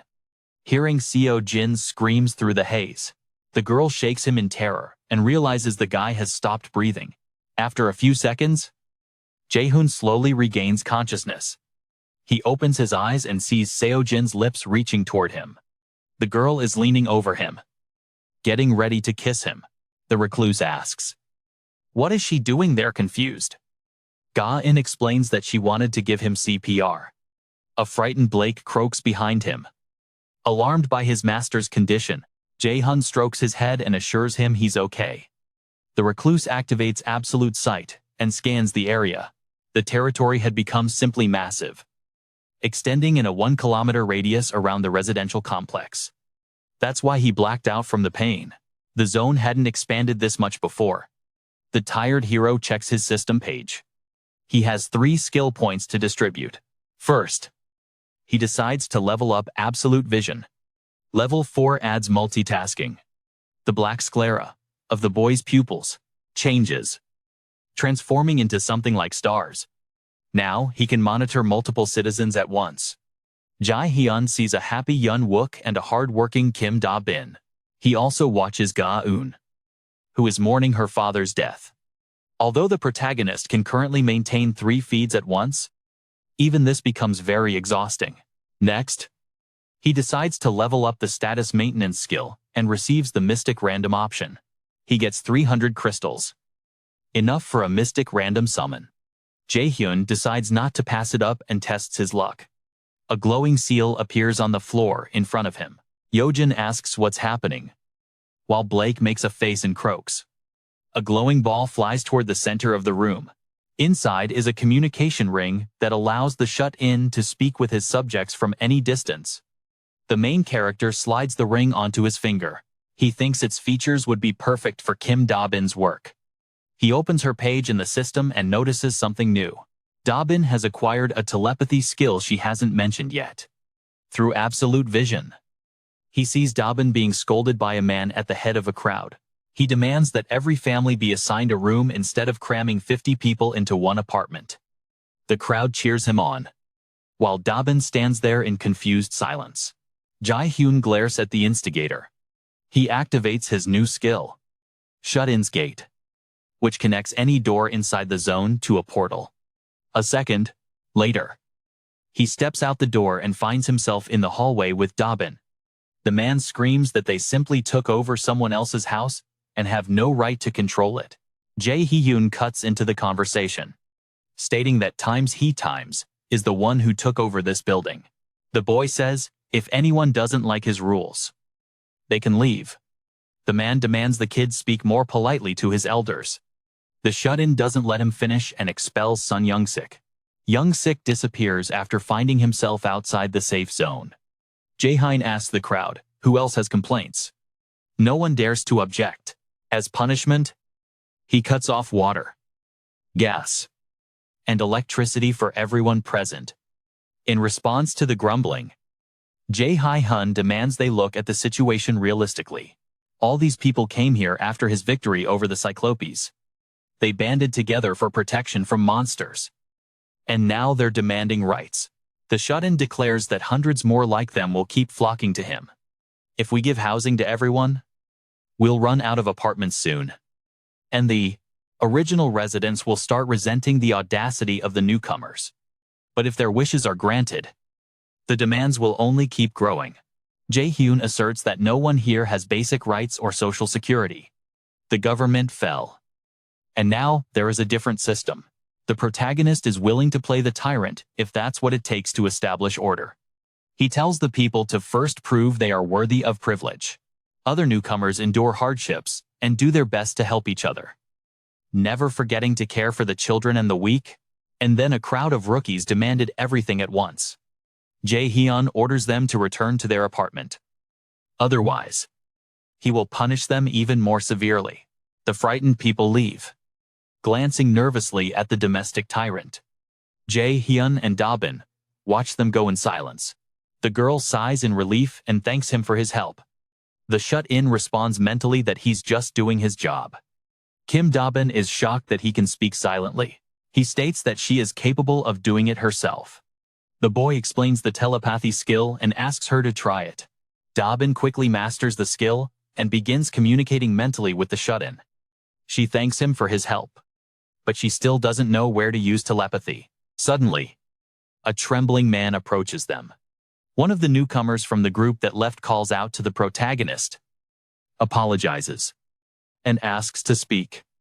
Jae-hun asks what he wants to say. The man asks to give Sun Young-sik another chance and bring him back inside. The shut-in asks why he should do that. The man says that although he shouted the loudest, he was voicing the crowd's opinion. It would be unfair to let him suffer alone. Jae-hun thinks he just wanted Young-sik back. Fortunately, he didn't leave and kept banging on the door. The protagonist turns to the man, who calls himself Han Kyung-hoon. The shut-in agrees to bring Sun Young-sik back. He will also restore their electricity and water. But he won't connect the gas yet. Jae-hun says he forgives them this once, but they better not test his patience. Han Kyung-hoon thanks him for his mercy and runs off to rejoin his comrades. Jae-hun would like to give them the gas back too, but then they wouldn't be punished at all. They need to feel at least a little discomfort for their behavior. Kim Da-bin says he actually has a good heart. The shut-in is surprised by her sudden praise. He shyly thanks her for the kind words, while Da-bin continues to giggle. Jae-hun says 3 collection points aren't enough. They need at least 25. 1 in each building. Yerin replies dejectedly that she only has 15 people on her team. The protagonist proposes gathering 100 people into a resource management group. Da-bin is confident that with such support, her work will definitely be easier. On the 21st floor, a stranger approaches them, greets the pair, and asks to talk. The bespectacled man arrived recently and wants to offer his services. He and 2 assistants are ready to become a medical team. Dr. Lee previously worked as a doctor in the neurology department. After the doctor leaves, Da-bin and Jae-hun discuss his proposal. They decide to allocate a space for him to create a hospital. Da-bin is ready to take charge of this. While the shut-in continues his hunt, Jae-hun returns to the apartment where Seo Yo-jin is waiting for him. In response to her question, he replies that he's done with all his business. The protagonist activates absolute vision. Do-yun's group continues advancing toward Jagalchi Station. As they walk, he decides to spend his last skill point. The boy decides to upgrade his inventory. The new save function allows him to preserve the appearance and condition of stored items. A brilliant idea pops into John's head. He buys a revolver and 100 rounds of ammo from the shop. Then, he decides to pull off his plan. With a hail of gunfire, the shut-in aims his pistol forward. He tells Seo Yo-jin to cover her ears for a couple of seconds. The girl asks him again. Totally confused, she spots the weapon in his hands and starts to panic. John fires off several shots right in front of him. The bullets fly straight into the inventory window. Then he steps out onto the balcony and looks up at the night sky. Seo Yo-jin demands to know why he did that. The shut-in opens his inventory and fires every single bullet stored inside. Now, he had a new way to fight monsters from a distance. Meanwhile, Dong-yoon's group arrived at Jagalchi Station. There, they run into a pack of goblins. The hunters easily slaughter the weak monsters as they scatter. The goblins flee into the tunnels, getting away from the powerful, awakened. Dong-yun announces that they've finally arrived. Jae-hun watches them from his apartment. He contacts the hunters through a communication ring. Dong-yun confirms he can hear the voice inside his head. Jae-hun tells the hunters to head to the station's second exit. The group heads up to the surface and looks around. The surrounding landscape is pretty typical for a destroyed city. Rubble from buildings, abandoned buses, and wrecked cars are everywhere. John points out that from here on, they're in unknown territory. Jae-hun tried to reconnect with the rats, but it was useless. This time, the team will have to go in blind without prior recon. The shut-in uses telepathy to explain how to get to his parents' house. Suddenly, they hear a loud crash behind a pile of debris. A massive monster with huge teeth rushes straight at them. A land shark attacks the group members, but Dong-yun manages to dodge it. The team gears up for a fresh battle against the marine giant. The shark grins angrily, sizing up its potential prey.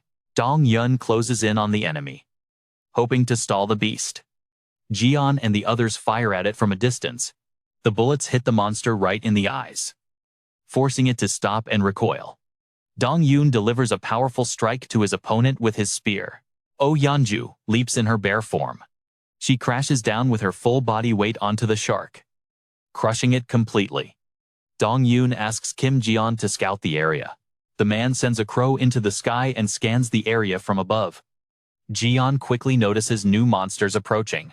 He tries to warn his friends, but a loud noise erupts from the corner. A massive crab jumps out, snapping its pincers. Ji-yeon says there are still a lot of them in the zone. Kang Dae-ho warns of a new aerial threat. Several winged fish with sword-like noses are flying straight at them. The monsters close in fast and dive at the humans. Dae-ho stands at the front of the group, ready to take the hit. The guy summons a halberd and hurls it at the enemy. Before impact, he summons armor for extra protection. With a wide swing of his weapon, he slices the azure marlin in half. The rest start shooting at the monsters from a safe distance. Kim Ga-yoon's arrows strike the fish right in the eyes, killing them with precise shots. The girl realizes there are too many enemies. She hears the screams of Kim Da-woon, who doesn't know how to handle a weapon. Suddenly, bullets from John's inventory appear right in front of her. A hail of gunfire hits the marlin at close range. The shut-in notes that direct kills don't get him any more money. He turns to Seo Yojin for help. The guy asks her to take the gun and shoot for him. The girl asks why she has to do this and where to aim. John tells her to just shoot anywhere. Scared, Yeojin fires off several shots. The shut-in redirects them into the inventory and tells the girl to keep shooting. Thanks to her, he can now focus solely on his skills. He summons several windows at once and fires bullets from them at the marlins. A swarm of flying birds perishes under Jaehoon's continuous fire. Yeojin screams that she needs more bullets. Jo Ho-rin bursts into the room and asks what's going on.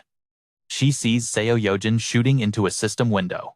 Seeing the bizarre sight, Ho-rin thinks she must still be dreaming. After the death of the marlins, the hunters continue the fight with the crab. The massive monster walks confidently toward them, ignoring their counterattacks. The beast keeps attacking with its claws, forcing the hunters to scatter. Oh Yeonju rushes at the crab, raising her clawed paw to strike it. Kim Da-woon manages to cast a body enhancement spell on her. The bear pounces on the crab's leg and grabs it with her paws. With some effort, she rips the leg right off, limiting its mobility. Dong-yun runs toward the enemy, summoning a new spear as he moves. He hurls the weapon with full force at the opponent's face. The spear hits the crab's snout and gets stuck. Oh Yeonju climbs onto its back and unleashes a flurry of claw attacks. But her strikes only leave scratches on the crab's hard shell. Moon Byung-chul teleports into the air above the sea monster. He shoots it with a pistol, aiming for the eyes and head. The bullets simply bounce off the crab's shell without penetrating. Dong-yun is frantically thinking of how they can defeat such an enemy. Jae-hun realizes that it's going to take a powerful blow with a blunt object to crack that shell. His attention shifts to the residential complex's gym. Next, the shut-in tells Yeonju to climb onto the crab's back when he gives the signal. John summons a heavy barbell into the sky. Way above the 30th floor, the barbell starts falling rapidly.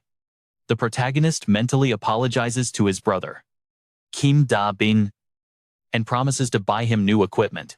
The barbell flies quickly toward the ground, accelerating under the influence of gravity.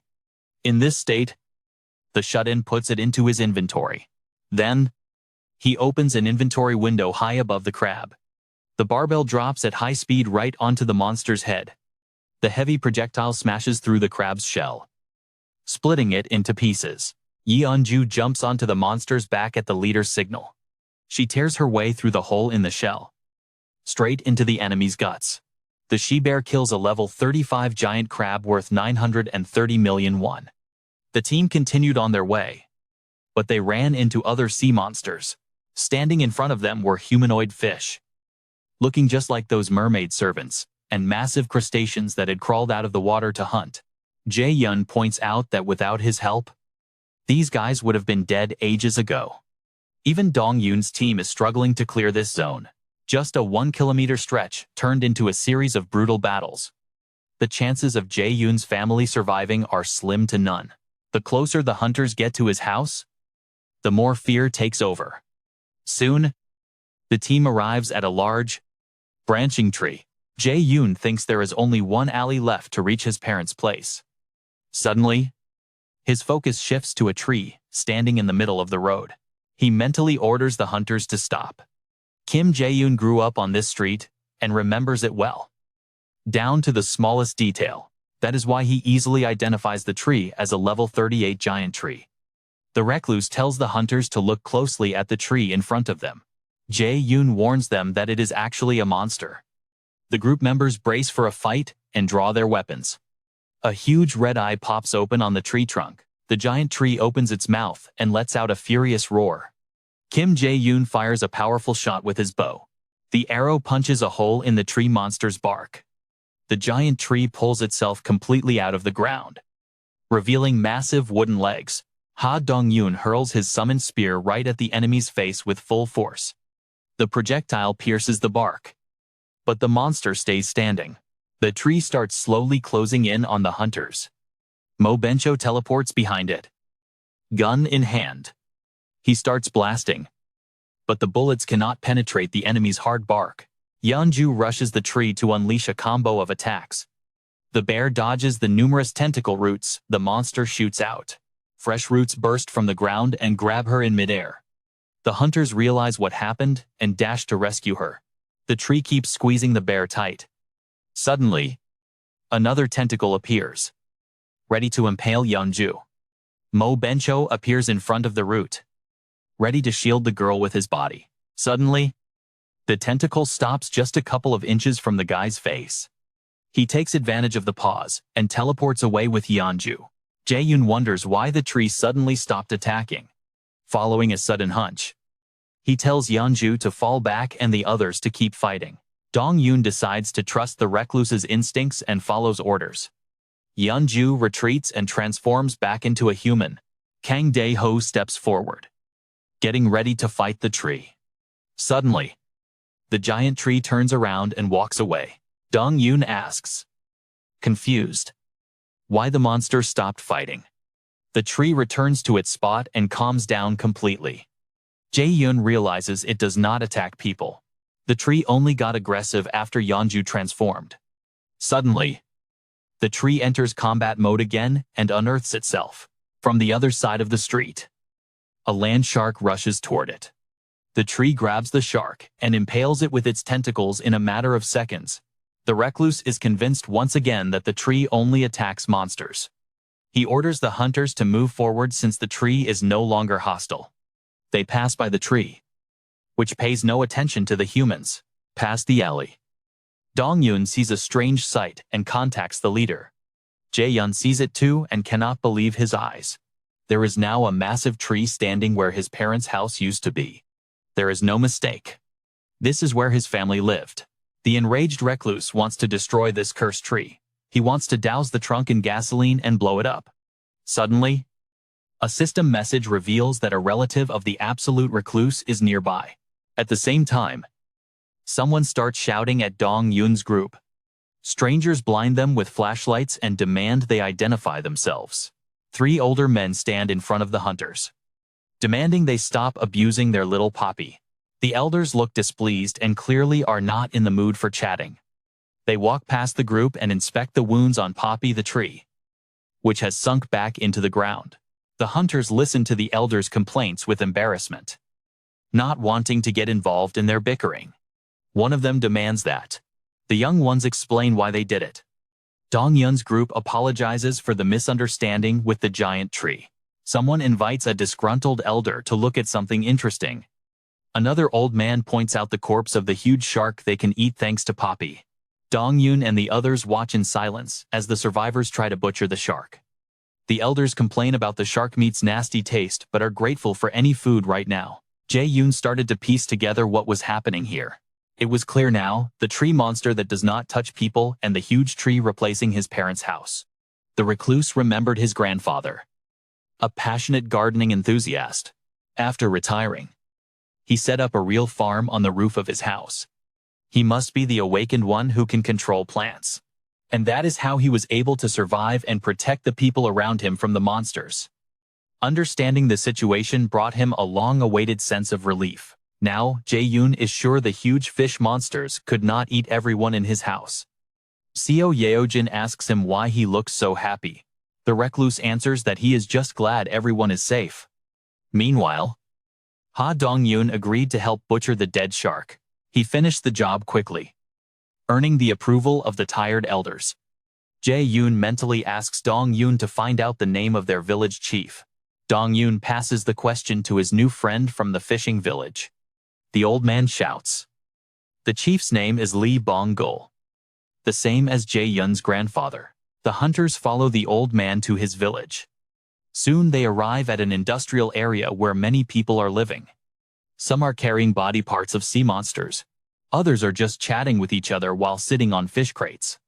A pleasant smell of fried fish wafts from the kitchen. The hunters are amazed to see a peaceful life in the middle of a monster-infested neighborhood. Jae-hun notices there are at least 100 people in his field of view. It even felt like he was standing in the middle of the bustling Jagalchi market. The group approaches a bald man who is cutting fish. He asks about Poppy and the massive shark the tree took out. Once he gets his answers, he agrees to treat the guests to sashimi in exchange for their help butchering the carcass. Soon, he hands them a plate of perfectly cut sashimi. The hunters stare at the thinly sliced fish with hungry eyes. Ga-yun asks for chopsticks, but Park tells her they're all out. A split second later, Jae-hyun warps a pair of chopsticks to each of the hunters. The elders watch in awe as things just appear out of thin air. Kim Ga-yun tries the sashimi and comments on how amazing it tastes. The others try the fish and start digging in. The protagonist watches them and decides to send a little gift to go with the fish bottles of soda. The elders are dumbfounded again by the sudden appearance of Coke and Sprite. Dong-yun offers to share the sweet drinks with them. Suddenly, new items start popping up on the ground. Toilet paper, laundry detergent, dry ramen, drinks, and canned food. They realize Jae-hyun gave them a little gift. Park suggests that Jae-hyun must be some kind of deity. Suddenly, someone asks them loudly what all that noise was about. The village elder climbs down to them from the roots of a massive tree. Turns out, he's actually Jae-hyun's grandfather, the one who holds the mythical ability Guardian of the World Tree, an elder at level 55, holding the titles of druid and family member.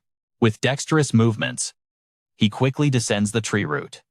Lee Bong-yul lands on the ground, showing agility that's unusual for a man his age. Jae-hyun also notices that he's started moving much faster. Before, his legs couldn't support him at all due to old age. But after the awakening, it seems he's acquired new powers. The recluse addresses all the hunters through the ring. He tells them this chief is his grandfather and asks them to say hello on his behalf. Ha Dong-yun greets Lee Bong-yul. The mustached old man remarks that beginners can create things out of thin air. Bong Yul notices the water and boxes of food. He says the village is just starting to have trouble with drinking water. The village chief thanks Dong Yun for his help. But the kid says the gratitude shouldn't be directed at him. Dong Yun replies that Kim Jae-hun sent them here. Lee Bong Yul's expression changes the moment he hears his grandson's name. Dong Yun explains that they came here at his request. The village chief can't believe his grandson is actually alive. He asks Ha Dong Yun again. The boy confirms it's the same Jae-hun who lives in Seomyeon. Convinced of the truth, Bong Yul tells them to follow him. The hunters look at the old man in confusion. He starts climbing the tree roots rapidly, moving toward the center. Soon, they climb up the roots and head for the hollow part of the tree. Dong Yun's group walks carefully along the steep roots. Jae-hun believes he'll be able to reunite with his family very soon. But first, he needs to finish building the outpost. After connecting with his grandfather, a new structure became available. The 10 billion won shelter annex outside the residential complex, which grows in size along with it. The Recluse wonders if the extension can be destroyed or if it's the same as a safe zone. Plus, he still has 7 billion won left in construction grants. The protagonist decides to build the extension after all. Suddenly, he sees a bright light and finds himself mentally transported to another place. A man stands at the top of a tree growing taller than the skyscrapers in the city center. Far below, Jae-hun can see the outlines of houses and streets. He studies the approximate size of the building. It has a scale similar to the residential complex and will expand right along with it. An extension will be much more profitable than an outpost with its fixed territory. Construction will take 7 days. And his grandfather won't be able to leave the extension zone. Suddenly, Jae-hun sees a message about the arrival of another relative. His absolute sight reveals his grandmother, Kim Sim, sleeping in a bed. Lee Bong Yul left her inside the tree where he led Dong Yun's group. The man tells his sleeping wife about the latest events. He says that Kim Jae-hun's people came to them. Their grandson survived and managed to become much stronger. The recluse watches what's happening with sadness through his telepathy. He asks his grandfather to find out what happened to her. Oh Jin-yu asks a question on Jae-hun's behalf. To his confusion, she explains that his grandson can see everything here through her eyes. Bong Yul tells his grandson that he won't abandon his grandmother no matter what, but that she takes everything too seriously. Jin-yu asks how long she's been unconscious. The old man replies that his wife fell into a coma on the first day of the end of the world. She couldn't bear the terrible sight and simply fell asleep. This is the first time Jae-hun has seen his grandfather in this state. But he's glad that he and his grandmother managed to survive this hell. His grandmother has been in a coma for a month, but she looks very healthy. The recluse thinks this is thanks to the abilities of his grandfather, and he can't give healing missions to family members. Kim Jae-hun tries to heal his grandmother, but fails. Jae-hun realizes it's too quiet in the tree and that no one else has come out to see them. Oh Jin-yu asks the class president where Jae-hun's parents are now. Bong Yul decides to speak directly to his grandson. He says that on the first day, his mother went to work and his father went to his part-time job. It's unknown where they are now, but his grandfather is sure they've both found a safe place for themselves. Jae-hun could tell by his tone that his grandfather didn't actually believe that his parents would survive. It's logical without awakened abilities. Their chances of survival are 0. The recluse announces to the team that, next time, they'll go to the nursing home. Jae-hun hopes to find his mother, who worked there. Suddenly, the boy receives a new message about the presence of a relative nearby. Jae-hun asks Jin-yu to send rats to scout the area. She needs to find all the survivors in a specific sector of the map. The notification came from that direction. He knows his parents are getting closer to the safe zone.